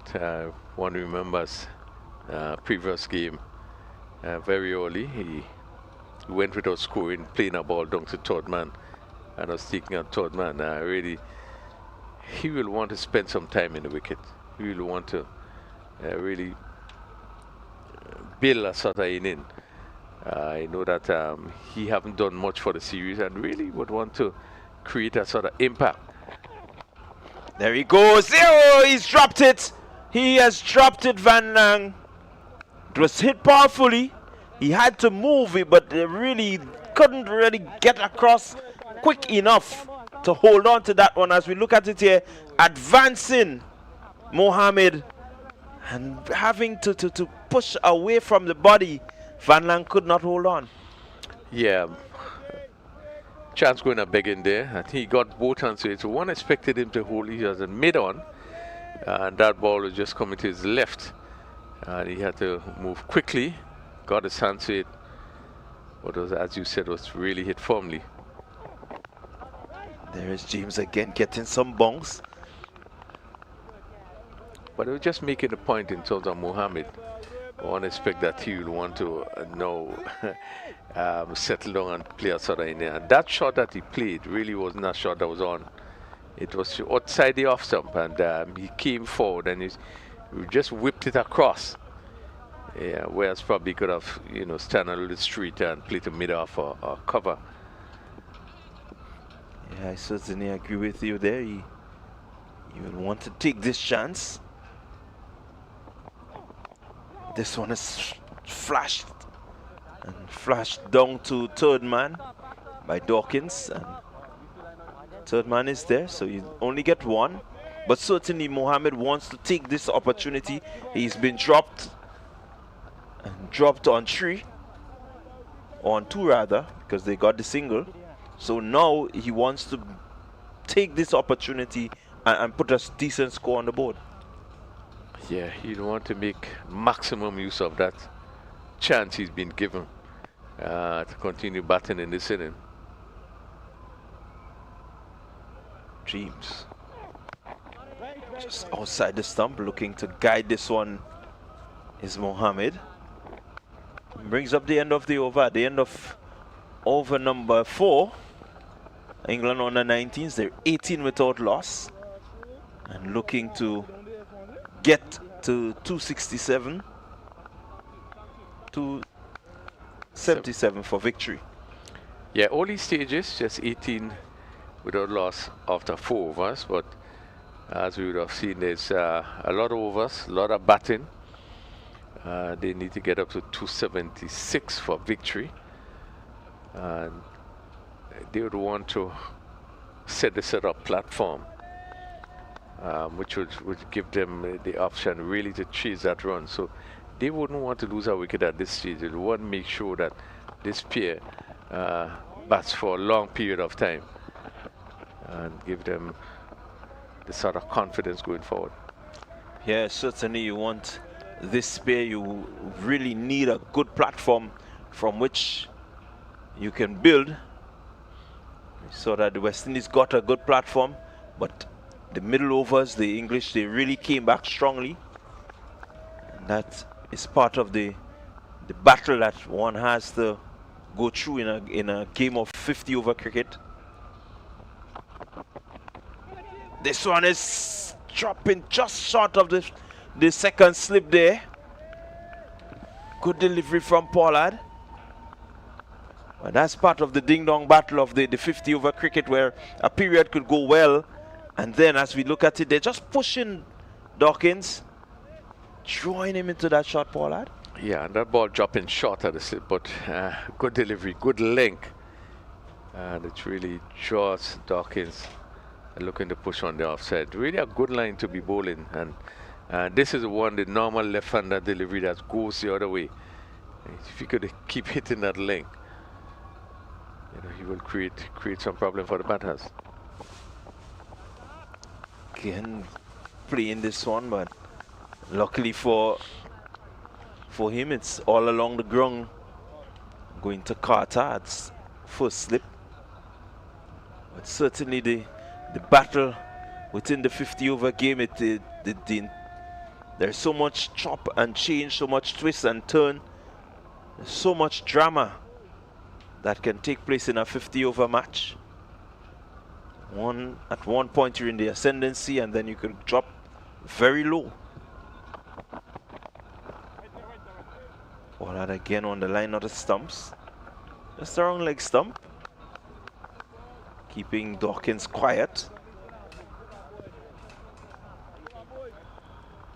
Dawkins, we know, likes to get on with it. He's a good batter for the power play. He's not afraid to play his shots. Yeah, have been a good start by both bowlers. Really not giving much away. Pollard really has been hitting a good line, and anytime he hits that line, just seems to create some doubt in the batsman's minds. Yeah, Francis not being too tidy behind the stump there. By signal by the umpire, so another extra added to the extras. We're in the 5th over and we've had 5 extras so far. You will not want that pattern to continue, where 1 extra per over, that's 50 runs extra at the end of the day.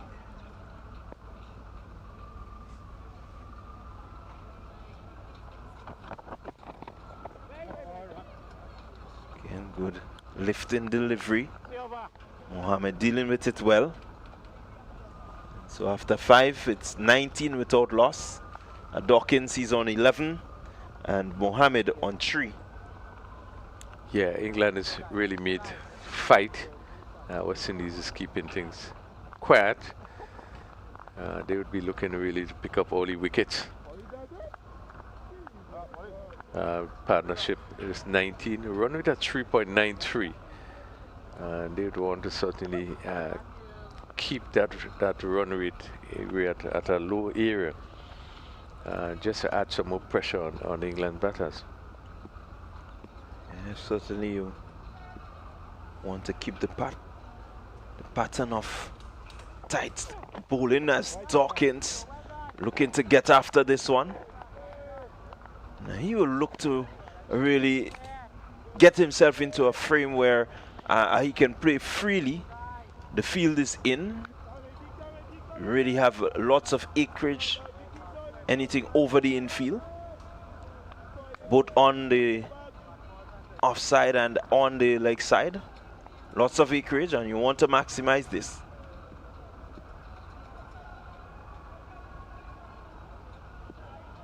So James intent on off stump and just outside. So far hitting his marks well. Maybe just asking Dawkins to go over the infield and see what he can do. Well, the fielders are, as you say, very close in, not even on the 30-yard circle. There are two players out, the long leg and the third man.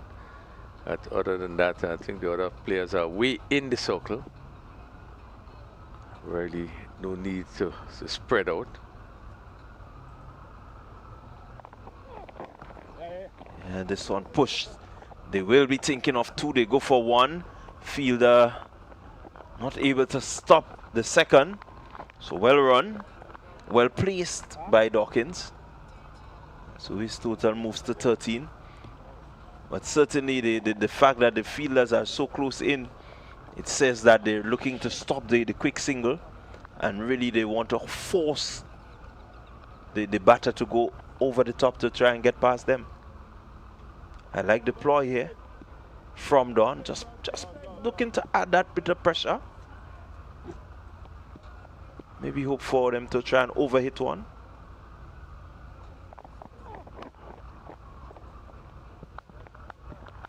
Again, well bowled, well played by Dawkins.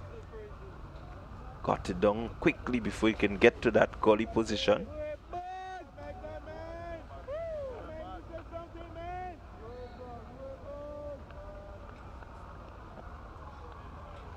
Not much happening yet in terms of the run scoring.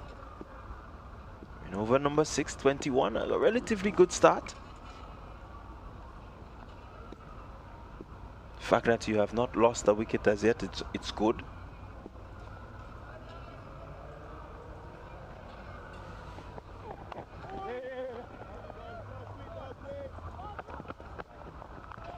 Yeah, this one played to the man there at long on, and the easy single.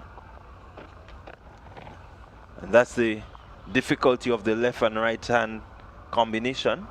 Field just having to change over as the single was taken. Yeah, it's always good when you have a left and right combination. It creates a more challenge for the bowlers. Having to change length, line in particular.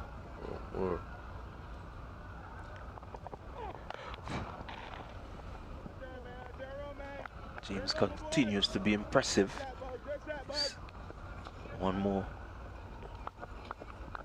over from him completed. So he's completed his 3 overs. 3 overs, none for 11. Relatively good start.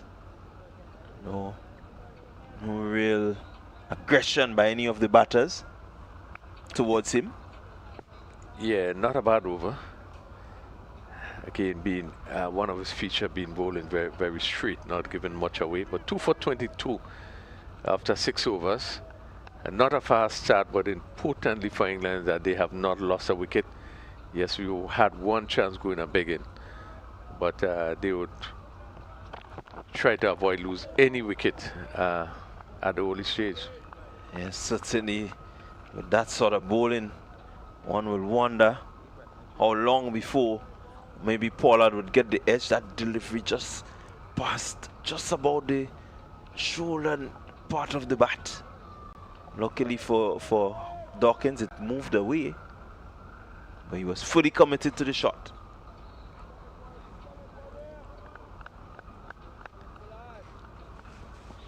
.22 after 6.1. Again, bang, on target. They go through for the quick single. Well run there. So brings the left-handed Mohammed in strike. Yeah, we have yet to see Mohammed in terms of what really he can do. He did shape up really well the few deliveries he would have faced in a previous game. Yeah, he's looked good in terms of his defense. Seemed to be a batter that likes to get on with it. And there's ever so often you get that sort of rash shot coming from him. This is a good opportunity for him to settle in here. Stay with Dawkins, who we know can bat and can really hit the ball pretty powerfully, Dawkins. So Mohammed just wants to partner him well, continue to build on this good start that they've had, and hopefully lay that solid foundation. Pollard will have a lot to say about that.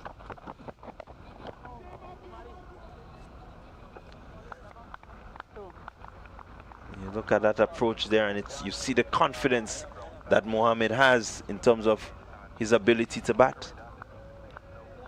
Yes, and as I was saying, yeah, he did look the part, the few deliveries he faced. I just need to continue batting for long periods. When they're in those sort of situations, they're not scoring runs, even though they look good, not scoring runs. It means just to stay in the wicket for a long period of time, until you're able to probably get into the groove.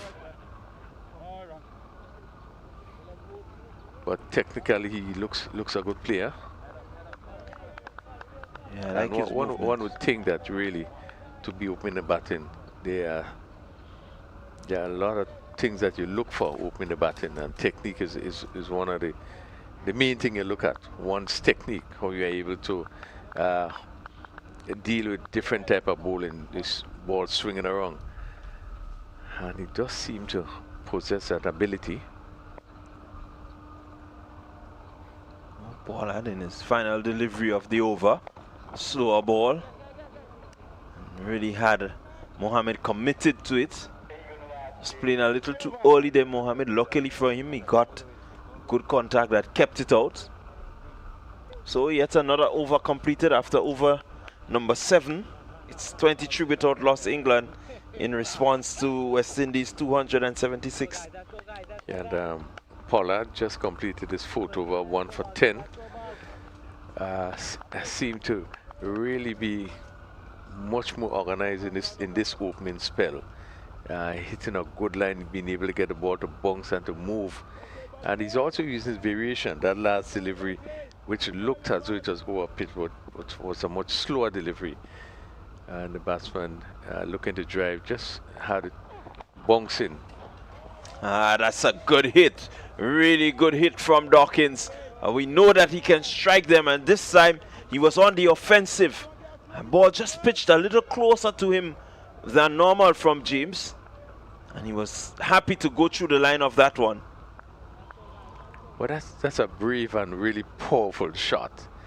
It was not really a bad delivery, and he hit through the line and hit it really smoothly as it went over to long off, really almost over the bowler's head. Really was a very good shot that seemed to have come from nowhere. Yeah, certainly a good shot. He struck it well, played through the line of that ball really nicely. James will not want that to repeat itself. And Dawkins goes after him again. This time he lifts over mid-wicket. That's 6. So Dawkins now on the offensive. I think he's looked at enough, and he has dispatched that well. Yeah, another very good shot. Ball a little shorter. He was hit before, so he decided to drop it a little bit shorter. And Dawkins was in position and hit it over long on, wide mid-wicket, and pick up another 6. But too confident shot played there by Dawkins. Yeah, confident he is after getting a half century under his belt in the previous match. Tells you that he's full of confidence. And coming back there, is James, just a bit shorter. You look at that delivery rifle and really getting that ball to lift up to the chest area of Dawkins from a pretty short man and at a decent pace. Yeah, but that one was a bit quicker, as Dawkins was looking to repeat the shot. Again, shortish in length, but it sort of hustled him, so he hit that bat before he actually hit it. And we find it just went bubbling out on the onside. But aggression shown there by James. And this one is lifted again. It's going to go. Oh, one bounce over the ropes. 4 runs to Dawkins. He's on the charge. And really, he's looking to take command here of what has been a pretty well-paced, easy-paced start. He's looking to up the tempo. Well, this is high-class batting. Really, that was smoothly played. Ball, again, not really an over-pitch delivery, but it just came forward and lifted it and almost went for another 6. Really a good shot played by Dawkins, and he reaches the 21. Really looks to be turning things around. So James put under the pump. 3.4. It's gone up to 27. Started as a decent spell. He has to come back. Does he have what it takes? Let's see. He goes past the flashing blade of Dawkins. And James will be happy with that result. So I'm wondering what's the thinking or what's the plan there. After taking 16 in 3 balls in, Dawkins went outside the leg stump, looking to hit that ball over cover. And I think the right thing, Mohammed, coming down and have a discussion with him. Really, sometimes when you're going, you just want to go at everything. But maybe just came down just to calm him a little bit, let him know that, not everything that he can hit to the boundary. And there he goes again, pulling. There's a fielder out there who does well. And they'll come for the second run. And so 2 more to Dawkins.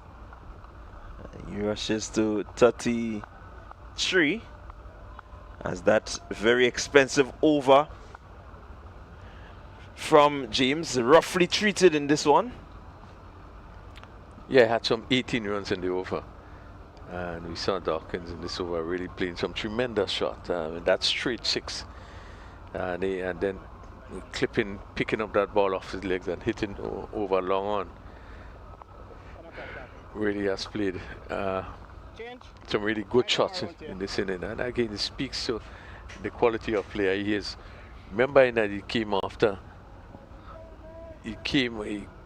after 78 runs that he scored in the last encounter.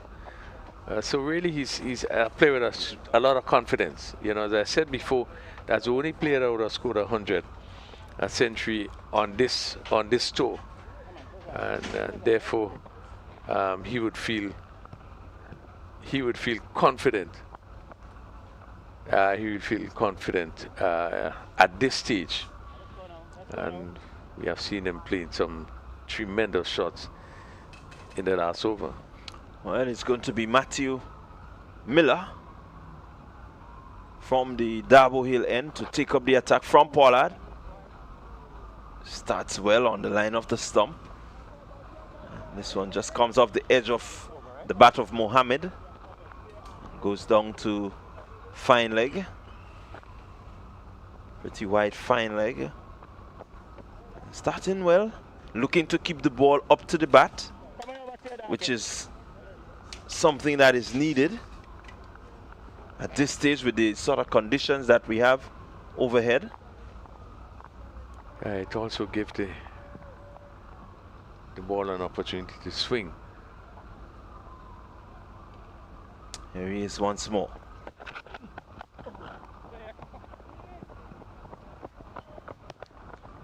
Another quick single taken, and this has been a good feature of this partnership so far. They've ran well, just pick up the odd single here and there, push it around. take every opportunity to score. Yeah, good batting by Dawkins, just pushing it back on the onside. And picking up that the mid-on fielder was a little bit deep, or probably slow off the mark. Just coming through for a single.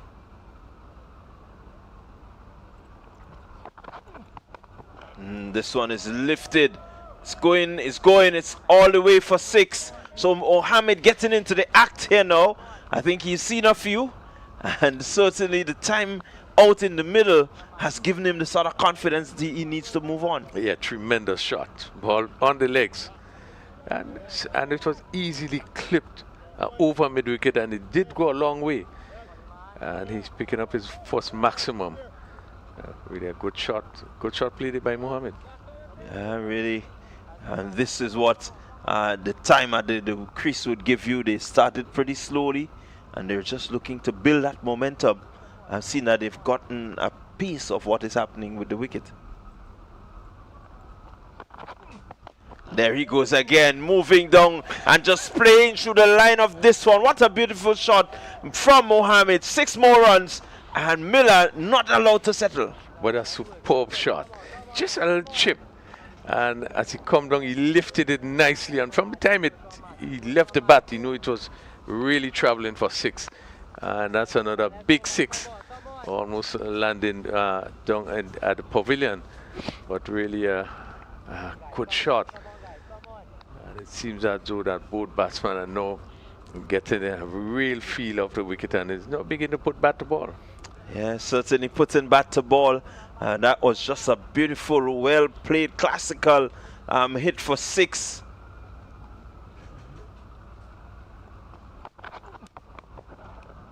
When you speak to a young player and you want him to play straight, this is one of the shots you could probably look at and say, guy, this is how you play straight. Yeah, there were two deliveries were hit for 6. That previous one there, and the one from Dawkins, which went almost over the bowler head.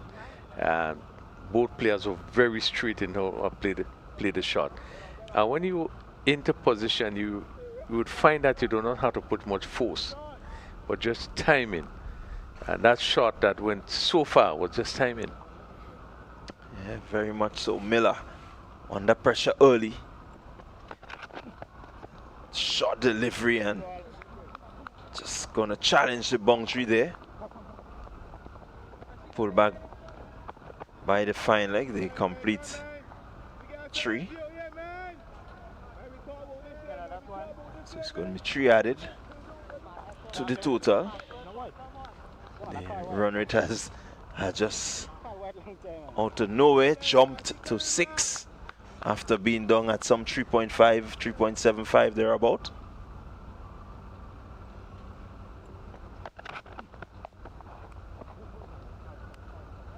Well done there by the fielder, just moving quickly. Dawkins not really playing that one with much intent, but just dropping the hands and playing it softly, hoping to pick up the single. So another over comes to an end. The over number 9 completed. And really, England on the 19s have really done well to preserve wicket and to have the run rate jump back up to 6.56. Yeah, 59 after 9 overs, and really have been sensible batting by both players. They started slow, the ball moving around a bit, but now we are seeing that both of these players are getting into their own, hitting 6s, consecutive 6s both players would have done, and are pushing England score to 59 after 9 overs, which indicates that their run rate is even better than the West Indies. They are 6.56 in the first 9 overs. 6.56, and the first sign of spin.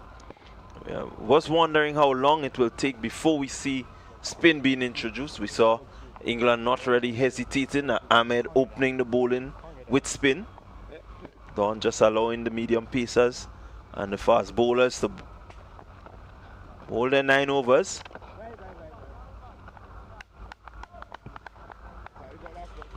Dawkins, you could see already on the attack, dragging that ball down to to mid-on. I don't think he hit it as he expected.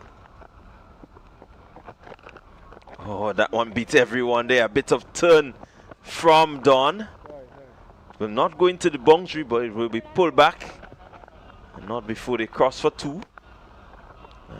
Again, buys signal there. One sort of questions. The number of buys that has gone through so far. Is it that Francis maybe just favoring that finger slightly?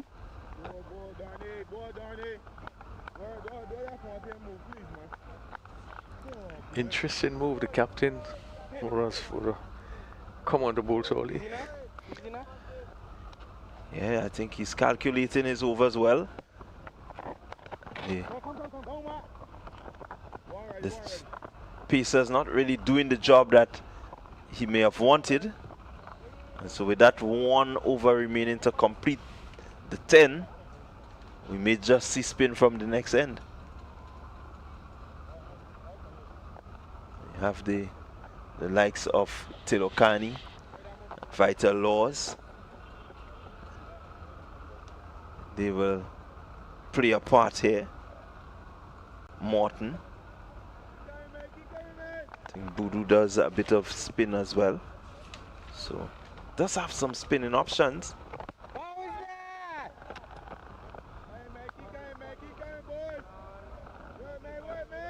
But so far we've seen that pace off the ball tends to be the formula.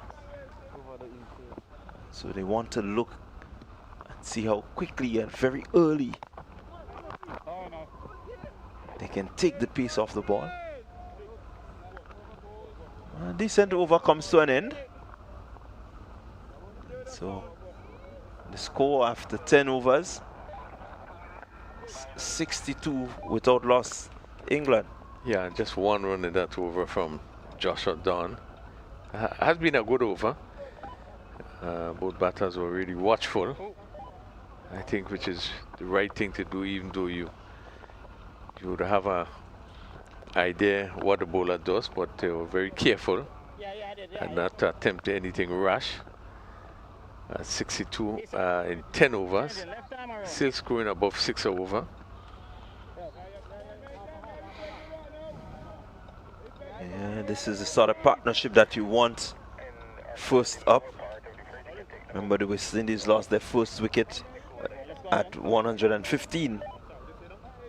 And so the English batters doing a good job in terms of trying to match the West Indies start. They did not start as explosive as Carter, but they have worked their way up, which tells you again the pitch continues to play well.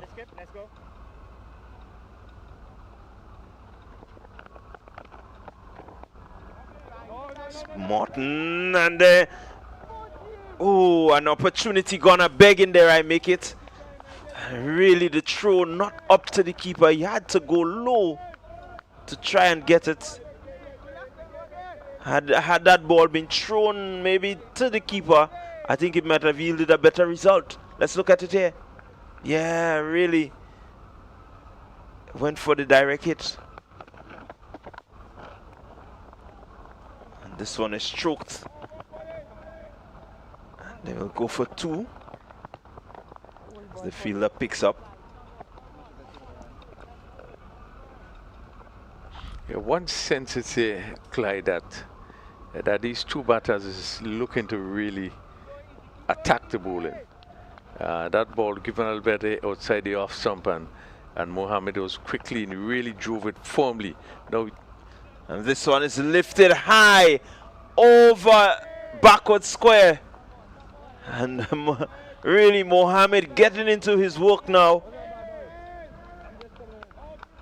This just on the line of the leg stump and lifting that one. Slug sweep over backward square, 6 runs. A good looking shot for Mohammed. yeah, good shot played, because he really wasn't to the pitch of it. It wasn't really a bad delivery, but he came down and realized that really he wasn't in the best foot, but he he went through with his shot and hit it over back square for 6. Just making the point that they are just looking to seem as though they want to take their attack to the bowlers. Yeah, well, the English bowlers were not allowed to settle in the early part of the West Indian innings, and I think they're looking to do similar, not allow the bowlers to really get the upper hand. Again he goes, this time straight to the sweeper, who picks up. So 1 more to the total. The score rushes on to 71. Certainly not given the opportunity to settle. Mohammed has shown serious intent.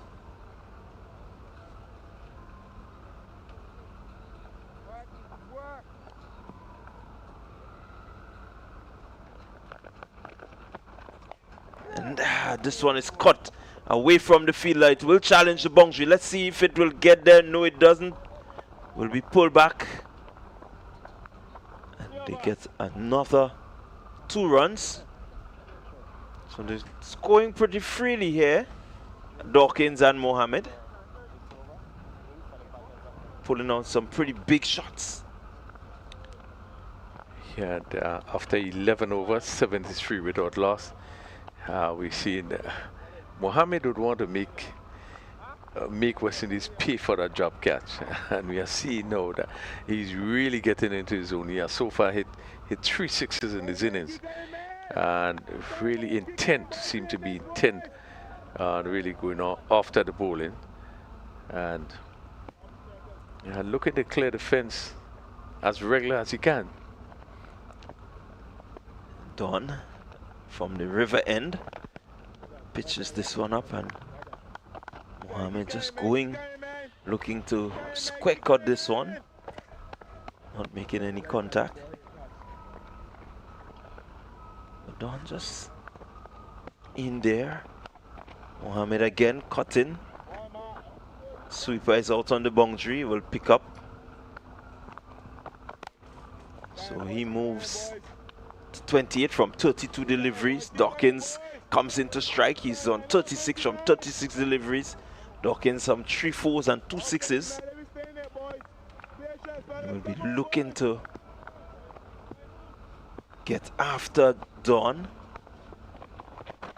Chips down, pushing this one down to a wide long on. Single taken there. So it's really interesting, well poised the game. Can't go anywhere from here. But it's good to see England challenging that 279 in a really positive manner as another single is brought up. Yeah. You can see they have the intent. They're not going to be rolled over. It's very important for them to win this game just to keep things alive.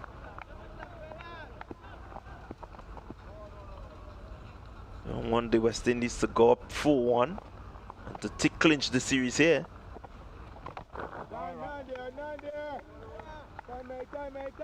So you can certainly see the intent from the opening batters.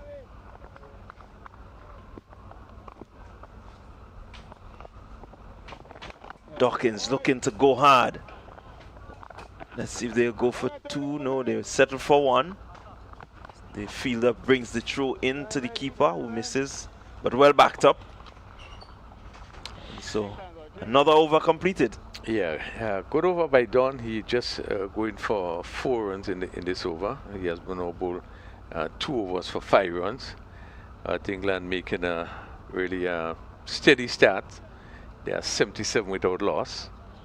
So they are just about 200 runs adrift. And I think both players are looking more and more positive. We have already seen 5 sixes hit in the inning. And it tells you that both players feel very confident out there. And is not really prepared to lay the ball and tie them down. So we are in for really An exciting evening's play as England look to chase down that 277 for victory. Yeah, it's going to be exciting. It's going to be really exciting. We are anticipating a bit of excitement. It will not be a one-way show. This one is just placed nicely to the sweeper on the cover boundary. And that's Van Lang. Rifles that return to the keeper. Certainly, and with the way that the English have started, it will be interesting to see what the middle overs will be, how the West Indies will cope. This one seemed to have come off the edge of the bat. Yeah, no signal from the umpire, so it means that there was a touch onto the bat. Let's look at it here. Really badly lined and going further away. But I think had he been able, Francis, to come up with that catch, that would have been a really awesome bit of movement.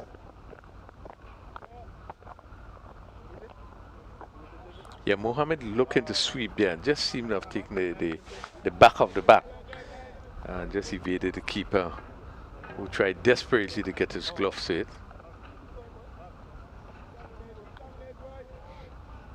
So 80 without loss, the England on the 19th.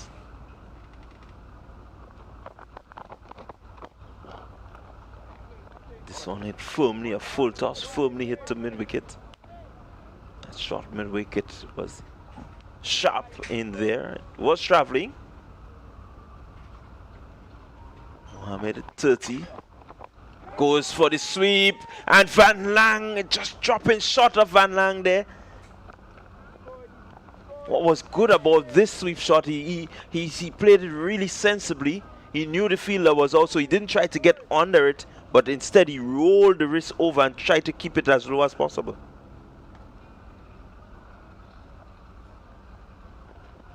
Morton. Ooh, that one on the line of the stumps. But well placed there by Dawkins. So yet another over of spin completed. 13 overs gone. 82 without loss. Yeah, good start, good reply from England. 82 without loss. Setting the sort of foundation that they would want to set.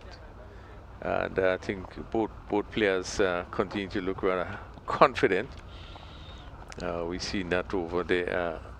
Isaac Mohammed, as we have seen with the sweep shot, looking to hit somewhere over backward square. Succeeding in hitting, getting that ball to drop just before the fielder. But he is in a positive frame of mind. Again, Dawkins with the early single, just pushing that one to long on. Brings Mohammed into strike.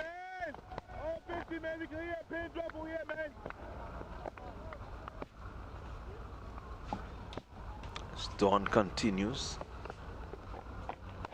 Looking to cut. This one comes off the edge. It's going to be pulled in now.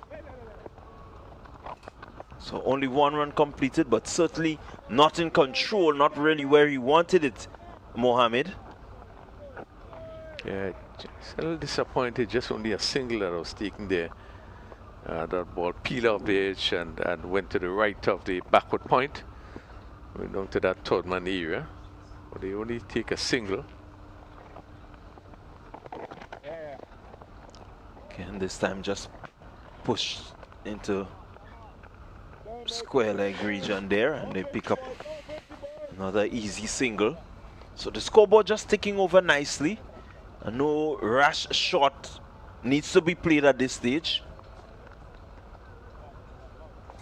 And so the under 19, England under 19 in command, and they will want to make sure that they keep things like this to put all doubts aside as to who will win. This one is missed. What a delivery. Drew Mohammed into coming down at him, Don. And Francis not able to complete the stumping. There he goes, turn, bit of bounce and just going away from the glove. This time he goes, he has it now. It's 6 more. This is what he was looking for all the time, Mohammed. Down the track and lifting over. Wide long on, 6 runs to him. Yeah, big 6 there as Mohammed down the track and lifted that to really high over long on for 6. And you could have seen there the Joshua Don just bend his head, really in disappointment.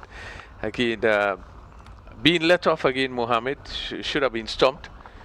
Ball turned and bounced, and Francis wasn't able to collect it. And so he had another chance. And really, next delivery being swung over long on. The captain down there looking very disappointed. But England rushes up to 91 without loss. And we just had 14 overs, so just one more delivery in the over. Really in a good position. Ben Dawkins 55. We're just going to get it right in 91 without loss. And 43 to Ben Dawkins, and Mohammed moves to 38. Just having a little break here. The umpires coming up, probably just to change the ball or such. But has been a very good start by England on the 19. It has been the best start, opening stand for the series. 9 runs so far in this over. So just one delivery to go, and the umpires just changing the ball. I don't think it's been lost, maybe just looking to change the ball. I welcome back Stevenson. Yeah, it's really been not carnage, but brilliant batting. Really brilliant batting, and taking opportunities. Of course, the capitalizing on opportunities that went up a begging on the part of the West Indian fielders. 91 without loss, which constitutes actually the best opening stand by both teams for the series so far. Yeah, good best opening stand. Yeah, good stand by the England on the 19s, despite Mohammed probably being let off twice. But what we have seen, the first chance that he gave, he just turned it around, just turned the page. Let's see what happens in this inning. He hit down to backward point. He picked up another single. That's the final over of the 14th. Final delivery of the 14th over. 92 without loss. England replying and also requiring 277 for victory. Yes, they still need 185 of 216 balls. That's the equation, which leans more in the favor of England. Got off to a great start. A wonderful platform has been established here, built, and only 14 overs gone, so it's been rapidity, it's been quick, and they've played positively. Yeah, scoring over 6 runs over, 6.57. Israel Martin is in his third over. It's gone for 16 so far. And there's a long off right back, cover, extra cover. Ball is played down to the field on the backward square boundary. You have to come in. And Mohammed amble a single. He's on 40. Has struck the ball really well.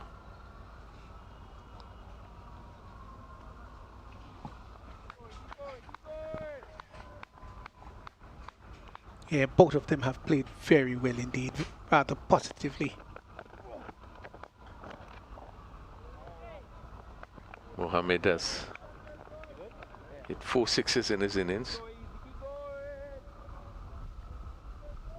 Yeah, to hit sixes, to hit 4 of them means that you've got confidence.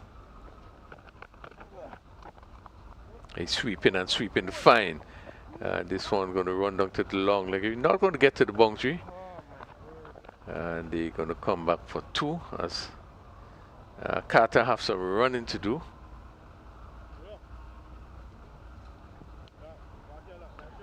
Yeah, he swept that well and delayed the sweep shot. Didn't try to hit the sweep shot early, just delayed it, and that's why he got it so fine. 95 without loss.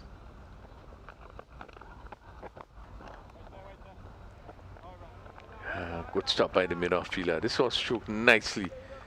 And Joshua Dunn having to move to his right quickly. Cut it off. He's at a mid-off.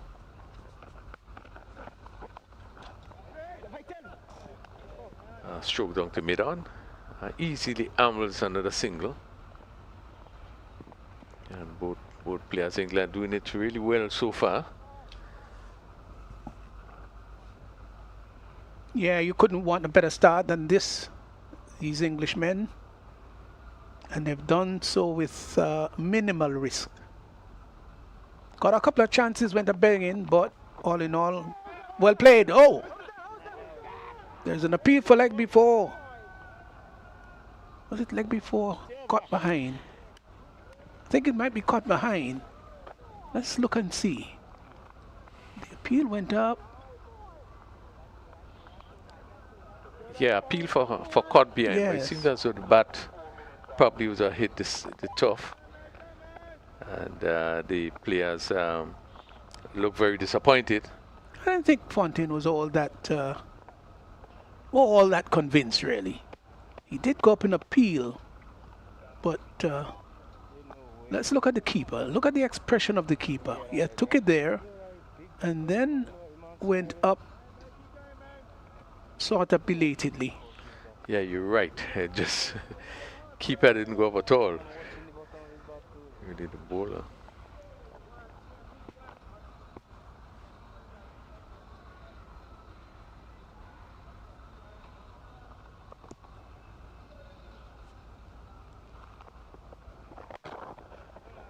Ball straight down to mid-on by Ben Dawkins, and he's eyeing another 50. He goes to 47. Joshua Dunn is into his 4th over. Had been a good spell, just 16 runs conceded. He has decided to taking the mantle to keep one end tight. The left-handed Mohammed, who is on 40, comes into strike. There's a long on, mid-wicket, short fine leg and a backward square on the boundary for Don. He's a fine all-rounder, you see, Don, who you may call him a batting all-rounder. Strikes the ball well, but he is pretty tidy too. Would this be probably the longest spell he had in the series so far in terms of bowling into his 4th over?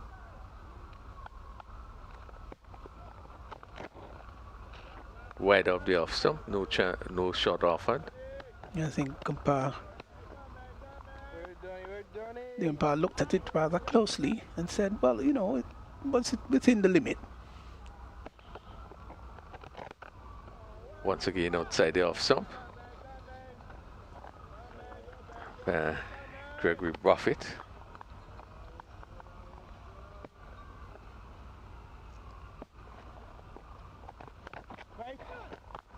The ball cut straight to the point fielder, backward point. Fielder rather close to backward point, and the short third man.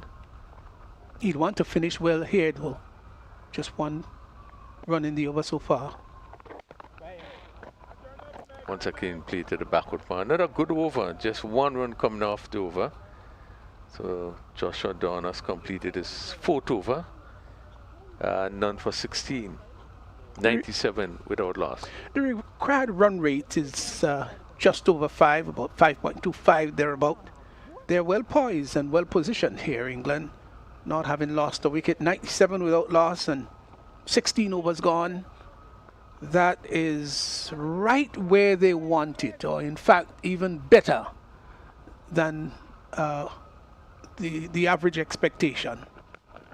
So Martin, this one is driven through the covers. It passed that cover fielder and race across so for 4. Good shot by Dawkins. This 4 brings up his 50. And ball is through nicely through the covers, just past the extra cover fielder.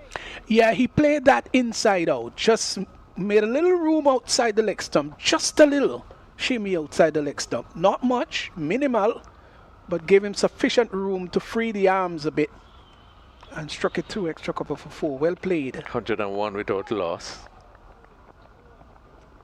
101. 16.1 over.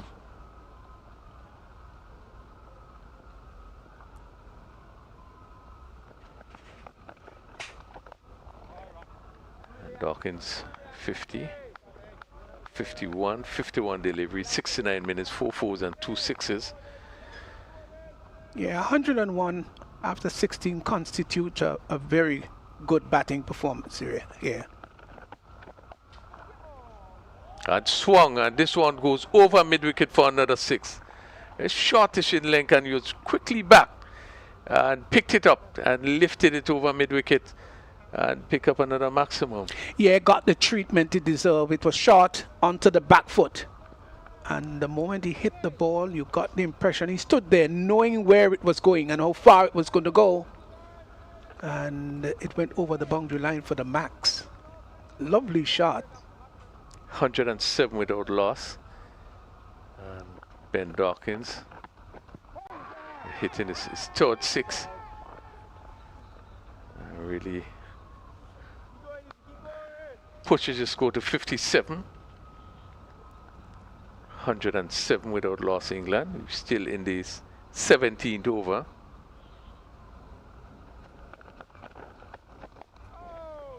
And a shortish delivery, quicker, and he pushed it back on the offside. And that completes another over. And England continue to push on. 101 without loss. Well, got to the 101 in just under 17 overs, and for a 50 over encounter, that's very good going.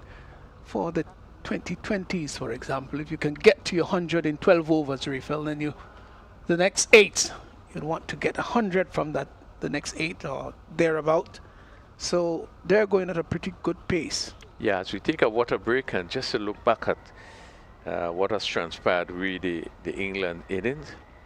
West Indies 276 for 9 in their 50 overs. England came out and really West Indies start in terms of the bowling attack was good, kept things really quiet. Again, they were able to get Pollard in particular was able to really to get that ball to move. They were able to extract quite a bit of pace of the wicket. So they did push England back in terms of the start. Much quieter start than what we saw from the West Indies. But then we see England begin to progress. And we saw a number of sixes being hit in the innings so far. As they settle in, they got a feel of things. They get used to the bowlers. Then they were really in a position to begin to push along. They really took advantage and really were able to hit quite a number of maximums, quite a number of boundaries, and have pushed themselves, to me, in a good position. Yeah, that probably is an understatement. I think they've pushed themselves in a very good position. Not necessarily counteracting what you're saying, Rafael, but just basically amplifying, in fact, that it's a great start of 107 without loss, and over number 17 just completed. And both batsmen are batting so very well. now. And if you look at both of them, one is 40, one is 57, not lopsided, because Mohammed's 40 has come off 39, Dawkins 57 of 63. So though Mohammed is 40 and some 17 runs below that of Dawkins, his strike rate has been better. Yeah, I'm cautious by seeing that they're in a good position. When we look back at what would have transpired, West Indies were even in a better position even before they lost a wicket, and we see how things turn. So now I'm seeing that England have found themselves in a really good start, good position. They will have to maintain that if they're going to get up to their score. They will really have to maintain the way they have been batting. But what we would have seen is a freedom in which both players have been playing, and clearing the boundary with regularity does indicate that both players are feeling very confident out there, and would really want to continue to push that score closer and closer to 276.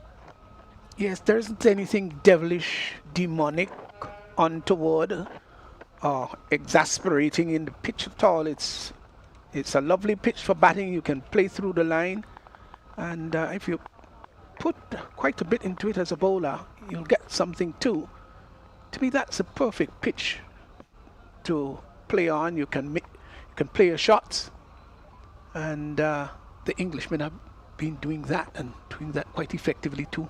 107 without loss. So play is about to continue, and it's Morton, and this ball is played square on the offside. They will get a single, not cleanly fielded by the backward point fielder. That's Don the bowler. He's into his 5th over, and done for 17 so far. And you see making some adjustment on the field. Let's see for the right-handed Ben Dawkins.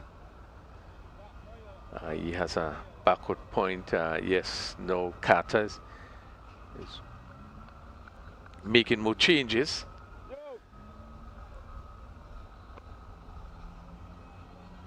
So the leg side field, mid-wicket on the boundary. Short fine leg mid-wicket, a mid-on and a long on. And on the offside, long off, short cover, backward point, cover on the boundary. Don trying to keep things tight. And the ball slop in the air, look, the backward point is moving around, get there and just fail to hold on there. And that's Pollard there that just failed to hold on to that catch. As we see there, Ben Dawkins looking to sweep and not really getting hold of it, not getting it in the middle of the bat. Now that catch should have been taken. Now the reason I'm saying that, yes, he was running backward, but it stayed in the air a long time, and he got there, he had sufficient time to get there, didn't have to dive for it. And that's why I conclude it should have been taken.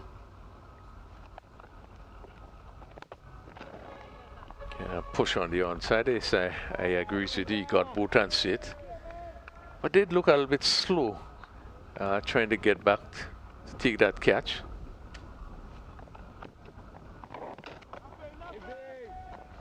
Another good delivery by Don. Yeah, he had early sight of the catch. You see, didn't have to contend with the sun in his eyes. Should have been taken. Getting some bungs there. This delivery from Joshua Don. And the keeper just having some difficulty, but that again conclude a very good over by Don. He has completed his 5 overs and none for 18, and can feel very unlucky. And that catch was spilled. Yeah, there were several misses so far in this England's innings. Misses that really should have been taken, and I think we've had at least 3 chances that have gone down. This last one they should have been taken. Right arm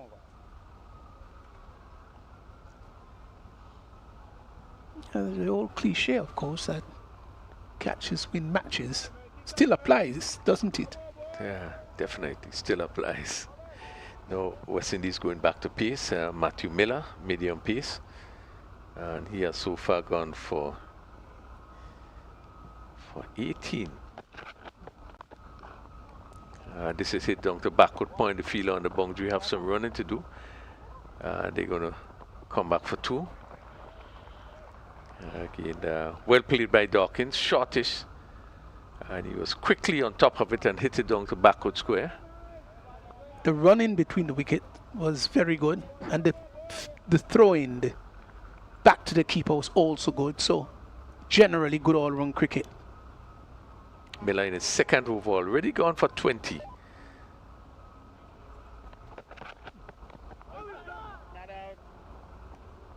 Ball pitch up going down the leg side, just coming off the pad as we see leg by being signaled.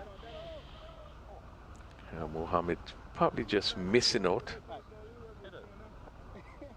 We didn't have any no balls in the England's innings, were they? Yeah, I'm just trying to remember if there's any no balls. Yeah, they must have worked on that, because it was one of the errors they were making in the previous games. So nice to see that they cut back on that.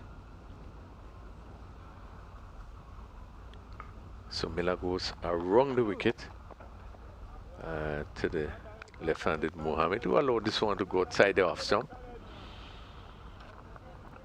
Feel rather defensive. Third man, backward point cover, mid-off. And a cover on the boundary, that's offside. Long leg, deep backward square, mid-wicket, straightest mid-wicket. And a mid-on.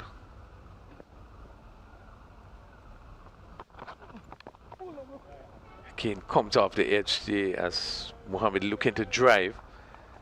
And that ball going down to long leg. Yes, was looking to drive that ball straight.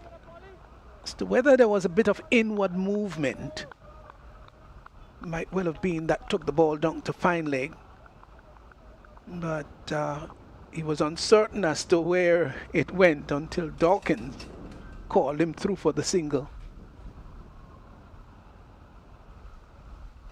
113 without loss.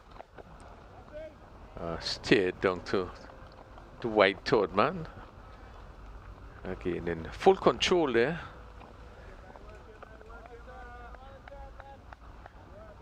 Ben Dawkins, he takes his score to 61. Really has played a good inning coming off 78 with he scored previous game. Yeah, he's unquestionably one of the better batsmen for England. Looks good.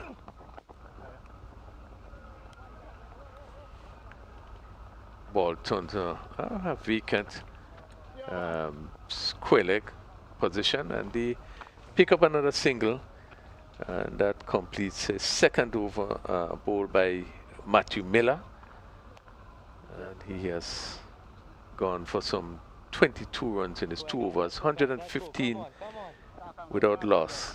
Well, this has been the best over he has bowled of his 2, or the better of the 2, let's put it that way, because only 2 he has bowled. And 4 runs coming off this second over, the first one being expensive, 18. So he has redeemed himself well. One would expect Captain Dawn to have him continue, and he'll want to replicate the second over, not the first. Yes, he's into another over. Ball played down to cover. Again, the Ambler single. He's done into his 6th over. And then for 18.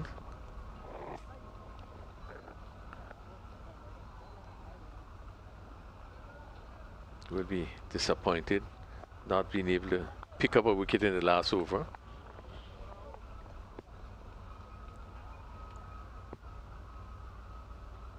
was over the wicket right-hander.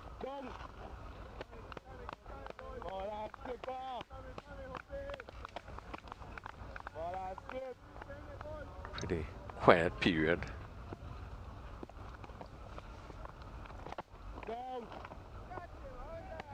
Again, the ball stroked back on the onside.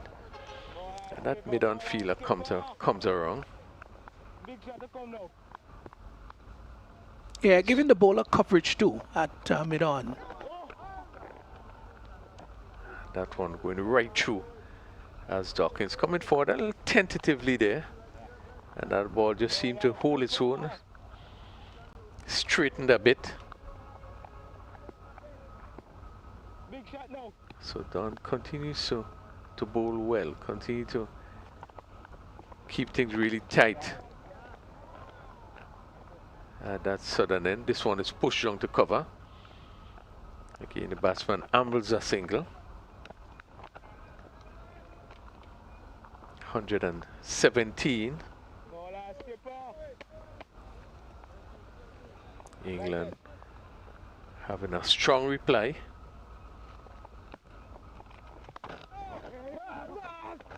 Again, push on the onside and being able to again pick up another single. So another over completed by Joshua John. He has gone for 20. England 118 without loss. Last couple overs were well bowled, inexpensive, but the rate at which England has been going, don't think it will bother them if there are a few overs that there's scarcity of runs. Always happens when you play the game of cricket. Sometimes you get fruitful overs, frugal overs. It's all within the mix. It's good that they haven't lost a wicket. There's no way they should lose this match from here.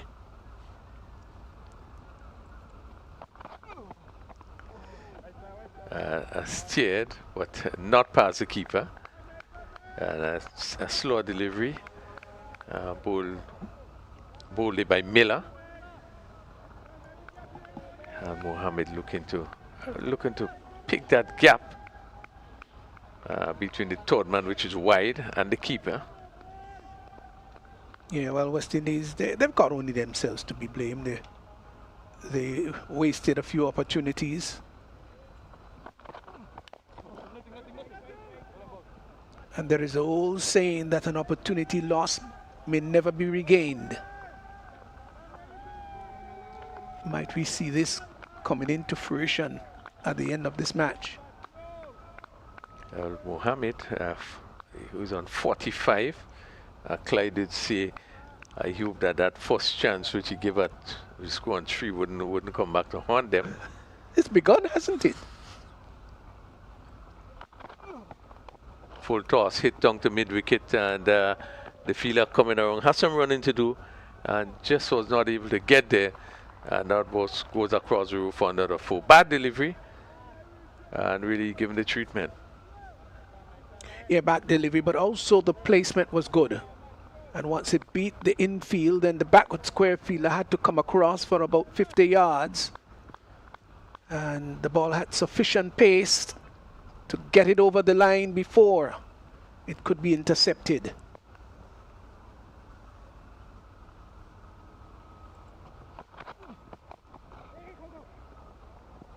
Again, push on for a single, and that will bring up another 50 for Mohammed. We would have only seen glimpses of him being out very early in the previous games, playing a ball down to third man. And now he has picked up a well-played 50. Really played some good shots. Yeah, that confirms that he can bat. He's a good player. And their players, when they get a paltry score in a match before, will come out and be a little bit indifferent. Not today with him. This one is swung down to mid-wicket. Vacant, one bounce, and goes across the roof for another 4. Shortish delivery.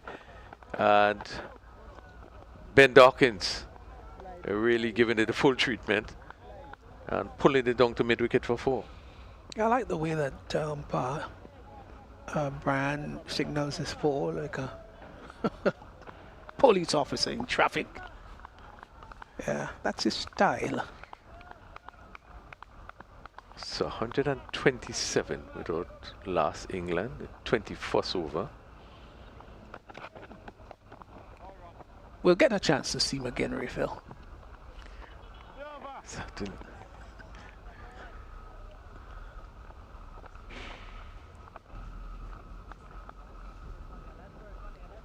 That completes another over. 21 overs completed, 127 without loss.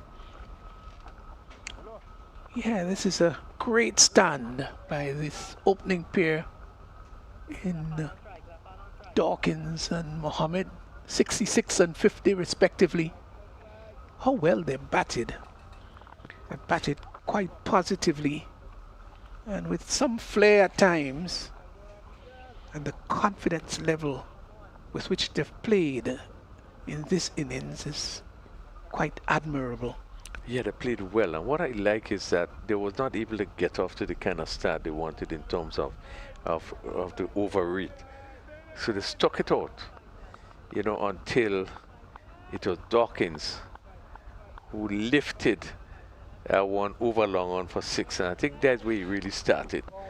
Then one was hit over mid-wicket, and from there on they just changed gear and became more attacking. Law's first deliveries played down to the sweeper, mid-wicket, and Mohammed picking up a single. Yeah, when it was tough, they just seemed to have played it well, not trying to rush, and then they got into their own and really pushed on rather quickly. 128 without loss. The right-handed Ben Dawkins on 66. Vital Laws, who have been very impressive in this series. Just bringing on the deep mid-wicket fielder a little bit straighter. Mid-wicket on the boundary. Just long on the boundary, long off, all right back on the fence. This ball is stroked to point. Yeah, it doesn't matter really for me as to whether he picks up a wicket or not. Lord, it's just that it's so refreshing to see the left arm on an orthodox bowler. I just love it, absolutely love it. Ooh, that came back a long way, didn't it? Yeah, short delivery that really came back as Dawkins was looking to give himself room, maybe to hit 2 covers. They ought to be watchful against Laws, being the man of the match of the previous game, picking up 4 wickets. And look, a confident bowler, and this one is driven firmly down to long off. The fielder comes around, make a good stop. This was really hit hard. Yes, but do happen to come around there, and that was traveling very quickly, and it was attracting a boundary, but cut off nicely by Budu. 129. We're into the 22nd over.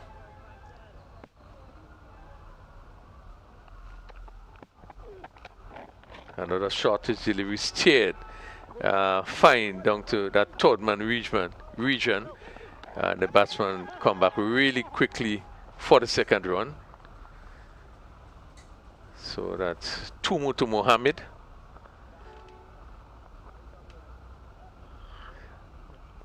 A good work by the fielder there in that fielding that backward point position. That's Budu. That was close. Mind you, it was. pretty close.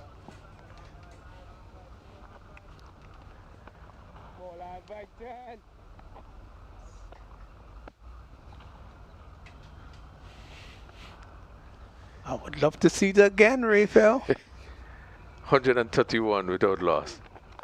Strain down the leg side, swept fine again. And there's some more running. They're going to pick up another 2 runs there. They'll come back for the 3rd run. That ball pushed back, pulled back there by, that seemed to be Pollard there. And the batsman picking up 3 in the process. That takes the score to 134. And that completes the over. 22 overs gone. England 134 without loss. Yes, there's some teams would be happy after 22 to be 100 without loss. They've gone past that by far. 134 without loss. As Laws was really bowled very well in the previous match. Picked up, I think, 4 for 30 thereabout. Yeah, he certainly did bowl well, Laws. And we see Carter into the attack and starting well. Certainly at this time the West Indies will be looking for a breakthrough. Don't want the game to run away too much from them.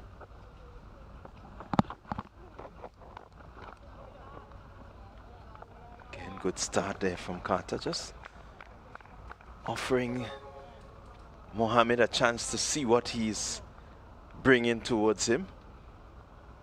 Just may see him go on the offensive now, Mohammed.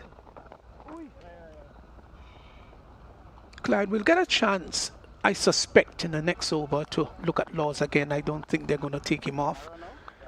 And what I would like us to observe is what he does with the ball in preparation for bowling.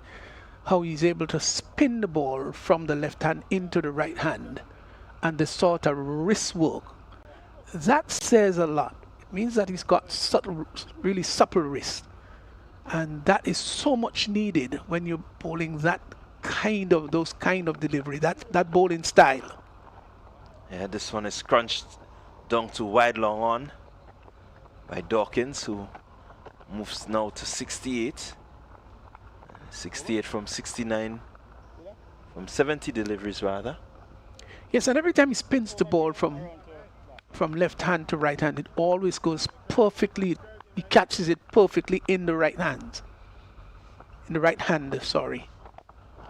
Again, this one is hit past the wide long off by Mohammed. And the 4-run signal there by the umpire in his usual style. Yes, and nice use of the feet. Quickly put on the dancing shoes, was down the track, and hit it cleanly. Nice, beautiful arc. Yes, and just got outside the line of the ball so that he was able to free his hands. Lovely shot. Yeah, good looking shot, really. The use of the feet is something that we didn't see much from the West Indians. As this one is turned past the short fine leg, and it will go into the ropes now. So the boundaries are coming. It's coming fast and furious now as the Carter over comes to an end. And he's gone for 10 in his first over. Yeah, rank long hop. It was short, and it was not onto the leg stump. He was able to pull it around. So it does tell you how short it was and how quickly Mohammed was able to dispatch that for 4. Yeah, the English continue to charge on. 144 without loss. Really the biggest opening stand we've seen in this 7-match series so far, and it really puts England in a good spot. And maybe they're saying, well, why didn't we do this in our previous matches? Well, that's the thing about it. You learn along the way. You get to correct some of the mistakes. So we'll get a chance to see Laws, what I was referring to. There he goes. There he goes again. Spins it from left to right. Both cases. Full delivery hit down to long off, and they pick up the single. Yes, I was emphasizing the fact that when he spins it from left to right, doesn't have to stretch his hands out or pull it in, as the case may be, goes right into that right hand. It's part of his whole idiosyncrasy, but it also tells you that there is some measure of control. Yeah, certainly shows the level of control and the fact that it goes up and loops And come loops. down. That's right. It may seem an insignificant thing, but it isn't. It is saying a lot about the bowler. And what it's also saying is that he likes to feel the ball in his hands. Like Shane Warne, who walking through Sydney would still hold a ball in his hands. The late Shane Warne. No greater leg spinner was he. Yeah, really, when you talk about leg spin, you have to call the name Shane Warne. As this one is just tugged down to wide backward square region for a single. Yeah, as we talk about the late Shane Warne, of course, I looked at a clip last night where he dismissed Jack Callis for 40 against South Africa years ago. I'll tell you about it. Maybe you'll go and check it out later on. Yes, I certainly will. As Laws. Good cricket all around there. Fielder releasing quickly, seeing the movement of Mohammed. Mohammed just teasing him slightly there.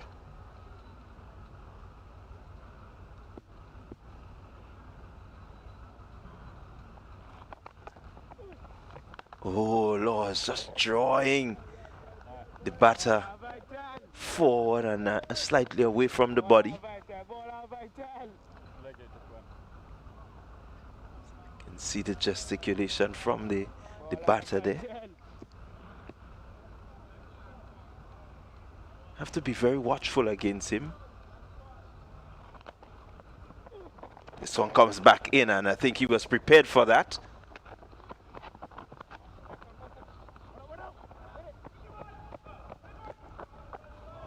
A good running, good pressurizing running there by the English pair, putting the fielders under serious pressure. But certainly, I think looking at Dawkins, he's trying his best to read what is happening, what Laws is doing with the deliveries. And so you can see he was prepared for this one, which he expected to come back into him. Yeah, of course, and that's why it's important for Laws not to be too short, because most of the time batters are reading you off the pitch and not necessarily from the hand or through the air.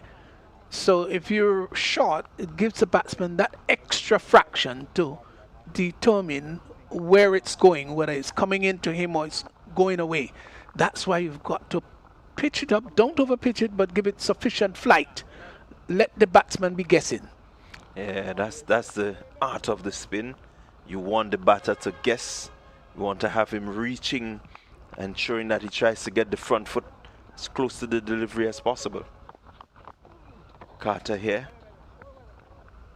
Again, guilty of a little too short. I was telling you about the story of Shane Warne versus Jacques Callis. The ball was pitched in the rough on 3 occasions, the conventional leg spinner. Again. And Callis, on 3 occasions, pushed the left bat down and across and allowed it to cannon into the pad. It can't be given out leg before because it was pitched outside the line of the leg stump. And the fourth one, cleaned him up. An absolute magnificent delivery it was. This one is just pulled straight. Morton quickly onto it, so it's only one. Again, pitching similar region or maybe a little further down. It was a little closer Okay. this time. It was not pitched outside the leg stump, so he got it just a little closer, and it just ripped through. It was an absolute ripper. This one is lifted. The fielder out there making a valiant effort to pull it in. And it goes over his hands or through his hands for 6. Carter is not happy. He is not happy. As far as he's concerned, that should have been taken. Yes. No, he's right back on the boundary line. Let's be honest here. But especially in 2020 cricket, when you're right there, boundary riding, you need to catch them and throw them back in. I'll tell you, it was so well hit that I think he really couldn't read the trajectory too well. I may have needed him to maybe make a little extra jump, but You don't fault him too much. I certainly don't.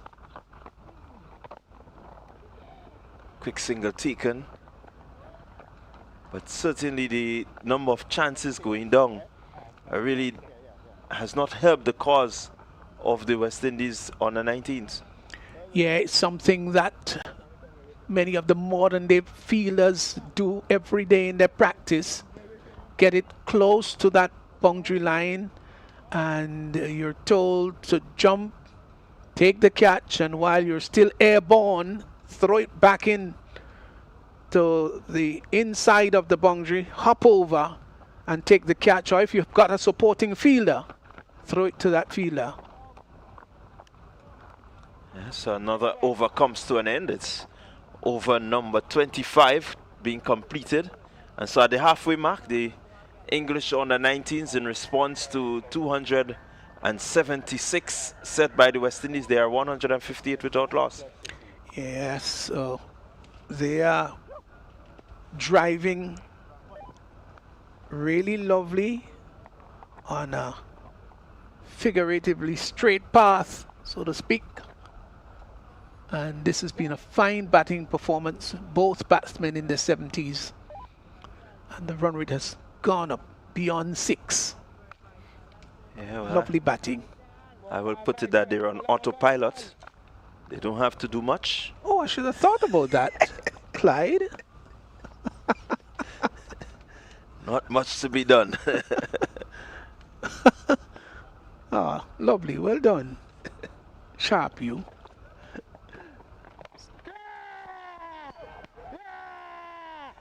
And there he goes. Vital laws. You can't keep him out of this game. He strikes, so the breakthrough comes.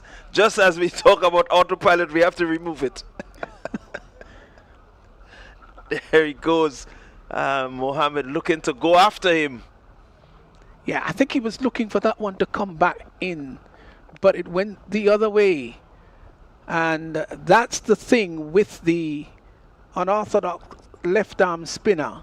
He does have you guessing a bit. And as I made the point a little early on, how important it is not to be ridiculously short, because that is going to give your batter sufficient time to rock onto the back foot and do whatever he wants, so to speak. But when it is pitched up, not right in the arc, not the half volley, but just of that good length, then it can either go in or out, as the case may be, and that's when your batter would have more difficulty. Well played to Mohammed. 74 runs of 74 deliveries, a really good innings from him, and has set a really good platform for the English under 19s as they chase this 277 needed.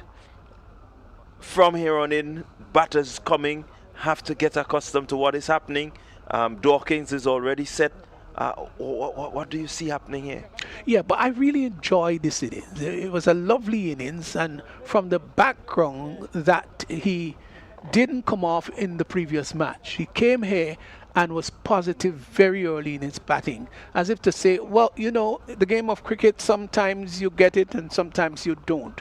But it doesn't really tell you when you're out for a low score that it determines that you're not a good player. And he showed that he's a good player and batted well. So Laws in amongst the wicket once more. Second over.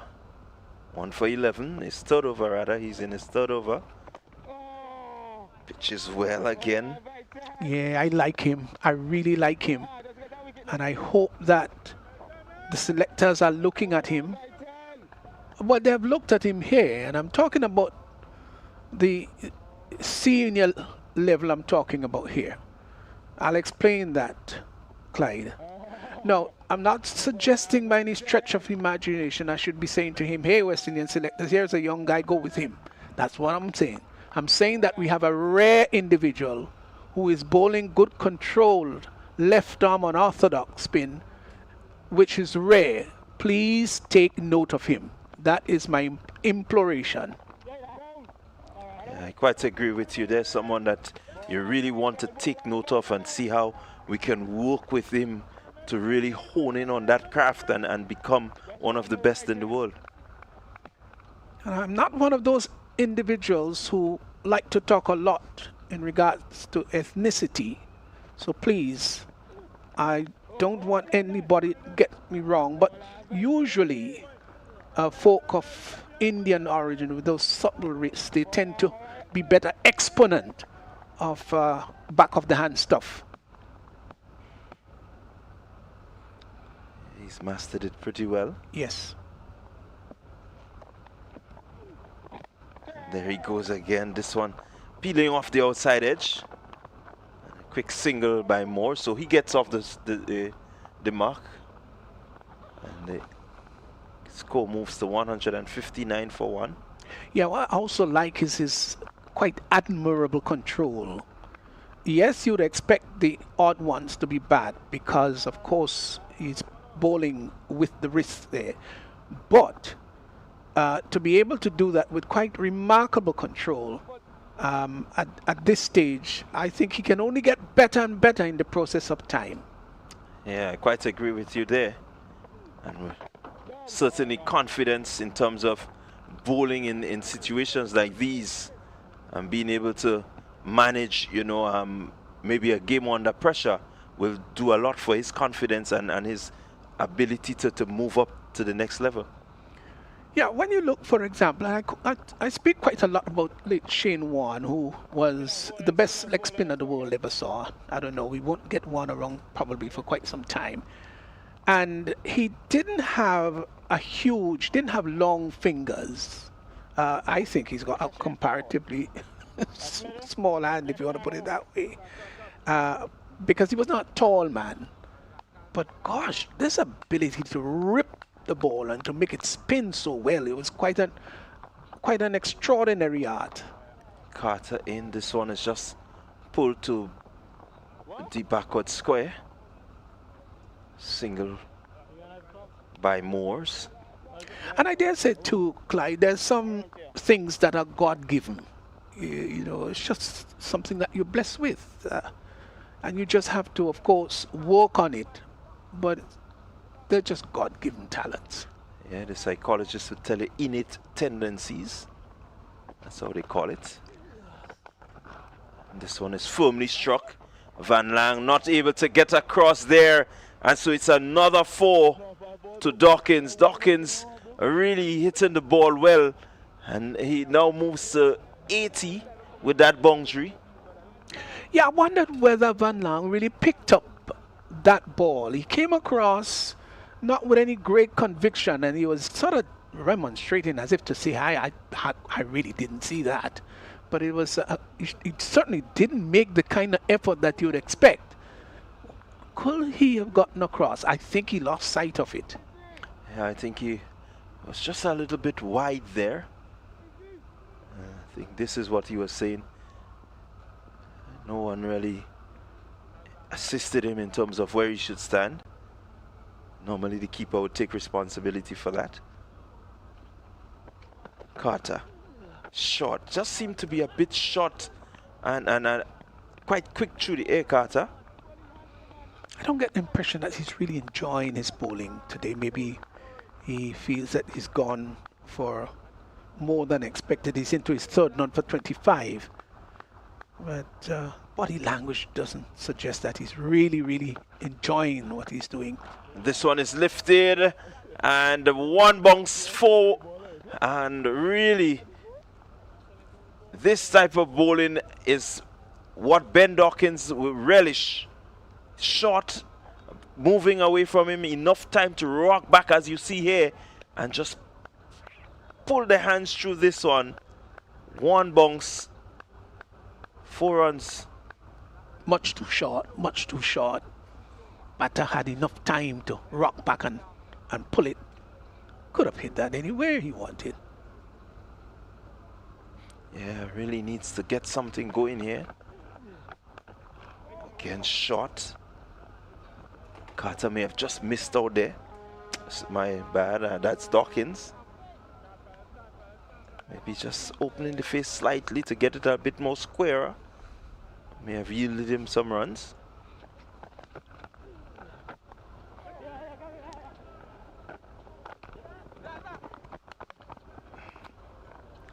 Yeah, the body language of the West Indians does not suggest that they're really into this one. Well, it was something quite observable when the wicket of Mohammed went. They all converge just on the offside there, as if Don said to them, come guys, come, let's have a quick discussion about what's going on here. This match is running away from us, but it's not over until it's over, and we've got to give this our final push and do our best. We got to do better in the outfield, as the case may be. Maybe that was the line of conversation out there, but quickly there was a call to the teammates. Hey, let's regroup. Let's see how we can get another wicket or two here. Yeah, certainly. What we've seen from them.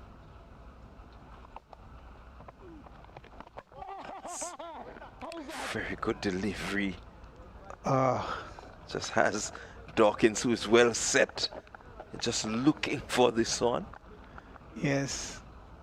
I'm loving this, really. I'm loving this. I could look at this for the next hour and a half. Certainly they won't keep him on that long, but it is such a refreshing sight. Yeah, it is. And going back to the fact that Skipper Dawn would have pulled his men together, you know, and you want to be able to, as the captain, really show that sort of leadership, and I think that is good from him, you know, recognizing that all is not well and saying, guys, we've played uncharacteristically in terms of what our standard is, and so we need to regroup. That's a good sign. The other thing I want to maybe just pitch at you as to whether you think that laws could have been brought on a little earlier. What's your thought? I did question, as this one is lifted for 4 by Dawkins, and so Dawkins continues to bat well. Yeah, I did question the stage at which he was brought in, but I'm suspecting that Skipper Dawn will want to keep him on maybe for his 10 overs, and so he wanted just the exact right time to get him in so that at the other end he has the flexibility. Yeah, this is going to be a good test of character and ability here for Laws. Just struck for 4. Notice he was giving himself room, maybe thinking it would go the other way, and then in fact, even if it were not the case, it was not so short for him to free his arms. Yeah, really gripping stuff out here. Dawkins against Laws. Dawkins, who's well set. Yes, I love it, absolutely love it. Nice contest between bat and ball.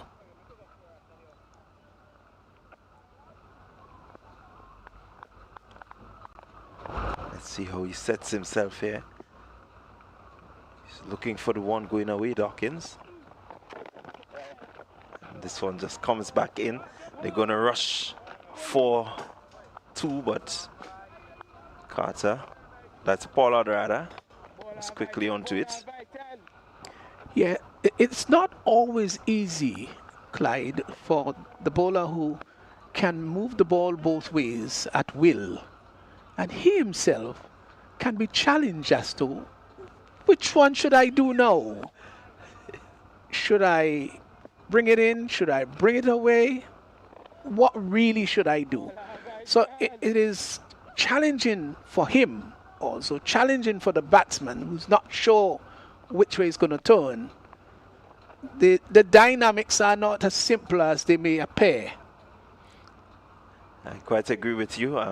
In speaking with Laws, he says that he would look and assess based on the batters and look to see what they're doing, what maybe try to get an insight into their thought by their movements and so on. And this one goes past the edge of Moores. Again, not having a slip in play. A chance gonna begging. Yeah, I really am. I'm really fascinated. And outside of that, there's another aspect that I want to bring to you. He's not a tall player, if you notice that. So because he doesn't have this sort of height, it's not an impediment. It's not an impediment. There is no shortcoming about that. I think he handles it very well. He's probably about 5'8" thereabout. That's my thought. But he can get that ball to skid, and something that maybe if it was a taller left arm unorthodox bowler just may not have been able to do. So he has that as being part of his weapon, can go either way, and then he can skid through. I'd like to see him just be able to get the one that flips its way through, that doesn't really go left nor right, and have that as part of your repertoire, part of your armory. And gosh, he's going to be a handful. Yeah, quite agree with you there. Just making sure that there's enough variation to continue to keep the batters guessing. And having maybe that slider, as you say, and just maybe from the front of the hand and not really looking to turn it would be a very dangerous option. I think he's got a good future. He really has a lovely future. Could somebody tell the young man that? Intimate it to him. The sky's the limit. And a whole great future is ahead. Can he embrace it? Can he hug it? Embrace, clutch, cleave, consider? Take it. It's up for grabs. Well, many times instances like this, there is that element that should be there, which is the mentorship part.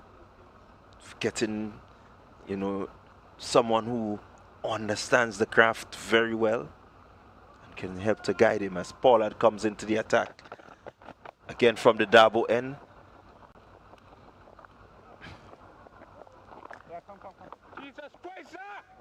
Carter just misfeeling there and allowing Dawkins to come back for 2. Certainly Pollard not pleased, and I know that many of his teammates will not be pleased there, Carter. I don't think any bowler is pleased at all when they're misfeeling against them. But they often do the same.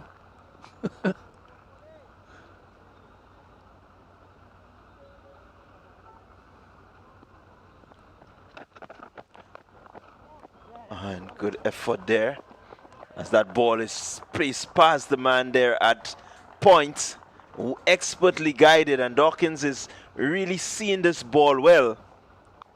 I think he's really into that mode. He seems ready to bring up his triple figures. You can see that he just slowed it slightly. And again, getting back into cruise control. Yes, played it very well, rather skillfully. Didn't try to hit it in front of square. Waited and then opened the face of the bat and glided nicely behind square. So it's not always about bulldozing and pulverizing. Sometimes it's about just playing with angles and with smoothness and dexterity. So here he is. Just pushing this one. Man at long off rather, is way on the boundary. Did well to get in there, Van Lang. And interestingly to note that, you know, I don't think any of us picked it up here, but Fontaine would have kept the first 17. Yeah, we did. Okay. So one will hope that that knock to the term of Francis is not as bad as it may have looked. He did get a sharp delivery in his batting innings, which may have kept him off the glove work for a while. Yeah, I hope that there isn't any fissure there, no fracture. That maybe something less delicate, and maybe a couple of days rest may just help to restore things back to norm. But it's good to see that he's back out with the gloves soldiering on to make sure that he assists his team. And that's the thing about the youthful exuberance. You want to be out there once you get given that chance. Oh yes, and there's some times when you've got to brave little niggling injuries. Pollard to a well set Dawkins. Just pushes out to the man there at deep backward square. Picking up another single. He's looked well, Dawkins. Really haven't been flustered much. Maybe one or two deliveries earlier from Pollard, just giving him a bit of a challenge, but he has weathered the storm well. Certainly, the sun is going to shine on this innings, not just here in Grenada, or throughout the Caribbean, but I know back home in England, there will be a spotlight on that innings. Absolutely. Maybe the parents of Ben Dawkins might be listening, following, realizing that he's in the nervous 90s. Or who knows, he's probably not even nervous about it. But 94, it's been a beautiful innings. Has scored more than half the amount of runs. Did I get that one right, Clyde? Yes, you did. Certainly there I you did. go. Seems to me that I'm catching up and coming along. Well, it's something that I know you have in you, as Laws continues.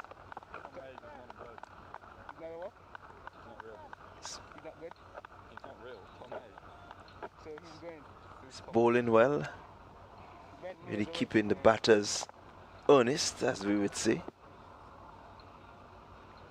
There he goes, spinning away.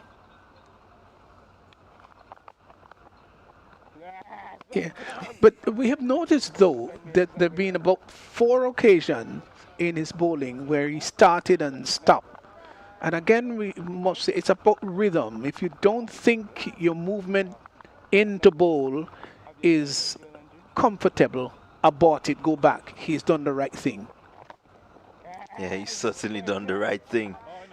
Looking just to pitch in the right areas there.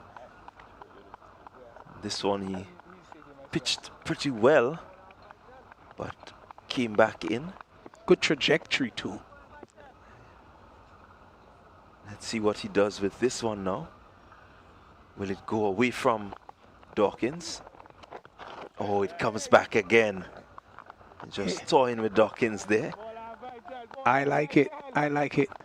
And mind you, don't be surprised if he does the same thing with this one. Now he's going to have the batsman guessing as to whether he's going to do that or bring it the other way. And let's see what he's going to do. Here he is. Back in again. Back in. So really keeping the batter guessing. You can see Dawkins from his movements. He's expecting one to leave him. So he's never really settled Dawkins. And right there is the opportunity to restrict the boundary scoring. Once you're able to pitch it around that region where you have the batter guessing whether it's coming in or going away, he will not, unless he premeditates and decides he's going come out may. But once he has to play, he will have to play from the pitch. Yes, that's right. This is good bowling though, really. Moores looking to reverse sweep and it's taken. It's taken. What a catch. The slip being placed for Moores. And a really good sharp chance taken there by Carter in slip. Yes, yes. Let's look at this again. Looking to reverse sweep. Took. Didn't. Good catch. Good sharp catch because it did parry off the glove of the keeper. And Carter still had the frame of mind to push that right and there, plucked it out of the air. And I'm not taking anything away from the bowler. Now, it was a good, nice, sharp catch. But again, the fact that he's going to reverse means that those 4 deliveries that were bowled to him before didn't play with all the conviction in the world. This time he decided to be innovative. Let me see if I could throw the ball off track because I'm not sure what he's going to be doing. Here it goes now, looking to reverse sweep. Beautifully bowled. Catch taken. Well caught. Well caught. Great. Yeah. Really a sight to see there. You look at Pollard and the way he kept his eyes on that ball. And as the hand went, you can still see the eyes following the ball into the hands. You know, so it's really a good catching. When you can follow the ball like that, it tells you've been looking at the ball. Hello, sir. Is that middle, please? So new batter in, Caleb Falconer. He has to contend with Laws. 4.5 overs. He's into his 5th. Picked up 2 for 18 so far. And again, I would appeal. Please, selectors, look at this young man. This one that goes away. A no ball signal there. And certainly his rhythm, as we've said it before, seems just a little off in terms of his approach to the bowling delivery. And serving up a good delivery, but a no ball. Chance for a free hit. I'm sure that Duckett would have loved it to be him batting. Yeah, it's well hit. Feel mid-wicket has some work to do. And does it well, only yielding a single from the free hit. And so at the 30 over stage, England under 19s, they're 186 for 2. Yes, I go back to probably one of the better left-arm unorthodox bowler we had in the region, which was Inshan Ali of Trinidad and Tobago. Did tour with the West Indies to England. Was it 76? Can't quite remember. Might have been before that.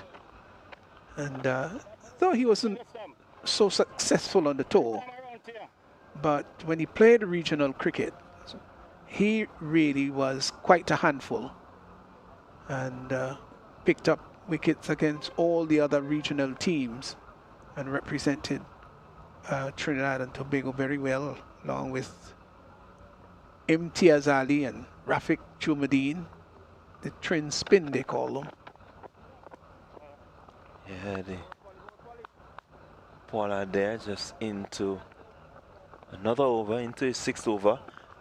But certainly when you look at what Laws is doing with the ball and the fact that, you know, we've had a few good successful spin bowlers in the likes of Akil Hussain and Gurikesh Moti.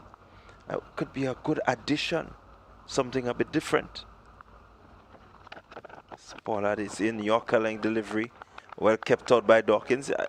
Dawkins just seems to be doing this as if he's on rehearsal mode. Really looks easy, Dawkins. Yeah, because that was a challenging delivery, and maybe for a Falconer who's just come in, would have been a bit more difficult to negotiate. It was right up in the block hole. Yorker, but Dawkins made it look rather simple, rather easily, and that's because he's been there for quite a long time. Pollard again.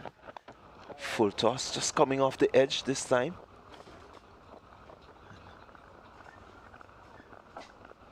So one more to the total. It's 188. And really, England looking comfortable. So we need another 89 runs for victory.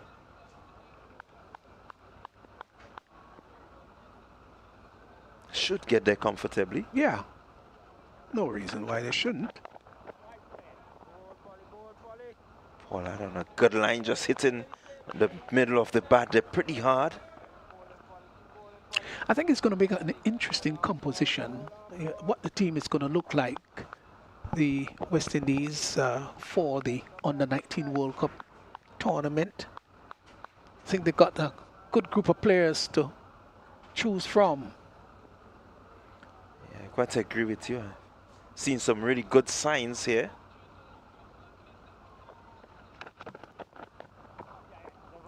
And this one is just steered, it's guided.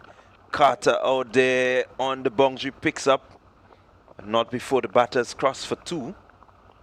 Good, strong, powerful throw back to the keeper. It's going to be interesting. They're playing in conditions which should be sort of similar to that of the Caribbean in Namibia and Zimbabwe, and so one will sort of be very interesting to see the composition.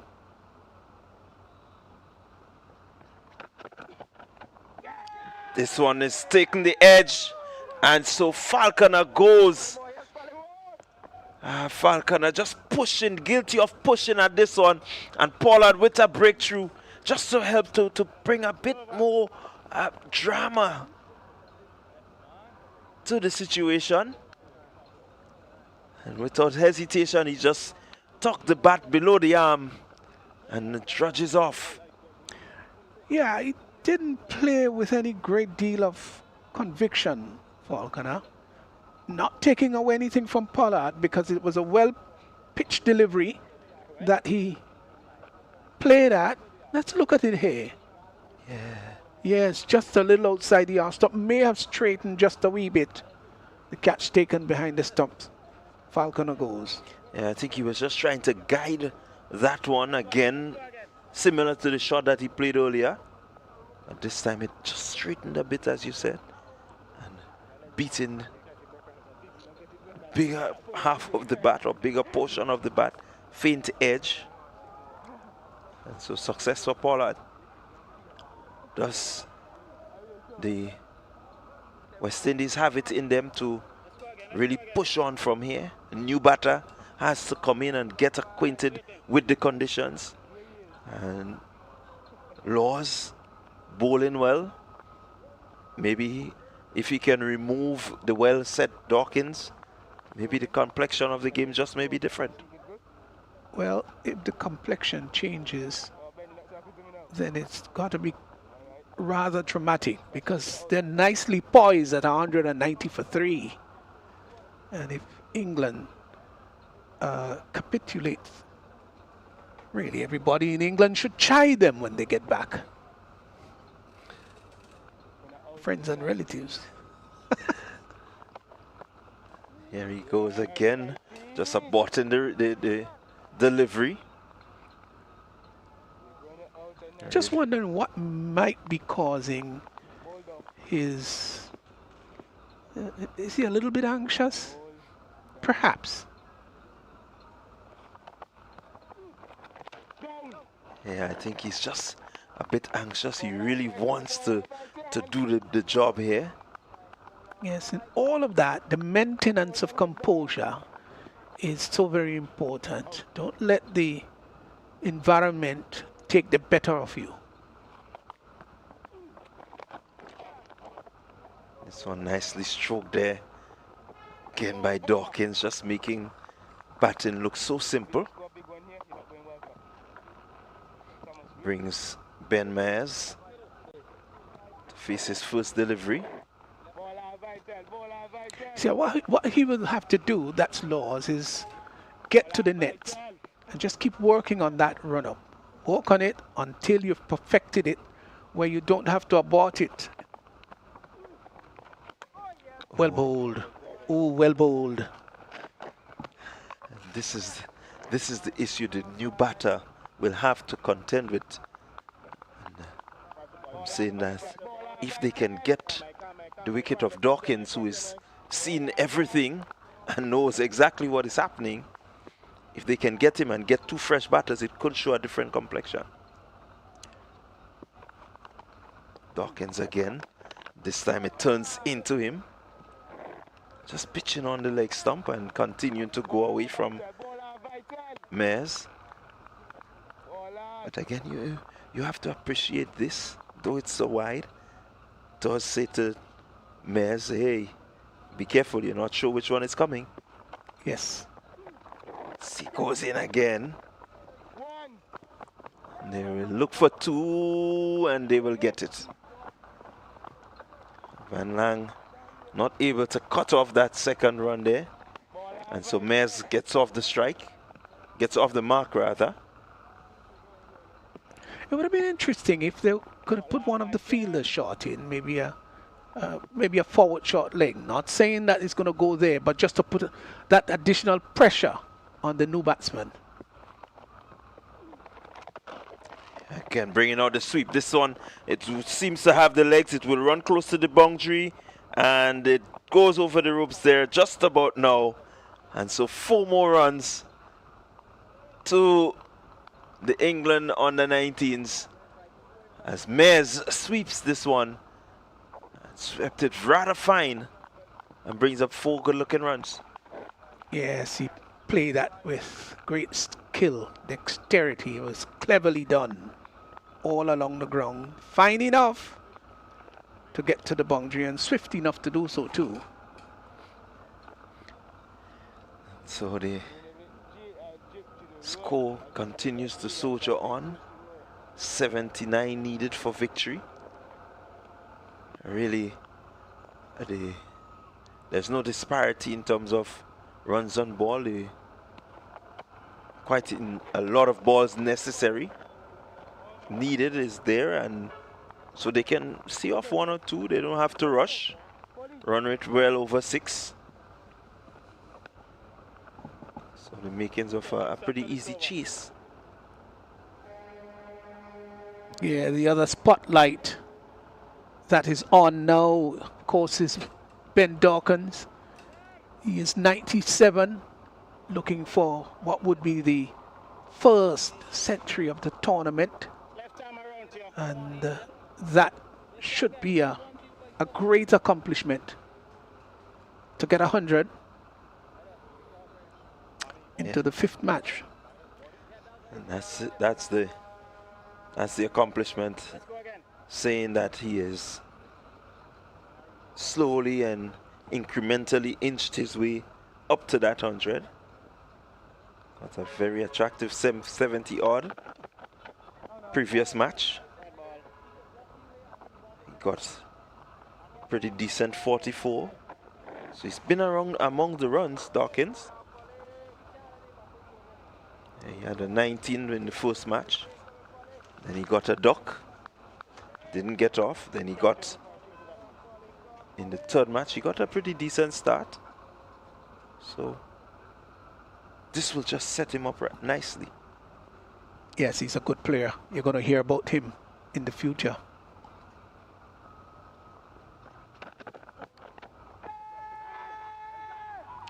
Loud appeal. And the finger goes. Dawkins doesn't seem to be happy. May have felt that he has just given it away there.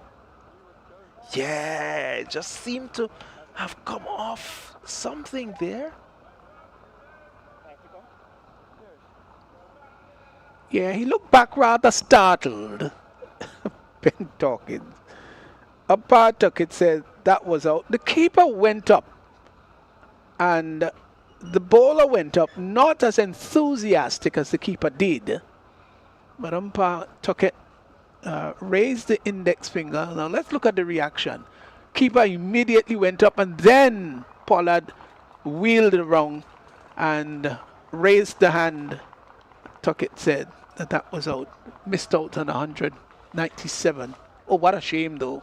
Yeah, really a shame to see that. He was so close. Faced the 100 balls but didn't get 100 runs. Ben Dawkins. He has to go. Really, I was just saying, could it change the complexity of this match? The depth in the batting of the English team. Do they have it? Can the West Indies really push? Or will Mayers and Albert, who have played well, so we look at the replay there again.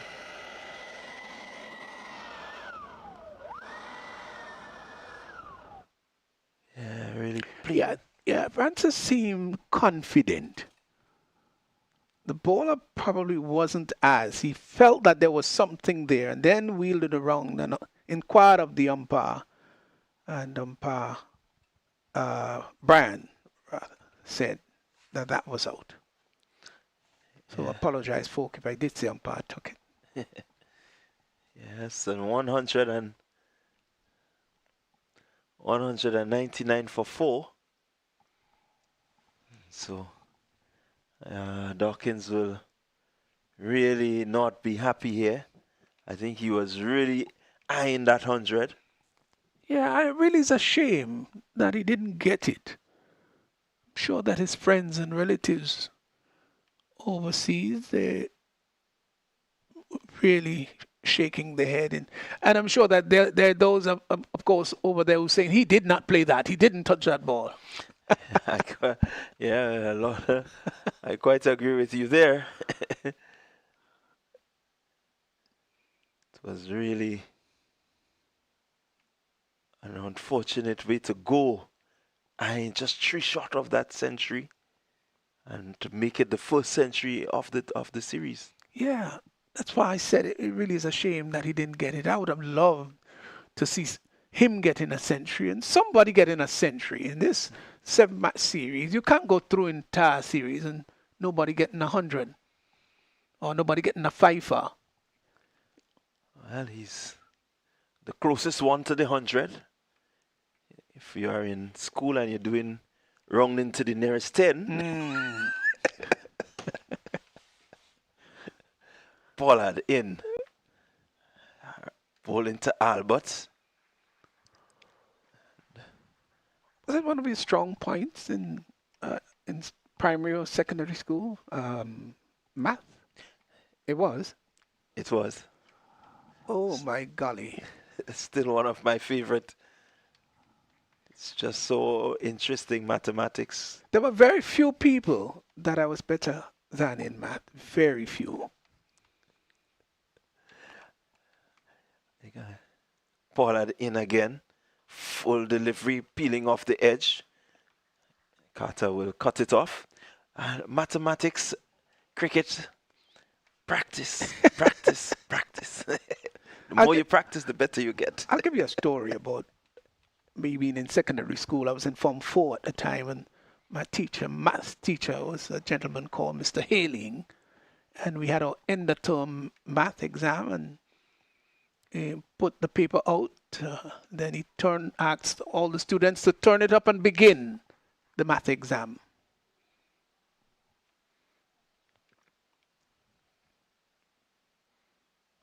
And you know, usually question 1 is one that everybody would know, and it gets progressively harder.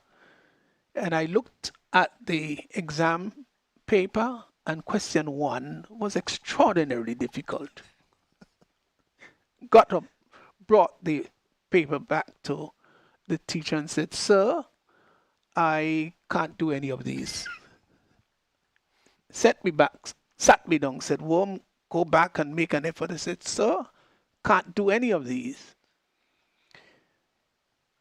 And of course, as obedient as I was and respectful as I was, went back, sat down, didn't try it because I knew I couldn't do any. And then finally he came to me and said, "Look, if you can put your name, your form, the date, and the subject, I'm going to give you 50 for your effort. 15, sorry, for your effort." I did. He gave me 15 marks. I'll tell you the rest of the story after this, Clyde. Paul. And Albert just edging to slip. Yeah, so he gave me 15 unearned. And at the end of the term, I realized that I was at position number 7, I think. And when we compared the aggregates, that I did jump a couple of points higher. So the person who was expected to come 7th came 10th. And I who would have come 10th turned out to be 7th because of 15 points. 15 marks. Obedience pays off. So it's going to be Laws. Let's see how obedient Maz will be.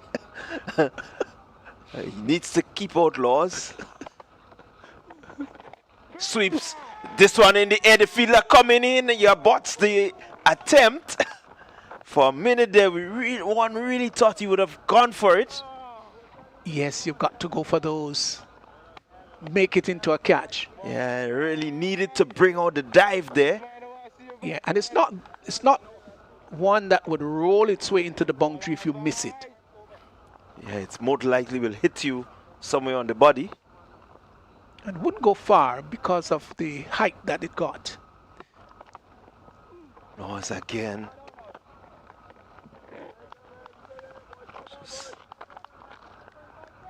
2 for 29 of 6. Yeah, continues to bowl well.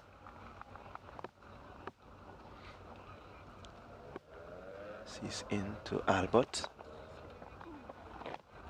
Albert with the drive, getting it off the edge. Picking up another single. And that has been the thought. So as I was saying to you, I thought as much. This is what the plan was by dawn. And so he has already gone. This is his 7th over. So most likely he will bowl all the way through.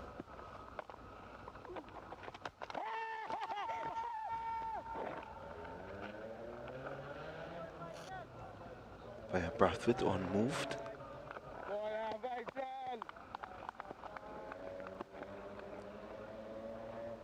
Yeah, turning. Getting some good turn there. Laws.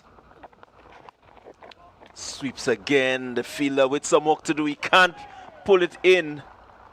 And so a boundary to Mez. He moves to 12. Good looking sweep shot. Got outside the line of the off stump and was able to swing it around. Got some really good connection onto it. Yeah, he's bowling the one that is coming into the right-handed batsman predominantly. And I don't know if maybe his run-up that he's been struggling with, whether he is sparingly bowling the one that goes the other way. Again, coming back in.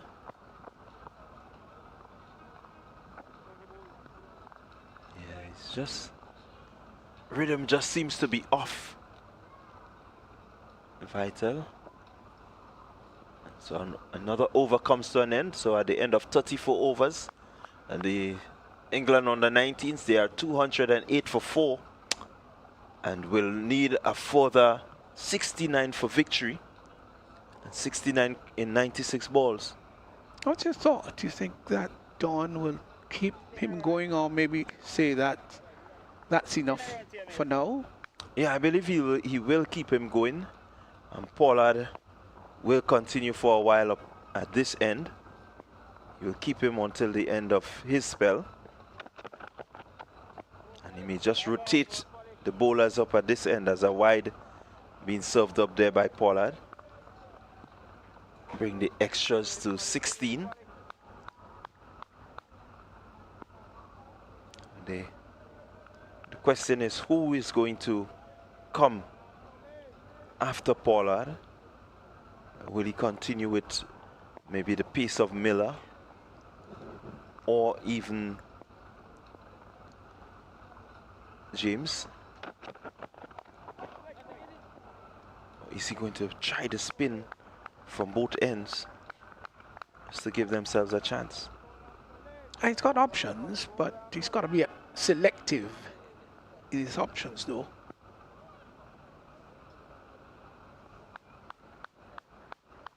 He himself is one of the options. He's bowled well. I would like to see him back into the attack.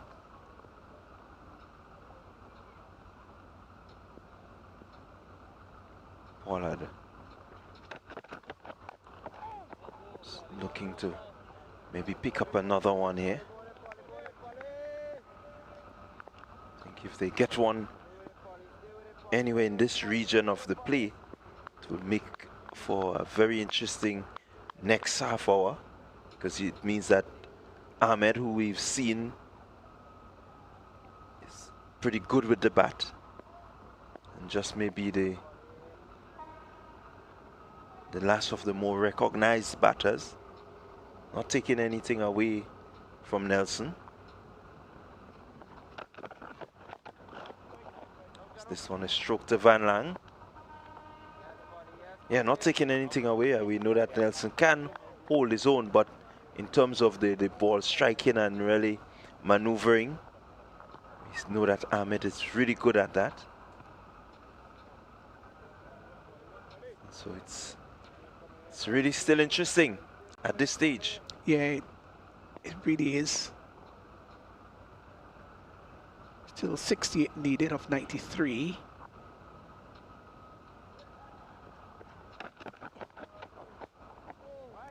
Again, slower delivery, and well negotiated in the end by Mez. He was looking to get into the pull shot and recognized that it's a slower, more loopy bounce, aborted the shot. Yeah, but it's been a pretty good series between these two teams. They've tested each other out, and so I think they're grasping and understanding the abilities of each other. Yeah, I think they certainly have done so. You look at what has happened so far in the series. West Indies have done well to be leading the series. I think they've capitalized on the more tougher moments and really came through within the tougher moments, and that is what has really set them above the English on the 19s.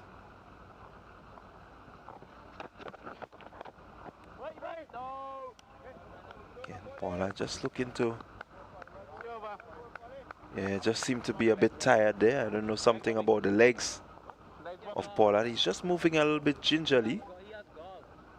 Can see I think that he's going to little go limp. off. Yeah, that just favoring that leg. Yeah, he's making his way back. He's making his way off the field. Something isn't right. You saw him, I don't know, maybe the right leg is giving him a bother. Can see it in the way that he walks. So the substitute fielder will be in. Again, with that move, you wonder a bit for Don to think about.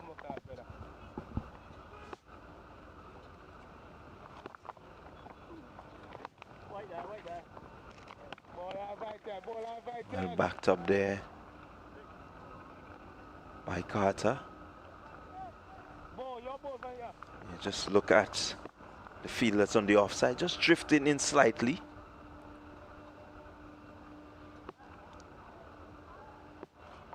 It's going to be pitching just a wrong leg stump, and again, predominantly you expect that ball to turn, looking at the fielders out on the boundary.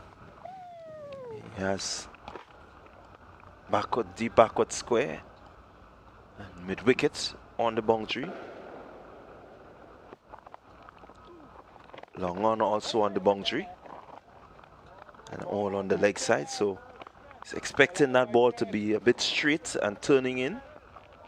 And he may just surprise Albert with the one that goes away.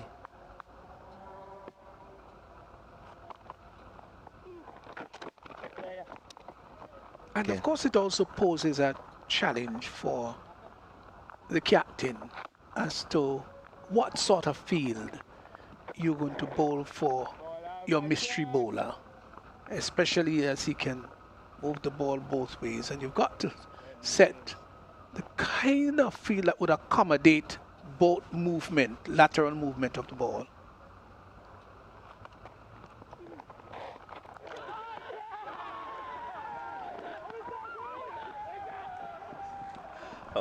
Oh my goodness, you look at this, and Vital Laws is really turning up the place. The reverse sweep being brought out. Let's look at it here. He's sweeping, yeah, coming off the glove. That one again going in and trying to play the reverse sweep against the spin of the ball. Yes, yes. And I honestly question that decision to play the reverse sweep. He has a right to be crestfallen because there was no reason. Look at this again. Why the reverse sweep? Please tell me somebody. If he was standing upright, that would have been going away from him. One that he probably didn't have to play at. Yeah, that's really poor batting. Yeah, not really reading it there. I think he was looking for the one that will continue back into him, and so he was prepared to sweep with the tide of the ball. But again, good thinking from Laws, just pushing that one across him. I was asking you whether you think that Dawn would keep him on. Yes, yeah, I think he will, and he's into his 8 over, 2 more to go. He has picked up 3, and certainly he will not want to break that rhythm that he has developed. So we will keep him on. He will go all the way through. That should bring just about 40 overs thereabout. Listen, folk, he's picked up 3 for 36 of 7.5, and the previous game he picked up 4. So that says a lot. It really says a lot that he's a wicket-taking young man who is gradually developing his craft. Quite frankly, he's still young. He's got a long way to go. But it's nice when you can pick up 3 and 4 wickets in your bowling. It tells you that you're gifted, you're talented. Yeah, he certainly is talented, Laws.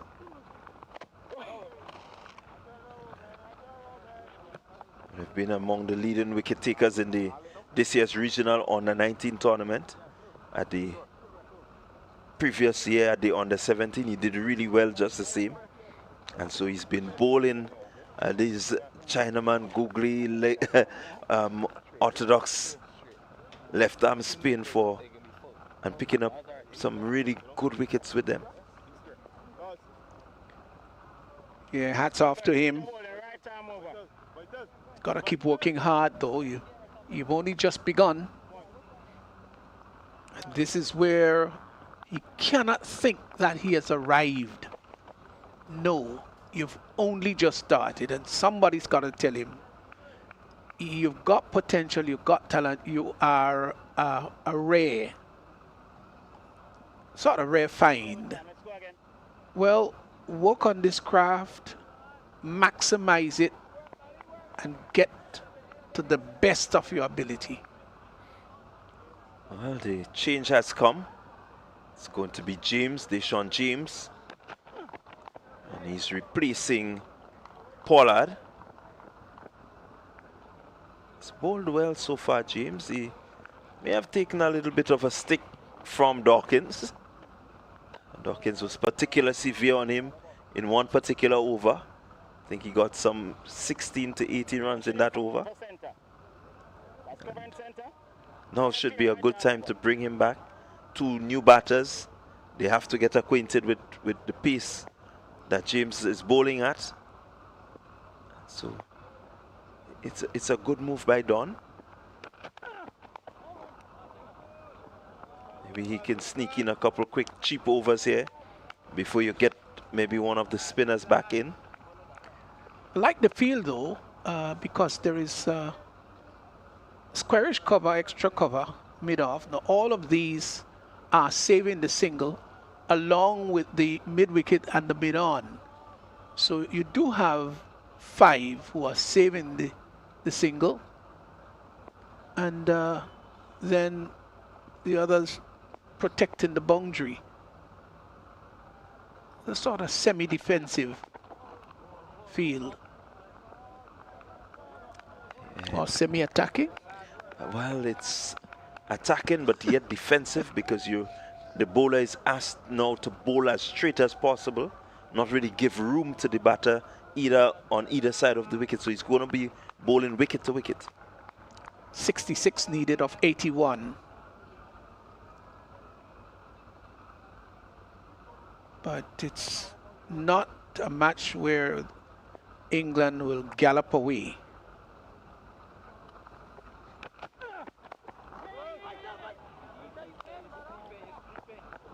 Earlier on, it looked as though they were just going to run away with it with so many balls to spare. Now it does look a little tighter. They've got every reason to win this game. Don't get me wrong. With 212 for 5.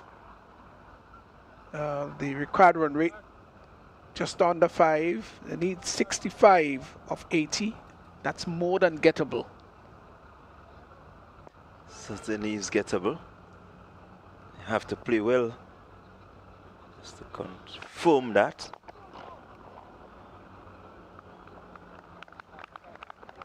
So this one firmly struck by Albert.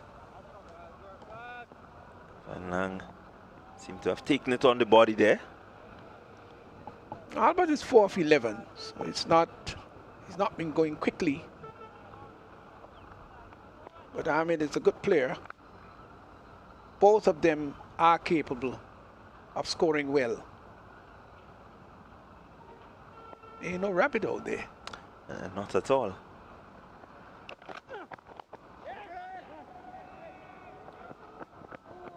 As the throw is made and well backed up in the field there, but a good single taken.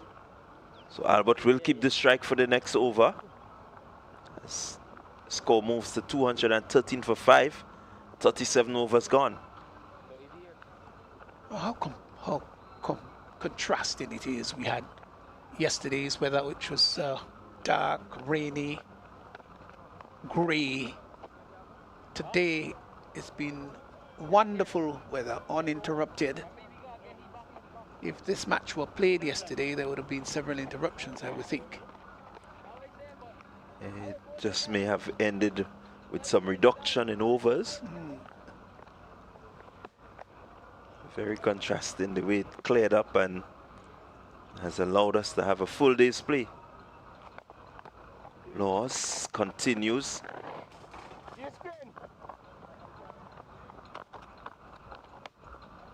Good strong return there by the fielder. Well, he's into his 9th. They'd want to see him out, please. They're saying to themselves, we're not going to reverse sweep.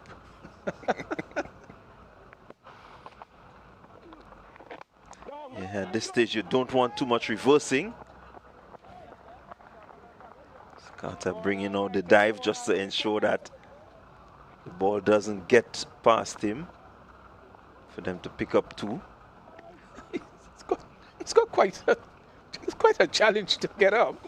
He spent, I would think, about 35 seconds on the ground. Finally Yeah, got may up. have just stretched that shoulder a bit. Yeah, the stretching of that shoulder.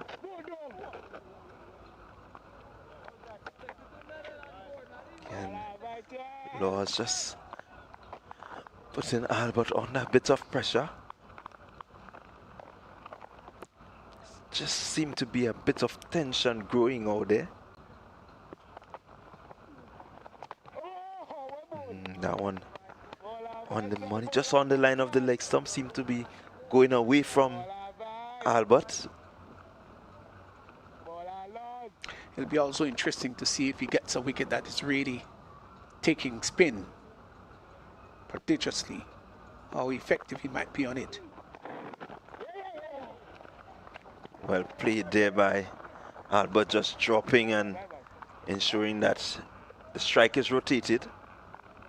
216 for 5. I get maybe you look at the wickets in Guyana, which is known for taking spin. Just maybe a handful.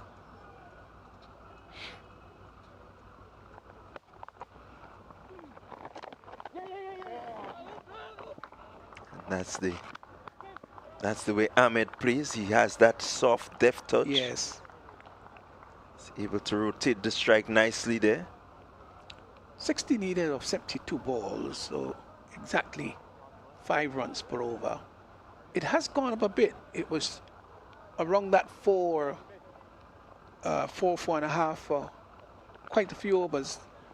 Now it has just gone up to 5 runs per over. Still, I think England has nosed ahead here, but it just makes this match so much more competitive. Certainly does make it competitive. Take good, sensible cricket from England just to make sure that they bring this one home. Don't want to take too many chances.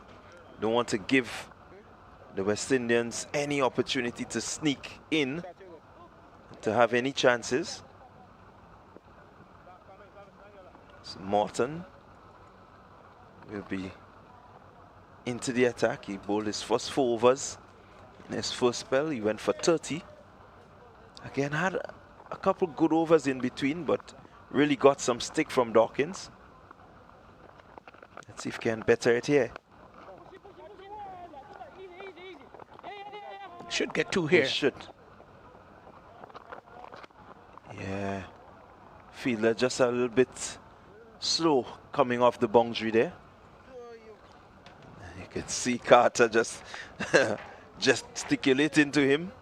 Guy, come on, we need it. And it's important. Important that they save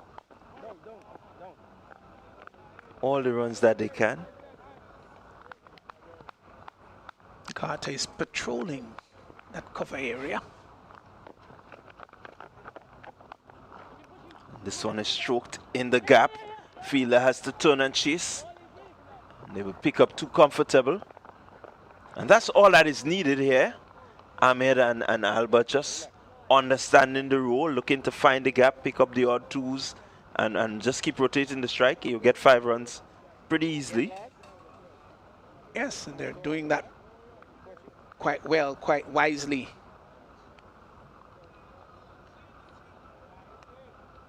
I think we will continue to see that sort of approach from them.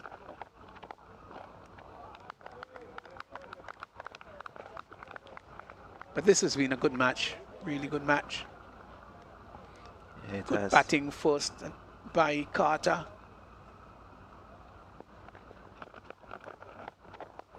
Certainly has been a good, really invigorating, and just have you hoping and wondering and wanting your team to do well. Well, they've already picked up 5 in this over. Still one more to go. They'll probably make this 6.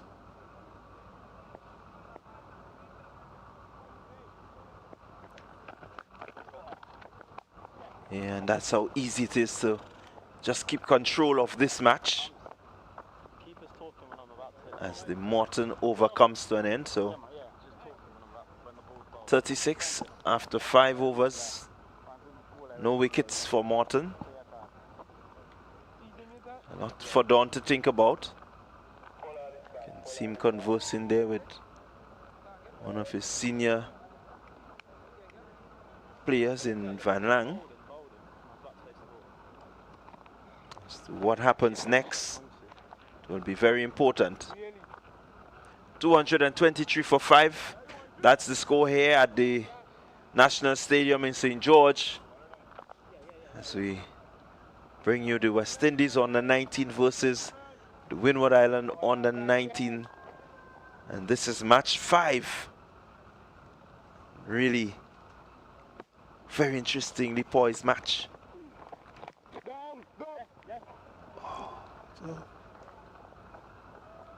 Listeners, that Clyde did say Windward Islands. Don't worry with that. He just made an error. It's human to err.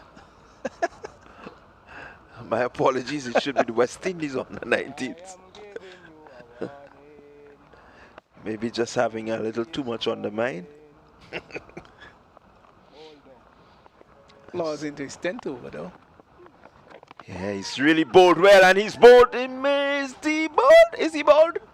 No, he's not. Oh, for a while there, I thought he had gotten him. But again, a good delivery. Let's look at the replay. Yeah, that one really close. Ooh. It was a shout for LBW. Looking to sweep there. Well, was that going away from the batsman? Now that's the thing. Was it going away? I think it pitched on her just about on the off stump, and it seemed to be shaping back in. That's the question. Was it shaping in or was it going away? I do believe it was shaping in. So it was mighty close. Now, if it was shaping in, then would it have hit? Yeah, I think the DRS would certainly come into play there. That one came back. Oh boy, what a pity he's only 10 overs he's got to bowl. And I say that just for mere enjoyment and pleasure looking at the left arm unorthodox bowler. Yeah, it makes a really interesting viewing. Maybe a 2-day tournament, test match cricket, 4-day cricket. Makes for very interesting to see how long he can go on. They tend to play the shorter version of the game though, these left arm unorthodox bowlers.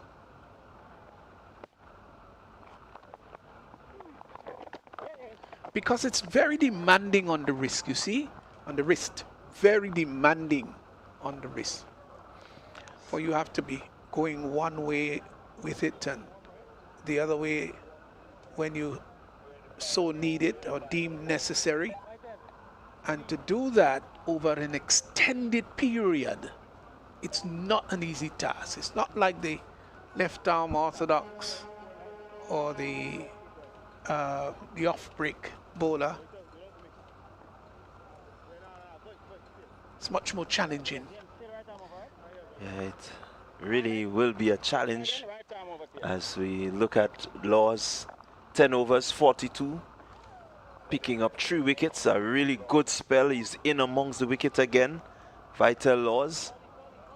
Pollard has come back on. So he seemed to be moving a little bit better, Pollard. Let's go again. Maybe just have taken a blow.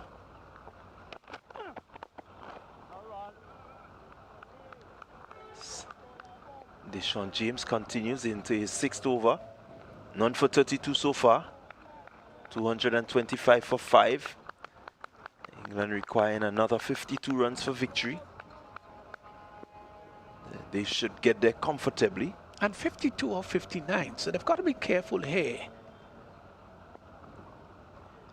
The run rate has gone to 5.29, so it's important to keep rotating the strike and to get the odd boundaries. It's important as they look to pick up the single there.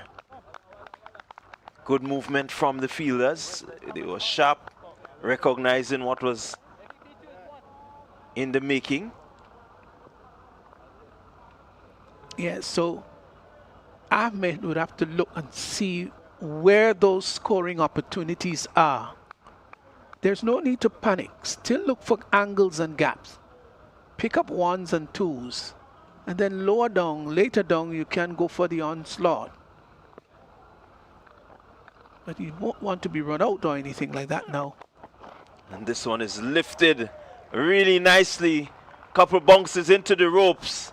And so Ahmed would have just eased whatever pressure that might have been built up. And a good looking boundary for him just to settle the nerves. Yeah, it's just moved into that nicely and lifted it over the mid-wicket area, and it went wonderfully for 4. They need 48 or 52. That boundary was important. Yeah, I quite agree with you there. Really want to get the odd boundary ever so often in the over, just to ease any thoughts, you know, of the run rate spiraling out of control. And then do that.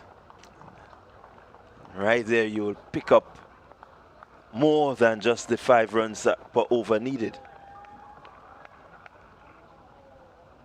But I like the contest, that it's not like the victory that the West Indies had, where the margin of defeat was so wide.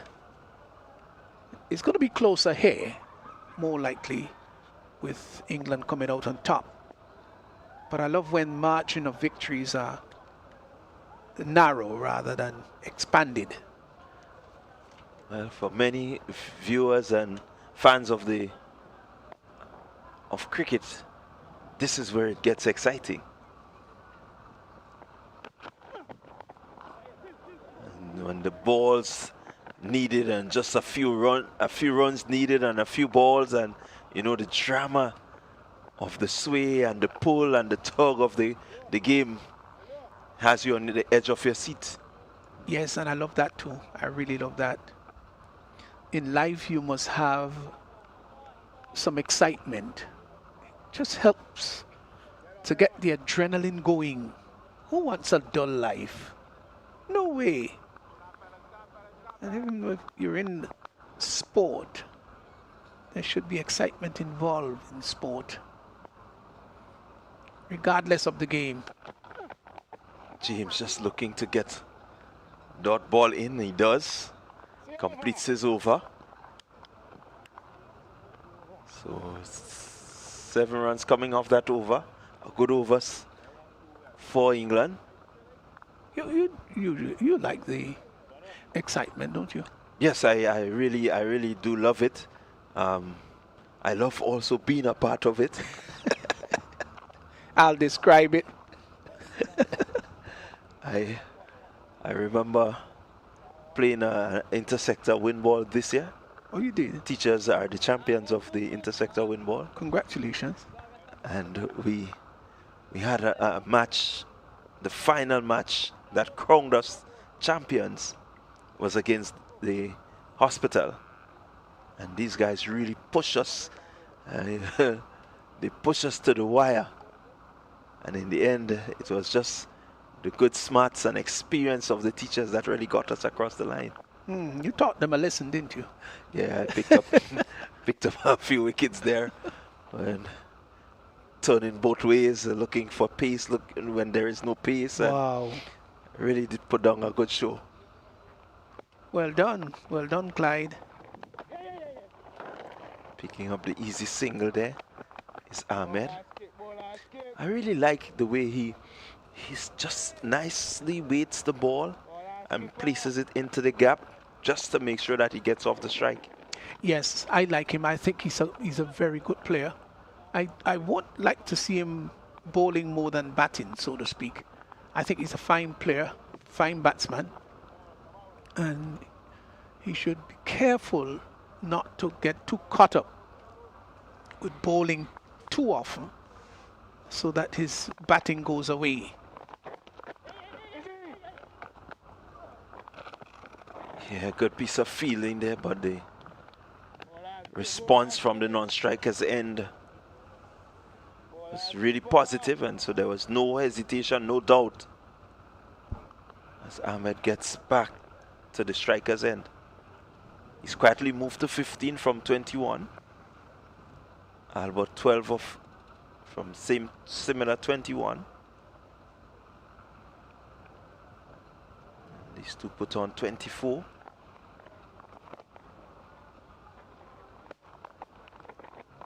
Dawn continues to bowl well. This one is just tapped down to the man at the wide long on region. Pick up another easy single. So far, every delivery being scored off.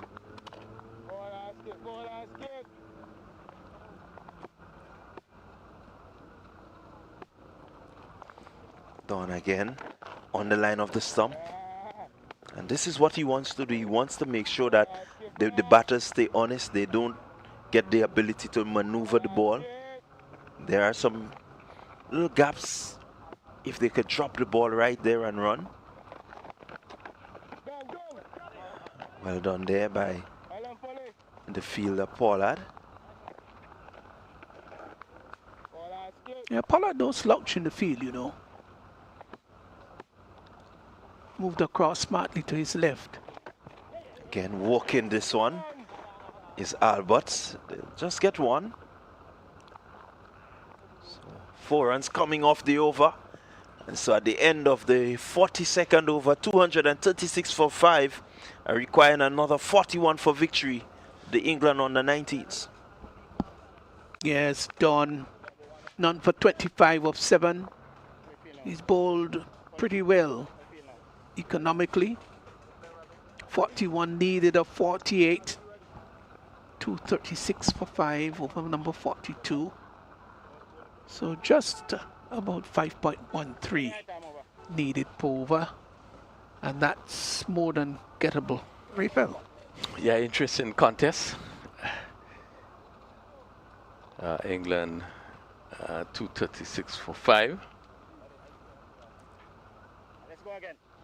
And requiring a further 41 from 48. So again, the competitive nature continues as this game comes down to the wire.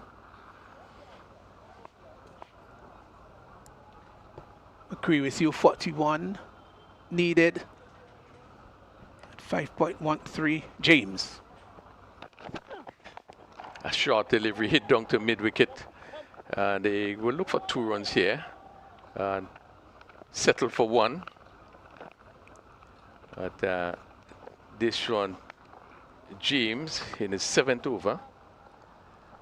It's been going above 6 runs per over, James, which is fairly expensive.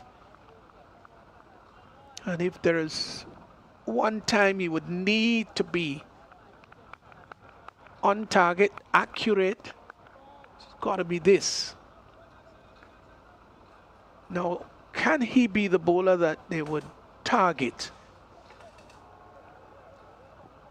So we see a lot of movement in the field. The long on now is now pushed right back.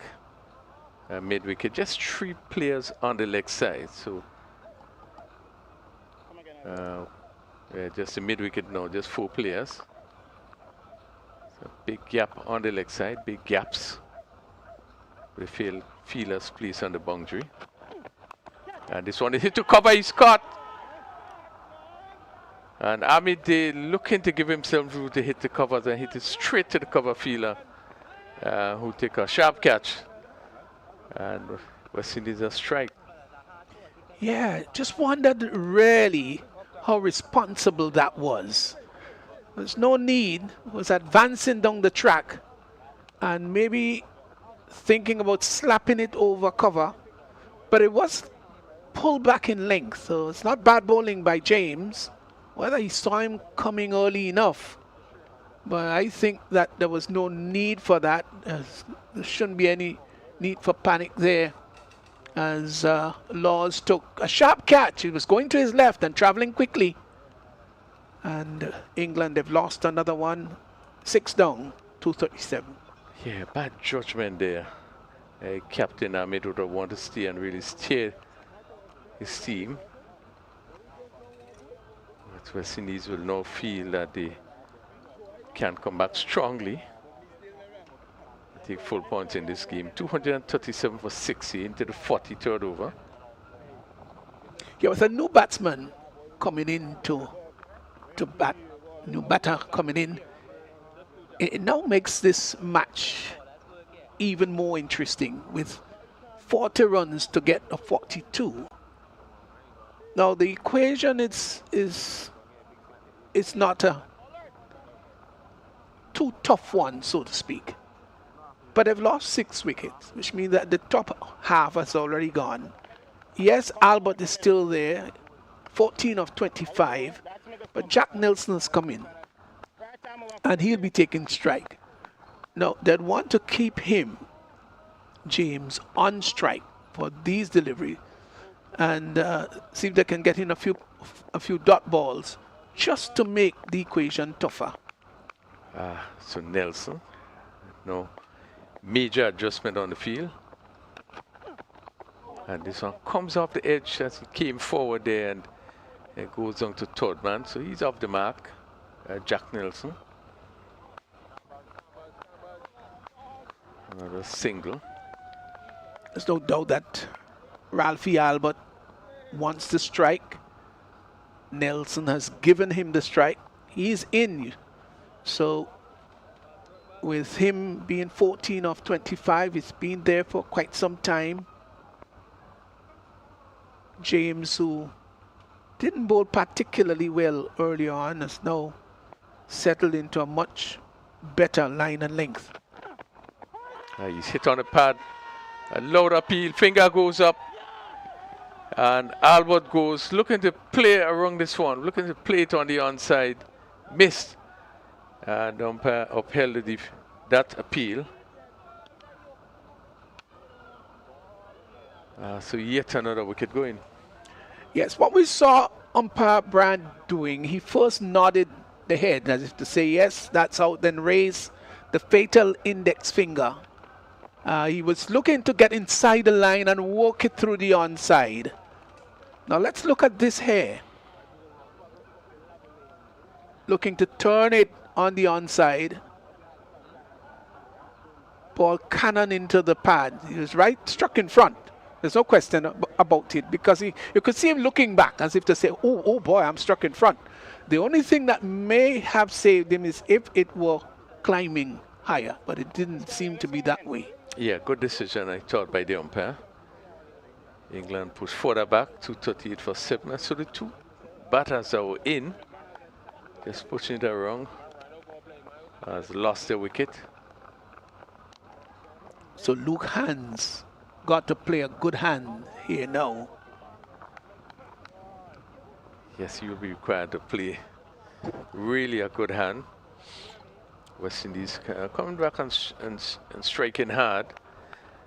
Now at one stage England were 158 without loss, and that's just why one has to be so careful, even though our team is in a very, very good position. But as we said earlier, it's how you end. It's how you end. And that's why I love cricket. Game of twists and turns and glorious uncertainties. You've got to like it. Those of you who don't like it, please change that. Get to enjoy the beauty of cricket. So James, stroke down to cover. And the fielder comes off the boundary. So hands is off the mark. It's interesting that James has collected 2 wickets, picked up 2 in this over, and he's been economical, 3 runs coming off it. So I don't think Joshua Dawn needed much more from him. Yes, he has come back strongly to pick up 2 wickets. 2 are one of the set batters.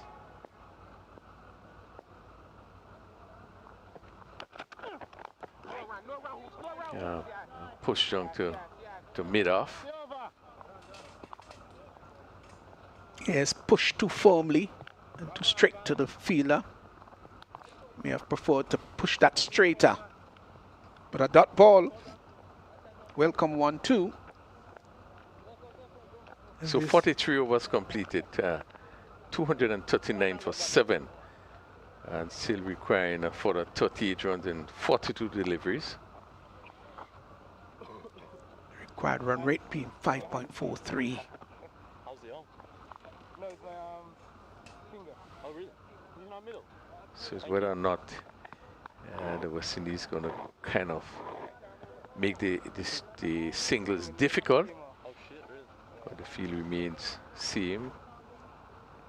A short cover mid-off. Backward point cover on the boundary. Mid-wicket long on. Mid-wicket on the boundary. Short fine leg. Push junk to long on for 1. Yeah, good sensible batting. So Dawn has got to make sure, no, he's got the ball in his hands as the skipper. So he's got to make sure that everyone is well placed. This one is driven. Again, the cover fielder has some work to do. Just limit the batsman to 1. But England just want to make sure that they turn the strike over. Yeah, it was good to see James attacking the ball as a fielder. Play down to backward square again, another single. Yes, looking for the gaps. And 3 deliveries have yielded 3 runs so far. So that's good. That's good for England. 35 of 39. Had done in his 8th over. This one is played to cover, so there's no chance of a run there. Carter in the cover, moving quickly to his right.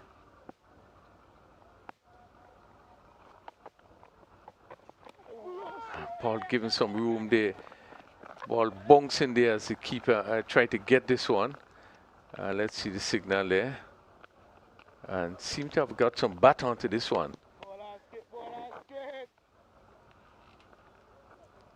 Yeah, no signal from umpire Greg Brathwaite.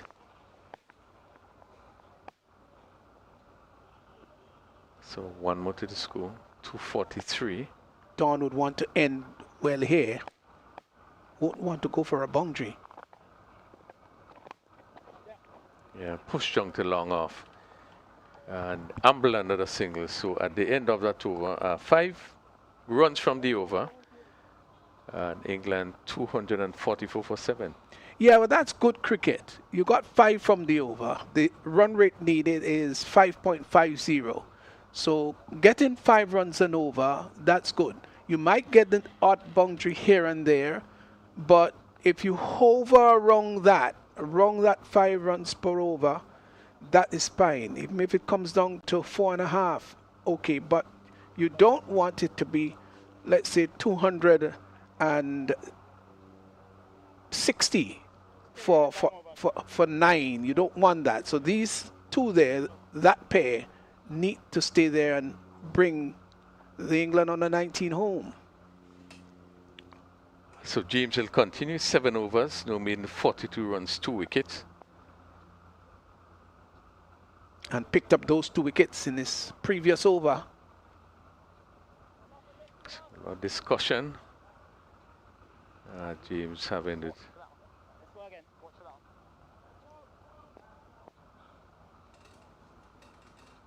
With the captain, Don. Short outside the off stump again. Looking to hit that down to somewhere the cover region. But this is a good field because there's the backward point, there is the cover, and the mid-off. Now, these three fielders are saving the single. Then there is a mid-on and a straightish mid-wicket in front of the bat. The third man and the sweeper on the offside, those are for the outer edge and the drive, respectively. So this is a good field.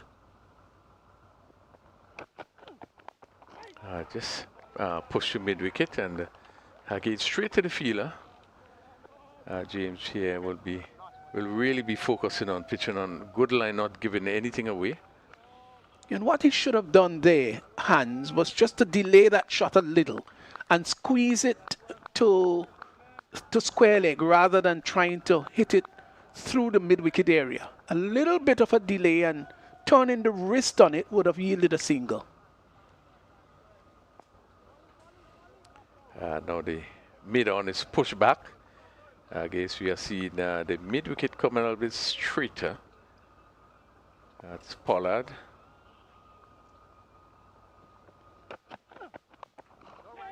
Ball play to cover. They're going through for a quick run.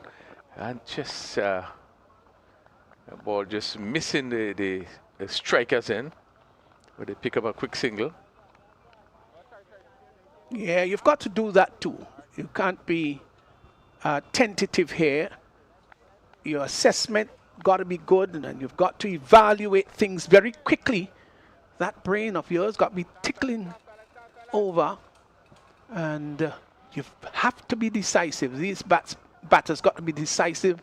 Either we're going to go for the single, scamper it, or not. 245 for 7. This is outside the off stump, bouncing off the keeper, and the batsman taking the opportunity to run what will be no signal a bye. Yeah, it dropped just before it got to the keeper.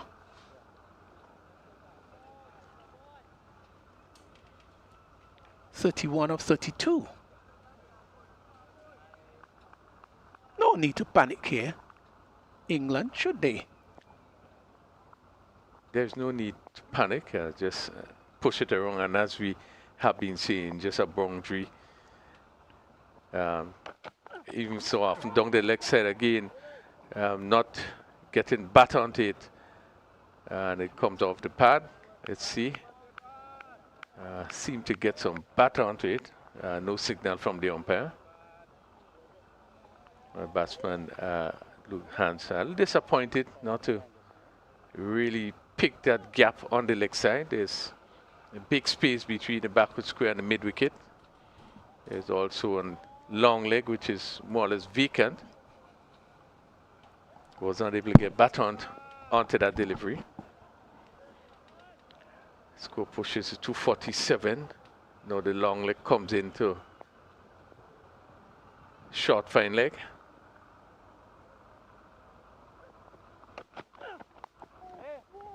This one is played down to third man. Comes off the edge and pick up one more. So completes another over. 44 overs. 45 overs completed. 248 for 7. Yeah, with 5 overs remaining. Still 29 runs to get. So there's no question as to whether this match is going to be a close finish. It certainly will. And what looked a little early on in the day when England were batting so very well with 100 without loss. They've lost 7 wickets thereafter. And what should have been maybe a meander through the park, or a little canter rather, has now come down to the wire, where England, I still think, has just nosed ahead a bit. Yeah, at 158 without loss. And England were always scoring above the scoring rate that was required.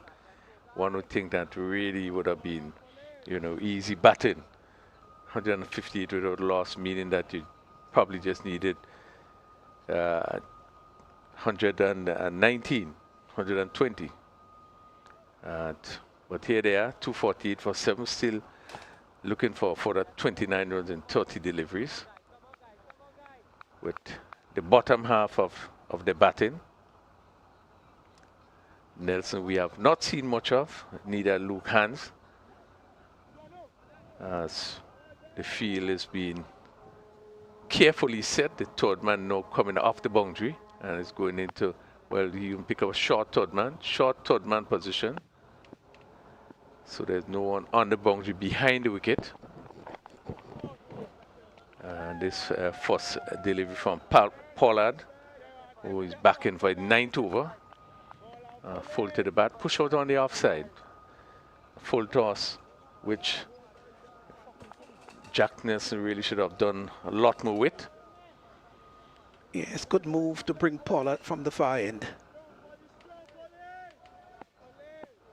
So the cover is in to save the single. Backward point. Short fine leg, short third man. This one, and he's played this one down to long on. Pick up another single. Sort of striding seemingly for the Yorker, but he's got to be careful not to over pitch it. I think his line have to be always okay. Anything down the leg side, you know, if it just kills his bat, it could be that short fine leg. Or even the third man fielder who is now pushed back on the boundary. So West Indies want to try as much as possible to avoid the boundaries.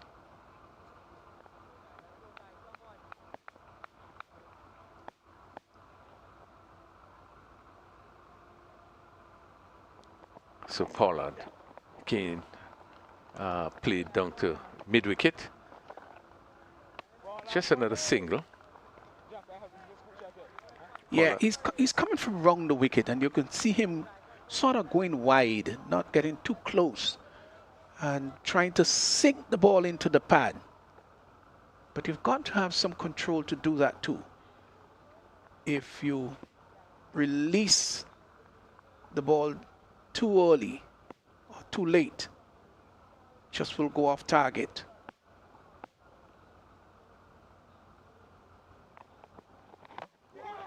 Bowl him right up, and Jack Nelson looking to come down on this one, just went through him, and West Indies once again are struck, picking up the 8th wicket. Well, this is what he was seeking to do. We were talking about him bringing the ball up, and that one was right up in the block hole, Yorker, and he tried to come down heavily on it. Jack Nelson sneaked through. Wicket has fallen, so Nelson goes. It's 250 for 8. Well, what a match is turning out. The required run rate has now gone up to 6.23. Yes, and England will be very disappointed there. And as you said, coming around the wicket and looking to angle the ball into the bat right up. And Nelson is probably looking to steer it maybe down to third man. Pollard has done well. He's 3 for 29 into his 9th. So he still has another over to go. Yeah, and even though he does not seem to be 100% in terms of his fitness, but you can see him concentrating. He's very clear in terms of what he wants to do. 27 needed of 26. What a game we've got here. And all the games has shown this sort of close and competitive nature.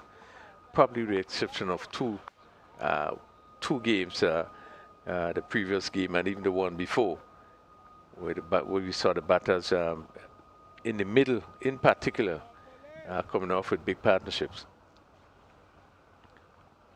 So here is Lumsden. He's going to face his first delivery. right up once again and could only push it down to that shot mid-on. Again, no chance of a run. No, that was beautifully bowled. Coming from around the wicket and slanting it into the right-handed batsman. 27 needed of 25. Yeah, we've seen the mid-off coming in a bit, came in a bit, the backward point. So again, trying to cut off the single. Now we see that the long one has been pushed back, the mid-wicket being pushed back. And I would think with the final ball of the over, they are prepared to give the single to Lumsden so that he can face strike in next over. And that ball is pushed back, just past bowler. But no chance of a run. And that's complete. Another good over by Pollard. He's now picked up 3 for 21 in 9. England on the 19's, 250 for 8.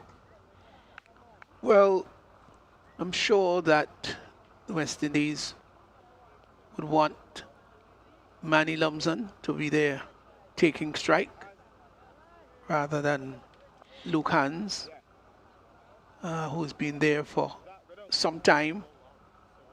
With 27 to go of 24 legal deliveries, it's important that a couple of things. One, there is no overstepping.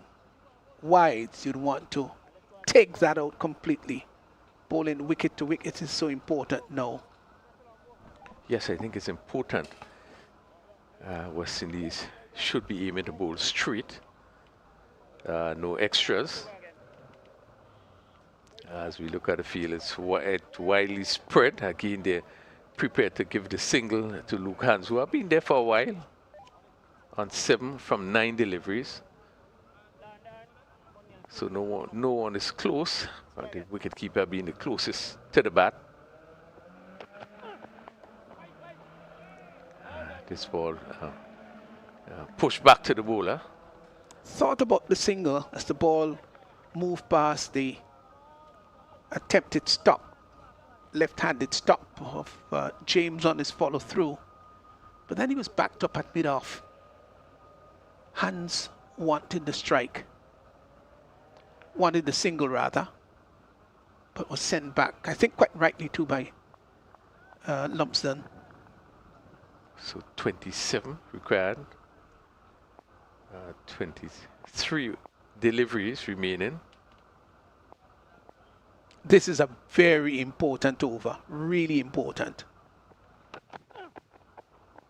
Outside the off stump, and this is what you would want to avoid. Wide signal by the umpire.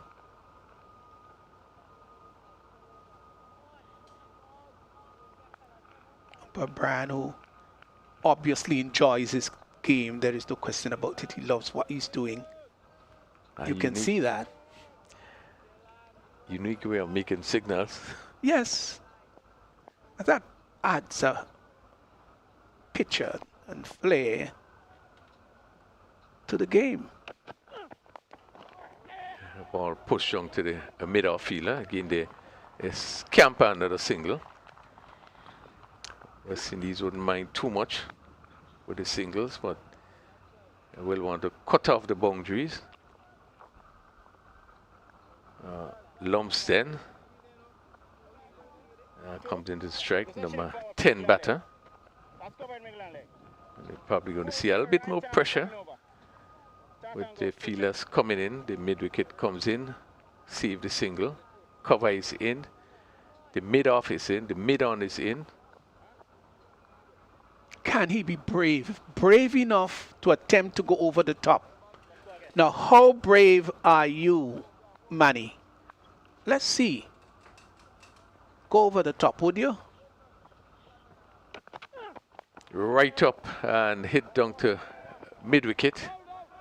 Good thing that that was really straight. Looking for the Yorker, but just over pitch a bit. And he played it down to the fielder on the forward square leg boundary. So he picked up his first run. 205 53. Once again, the field is being pushed back. Yeah, mid-on is right back now on the boundary down to long on.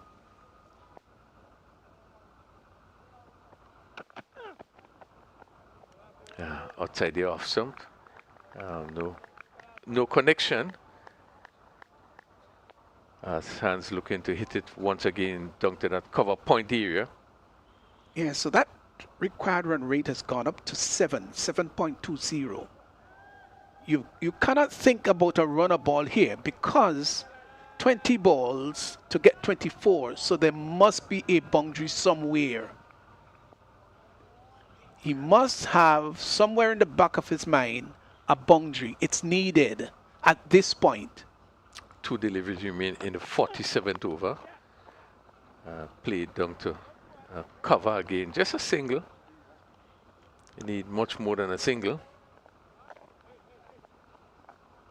24 needed of 19 balls. Now that's gettable. There's no need to panic. Yes, you've lost 8, but don't panic, because if you do panic, it gets worse. Keep composure. There must be some odd bad deliveries. And that's what Lumsden and Hans got to be thinking about. Look for angles, maybe look for a big shot when it's necessary. He hit it straight back. Was not able to hold on there, but I think that's a chance. As he hit it straight back to James. Probably just failed to hold on. Yeah, let's look at it. Yeah, those got to stick. When you're on your follow through, you've got to be stopped in the path of a ball driven back to you, whether it's directly to you, to your right or left. It's always very difficult. And that ball had already passed him when he thrust the left hand out to take the catch. So England need to get 23 from 18 deliveries. And West Indies will feel that they're probably a little nose ahead. 8 wicket down. Luke Hans is on 9. Pollard who had an outstanding previous over. Couple of Yorkers. And I think that that's good, Raphael. These youngsters got to learn, and I think he's been looking at cricket and following it. How important the Yorkers are. Not easy to get under them. Down the leg side. Again, you could see him looking to angle the ball from off stump to probably middle stump into the right-handed batter. And that's the risk, though, when you're going to be going for those Yorkers. There are a couple of things. There are a couple of risks involved. One, where it's over toss and it becomes a full toss. And when it is slanting down the leg side. Those are two principal errors you can get with the attempt of the Yorker. Yeah, more discussion. Scatter moving from mid-wicket. Still, Pollard don't seem to be 100% okay.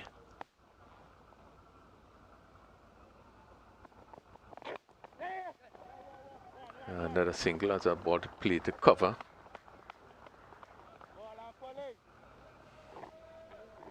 Yeah, I think the West Indies would be happy with that, just a single. What they will be unhappy with is if there is a little inside edge to go down to fine leg or a nick down to third man, beating the keeper, or if there is a full-blooded lift over mid-wicket or straight down the ground for 4. All of that they'll want to take out of the equation, but those are possibilities. The required run rate 7.41. Pollard. Kane beaten there as he looked to play this one through the offside. And again making no contact. He'll be pleased with the fact that no run is scored off of that delivery. Yeah, and Francis had to go across to his right. Good glove work. Still seemed to be favoring that injury though. He pulled off the right glove, started to flex the fingers. Obviously there is some discomfort.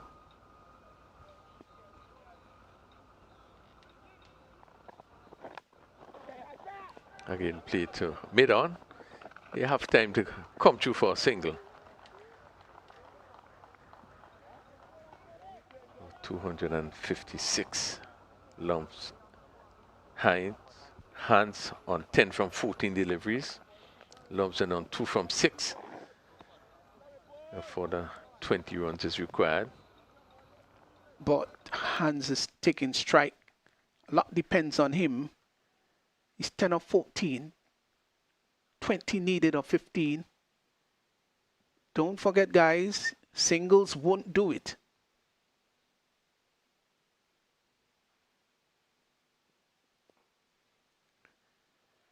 Again, driven back to the bowler. Good stop by Pollard, having to move across to his right, which is not his strong hand. And of course, having to sort of stop in his track, knowing that you've got to move on your follow through and then pull to your right is challenging.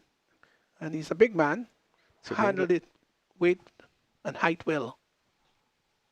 The England batters have to find a way to score boundary. This one is again hit. No timing, bouncing down to the longer fielder. But again, just a single. Pollard in his 10th over. 3 for 33 so far. Yeah, 19 required of 13. He will want to make this a dot ball or a single.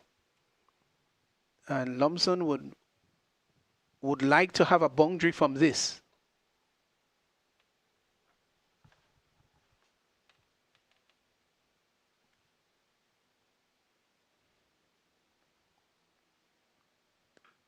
Hit straight. Where does this go? The fielder's coming around, and that goes down to the boundary. That goes for 6. What a shot. It didn't look that would have gone for 6. But a welcome boundary as Luke and hit this one straight. Yes, he got to the pitch. I did say the delivery before that he needed a boundary and one would not suffice. And that was timed sweetly. Oh, it was a lovely shot. Went all the way. Yeah, really good shot. One time that England required a 6 to be hit was in this situation. Yes, and just like that, the required run rate has dipped to 6.5. They need 13 of 12. Here is where they need basically a runner ball. They should not lose this from here. Well, it's interesting to see the field placing is key. The tactics are going to be used now. This is where you really have to show the metal you're made of in terms of being able to, for the West Indies team, being able to restrict England not being able to get at 12 runs. So your field placing had to be right. Your line, how you approach what you're trying to do, you had to be spot on. You really had to be spot on. Miller, who's been expensive, is given this task to bowl the penultimate over. So the feel is short third man, Carter in that position. There's a backward point fielder on the boundary. There's a cover, and probably just about 10 meters from the boundary. Extra cover, and there's a long off, that's the offside field. Short fine length, backward square in, just behind the umpire. A long on and a mid wicket on the boundary. So the attack. Luke Hans would want Down the leg side, clipped. And that pass, the backward square goes down to the boundary for 4. Bad delivery. Given the right treatment there. Ball full down the leg side and hit for 4. Yes, now that was poor. That really was poor. Now you don't want to try to emulate Pollard, because Pollard is got a high arm action, he's tall, and he should be just back of a length. Don't stride for the Yorker. And maybe that's what he was attempting to do. So 9 required from 11 deliveries. Yeah, hard length is what's required now. No. Becomes easier now for England. No, the backward square is being pushed right back. Don is just making an adjustment and bringing up the mid off, the long off into the circle.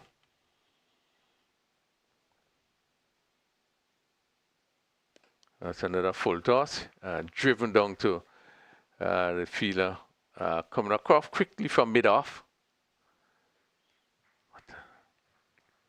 That's 1 more to the score, 269 for 8. You're not too sure whether I like the offside field. I think Pollard should be in a little closer. Either he's going to be there for the drive to save the single. Now, if he is extended, then he's going to stop this. I think they're doing the right thing now. So they push Pollard into that circle area, just about 20 yards from the bat. Now that's good.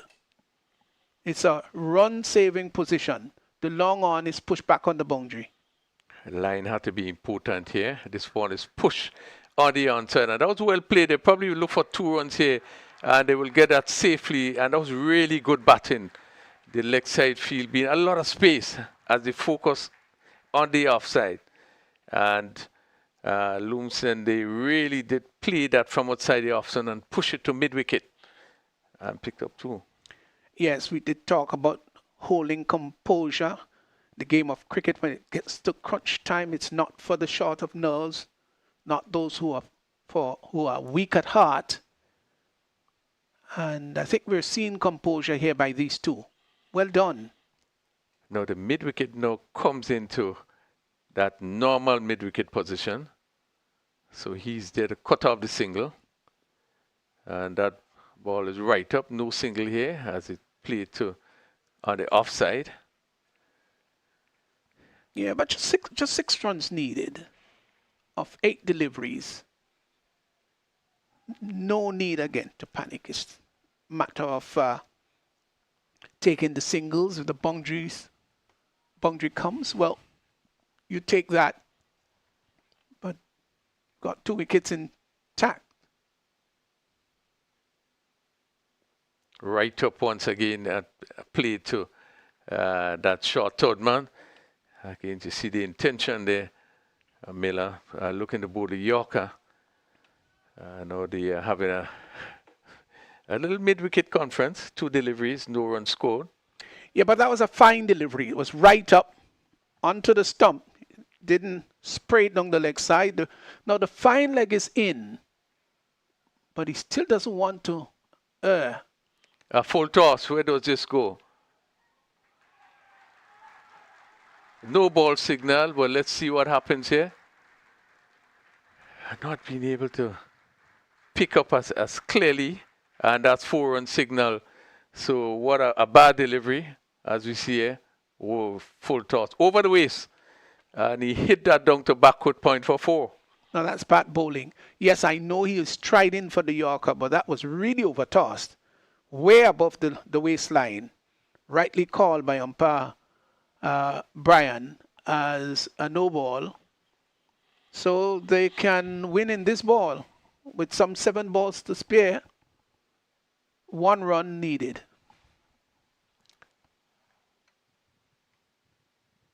And this one goes down over the keeper head, and it will go down to the boundary. Not and they're going to pick up that winning run, and England would have really held their nerve to come back and win this game by 2 wickets. Yeah, that's a lovely victory for England. They won by 2 wickets, and it came down to the penultimate over for them to do so. It just seemed to be fading from them for a moment, but these two held their nerves very well, played the hands well, and brought England under 19 home to a good narrow victory. And it could not have been narrower than that, but winning by 2 wickets with an over to spare, they played good cricket and outplayed the West Indies this time. Got off to a great rousing start, but just faded a little bit in the back end of the innings, but held their nerves enough to bring them home. Oh, yeah, they deserve to win this one, but really it has been very competitive, right down to the wire. England getting up to 277 for 8, and really West Indies will be disappointed. They would have pulled things back really well, and just coming down to this last 2 overs, we had maybe 2 bad deliveries. The 6 that was hit by hands was critical. And then we had in this over bad delivery, ball down leg side, hit for 4. And I think from that end, it really looked as though England would have come victorious. But they deserved to. At 158 without loss, you expected that they would have really got this victory much easier. Learning experience for both teams. An experience where England learned that you don't have to panic when you're in a crucial 60 situation. Just holding your nerve is so very important, and they did that in the end. And what can the West Indies learn out of this? Well, they can learn that though England got off to a great start, losing the first wicket way over 100, that you don't have to give up, but you still got to keep playing hard. And they dislodged 8 of their batsmen. So a lot to take away from this particular encounter. Yes, and just to give you quickly the scorecard, Dawkins, well, he played a tremendous inning, and he went for 9,700 balls, 9 fours and 3 sixes. Mohammed also played a good inning of 74, and he faced 75 deliveries. He hit 5 sixes. Joe Moore was caught by John Bull by loss, and he scored 3. And Falconer also didn't last long, went for 4. Mays went for 13. Ralphie Albert, 14. And Farid Ahmed, the captain, went for 16. Jack Nelson went for 5. Hans not out 16. And Lumsden not out 15. 277 for 8. Pollard had 10 overs. He had 3 for 39. Dishon had 9 overs, 2 for 49. Miller on the expensive side, 4 overs, none for 45.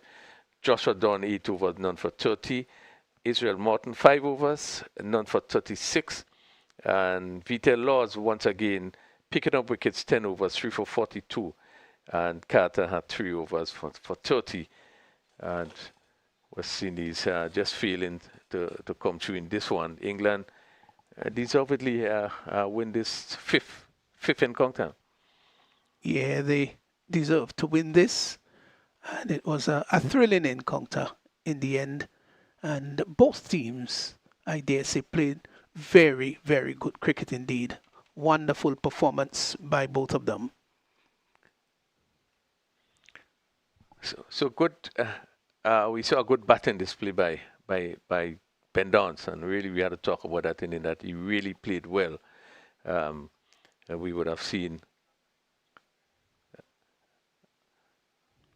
So let's go downstairs for the match. All right, so welcome to the post-match presentation for this, the 5th ODI, England under 19 versus the West Indies under 19.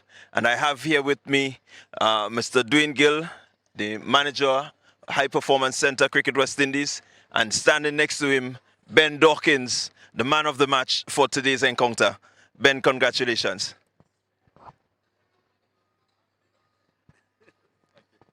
All right, Ben, don't run away from us. We really want to hear from you today. 3 away from that 100. What was your thoughts at the time that you got out? Yeah, obviously very disappointing. But it was more for the game situation. I thought we had a very good chance to see it off quite early and not make it such a tight game as it was. But credit to the boys for getting it done in the end. But you seem to be really enjoying the St. George's Wickets. 78 in the last game and coming now 97. Can we expect in the 6th match that you're going to cross that line? Hopefully. It's definitely quite tough up top. Just trying to look to get through that period and then capitalise at the back end of the power play. All right, well, congratulations to you on a win today. And hopefully the series continues and maybe go right down to the last game. Yes, hopefully. Thank you very much. All right, so there we had it, ladies and gentlemen, the post-match presentation for today. I will send you back upstairs to Stevenson and Raphael. Yes, thanks, Rondell, and deservedly, Ben Dawkins being given the man of the match, and I thought that he really did well, and certainly deserve that award being man of the match today. So we have just concluded game number 5 in this 7-match series. West Indies just failing to win this one. England coming back to win this fifth one-day game. West Indies leading the series 3-2, and the series still alive. So we do expect game number 6 will be played on Saturday. And that again would be a crucial game, whether England can tie the series or West Indies can go ahead and win the series. We do invite you to join us on Saturday as we continue to bring you this cricket commentary live from the National Stadium here in Grenada, and hope that you will be with us as we look forward to game number 6 on Saturday.